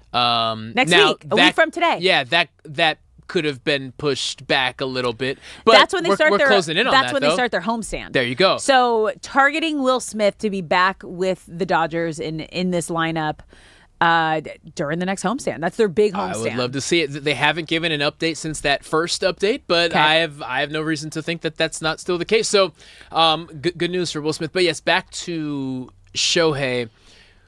The ask out of him is not going to be a big one, which is why I'm fine with him getting back in the mix a little. I don't know what the initial schedule was, but what feels like ahead of schedule, because at most they will ask him to pitch 3 innings. Like it'll just be 1 at the start. I'm gonna give him 2. He'll ramp up to 2, and I only say 3 if it's a World Series situation. Oh, you're talking about come October. Yes. Okay, I thought you were saying like out of the gates. I'm like, Brock, you're crazy. But between now and the end of the season, the most innings Shohei will ever have to pitch is 3. So 1 at a time. And we spoke about this earlier, but the best thing that I think we saw this past weekend was Shohei stealing bases. And he did it twice. And if that knee is healthy enough to steal bases, something that he was reluctant to do or just wasn't capable of doing successfully, or you getting were thrown out, holding his breath as he was rounding the bases, trying to stretch out. The fact that he is now doing it comfortably and getting safe shows that he has faith in that knee, and get out there on that mound and let's see what he can do. It's so funny because Dave Roberts also said if it were up to Shohei Ohtani, he'd be in a game in a few days. And we know that. We know Ohtani will do whatever it takes to be out there. But there's also the looming MVP conversation and kind of him being neck and neck with Pete Crow Armstrong. Now, around the All-Star break, it was like, oh, no, Ohtani's running away with it, obviously, because he was having an incredible season on the mound. But once he stopped pitching, it kind of turned the conversation to, I don't know if he's even...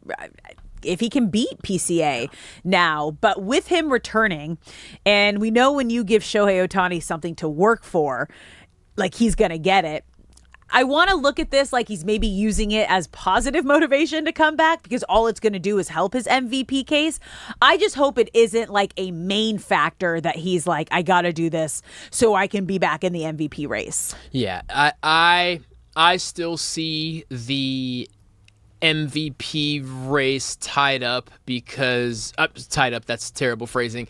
I think PCA has it because Shohei pitching 1 inning and then maybe by the end of the regular season 2 innings. I don't know if that'll be enough workload to outweigh the PCA vote. But the motivation aspect is much more important than him actually winning it as a Dodger fan, just from a team standpoint, because a motivated Shohei is a great Shohei. And if that's going to bring the best out of him as we ramp him up to the playoffs, then so be it. So, of course, I would love Shohei to win the MVP, but I do feel there is just too much ground to make up, and not pitching a full 5, 6, 7 innings, it's just going to be a tough task for him. But also, like... I know Ohtani wants to come back. I know there's like the MVP conversation, but like, do we need him to come back right now? No. It's an embarrassment of riches, so to speak, that you can take your time with Shohei and only use him when you need him. If I had it my way, I would say Shohei pitches a spot inning here and there, making sure he's loose, making sure he's healthy, and just enough to remain within rhythm because it is only 1 inning. And then once the playoffs start, it's, all right, Shohei, whatever you have left, you have a whole offseason to rest, and there's probably going to be a lockout, so you'll have more rest than normal. Oh, my goodness. Pedal to the metal and just throw the ball until your arm falls off. Just temper expectations. And no, don't throw the ball until your arm falls off. We need longevity, okay? We need longevity out of Shohei Ohtani. So game 1 of this 3-game set against the Atlanta Braves. First pitch 4:15 p.m. tonight with Tyler Glasnow making his big return. That is going to be what I am watching here tonight. What version of Tyler Glasnow are we getting? Is it a level that Blake Snell was when he came back from the loose body surgery and he has just been lights out since coming back? Or is it closer to like an Edwin Diaz where there's a little bit of that like mental struggle in the in-between? I feel like we're going to be closer to a Blake Snell just with how dominant his rehab assignment was. But then Blake Snell didn't have a great rehab assignment, which is why it's weird. Like, it's crazy. Like, you can't read too much into the rehab assignments, but also the team obviously is deeper and stronger and better with a healthy Tyler Glasnow. And Atlanta is going to bring it. This will be a playoff atmosphere. This will be an NLCS atmosphere because it may be a preview just of that. Atlanta's first in the NL East, and it's important to note that Ronald Acuna has missed 54 games this year. He came back July 27th, but just the fact that Atlanta has remained at or close to the top of the NL with the Dodgers and the Brewers throughout the entire year, despite Acuna missing what will end up being about a third of the season. Atlanta's won their past 5 complete series. They didn't complete the series with the Mets due to a postponed game due to weather. They have, post All-Star break, though, they have lost series to Milwaukee, Arizona, and the Yankees, 3 teams that you would consider playoff top teams. Tier. Yeah, first baseman Matt Olson, 131 hits, 36 home runs is second in the NL. His 31 doubles are also second in the NL. Second baseman Ozzie Albies, 127 hits and 20 home runs, and center fielder Michael Harris, who's been so fun to watch. He's hitting 294, which is 6th in the NL. His 140 hits are 8th in the NL. So, are you just pumping them up right now? I am. What are you trying to do here? You I'm pumping up Dodgers the Braves? fans know. Brock? I'm letting Dodgers fans know that we want Glasnow to be dominant, but to not panic if Atlanta gets their hits. But also because I want this to be a high stakes series. I want It is. This is going to be probably their toughest series next to the Padres left in for the remainder of the year. So we got to take advantage of season. it. And Atlanta's going to get their licks in. And I want to see not just Tyler Glasnow, who of course will be the focus today, but just as a team, how they battle, how they fight against the team that man for man is closer to the Dodgers' talent than the previous couple of series that they've played. So I'm ready for this. I'm treating this like the playoffs. Oh yeah, it's gonna be a great one. I mean, thankfully the Dodgers enter this series in the 2 seed in the National League, 1 game behind Milwaukee, 4 games ahead of Atlanta, so they could really create a decent amount of space, which they need to do if they want the bye in this series. All right, guys, we're going to take a quick break here. When we come back, though, we are headed to Atlanta because we are bringing in show personality Steak Shapiro, talking all things Braves, Dodgers, matchups. Don't go anywhere. You're listening to Brock and Alex.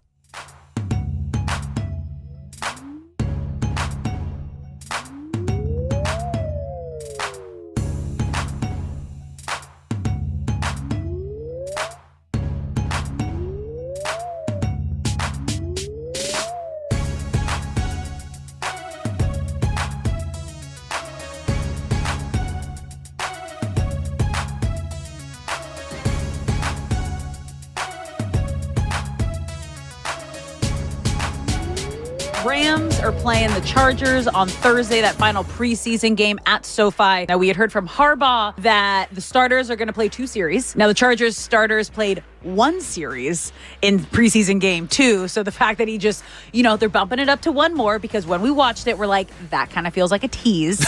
We needed to see more in a new Mike McDaniel offense. Justin Herbert, we got nothing. Okay, we got nothing, and we need to see a little more if I'm going to believe in what this new system is come week 1. So we know the Rams aren't going to have any of their starters out there. That's not what they do. But as you mentioned, it's going to be great for the battles of those final roster spots for the Rams to say, oh, look what I did against a starting roster. Yeah, imagine if you're Cam Lampkin or Alex Cook or a bevy of other names who are fighting for those final 4 to 5 spots on the Rams roster. You get an opportunity to go out there against starters, whereas typically the final preseason game, you're competing against other backups. And if you go out there and ball, you really have to elevate your game and play the game of your life to really show, okay, you were against third string, but you played so well that your spot is solidified. How rare of an opportunity it is to go out there in the 3rd preseason game fighting for a final spot against the starting caliber NFL offense. And the Chargers are expected to have one of the top ones, because if you can go out there as a linebacker and handle that Chargers offensive line and Omari Hampton, if you can go out there as a DB and handle Ladd McConkey as a DB and make a play against a Justin Herbert pass, that goes a long way, because again, for this final preseason, I don't know where he is in this process, but it is a process, coming back from no such time off. It was a scheduled rest day for Matthew Stafford and Devontae Adams, so that means we saw a lot of the backup QBs today. It was Stetson Bennett taking the first team reps, Ty Simpson coming in on the second team reps. And of course, the star of training camp has been wide receiver Puka Nacua. Today was no different. We saw another. Also seen full year collapses on this guy. And I'm talking multi-year. We saw it with the Mets twice, by the way. We also saw the injured year that he had with the Mets. Now he's over here with the Dodgers, and he's been very shaky from Jump Street, before even the microneedling surgery even had. I have not been quiet that I didn't like this deal. In fact, the Dodgers have think I got it, and being able to run into the end zone, and there comes 22 flying out of right field and being able to punch it out. And man, you're upset because you want to be able to make those plays. But you also know we're at highly competitive football right now, and it feels good to be able to What's work up, on LA? different Welcome things. back to Brock and Alex on the new 97.1 The Fan. LA, welcome back to Brock and Alex on the new 97.1 The Fan. The voice of LA Sports. I'm Alex Curry here with Brock Farine. We are honoring the late great LA Sports. I'm Alex Curry here with Brock Farine. We are honoring the late great Dolly Parton all day long as you hear her coming back from every single. I gotta ask. The ultimate. So you're trying to say you don't think that my mom took one look at me coming out and just said that like little sausage, just said that like little sausage, little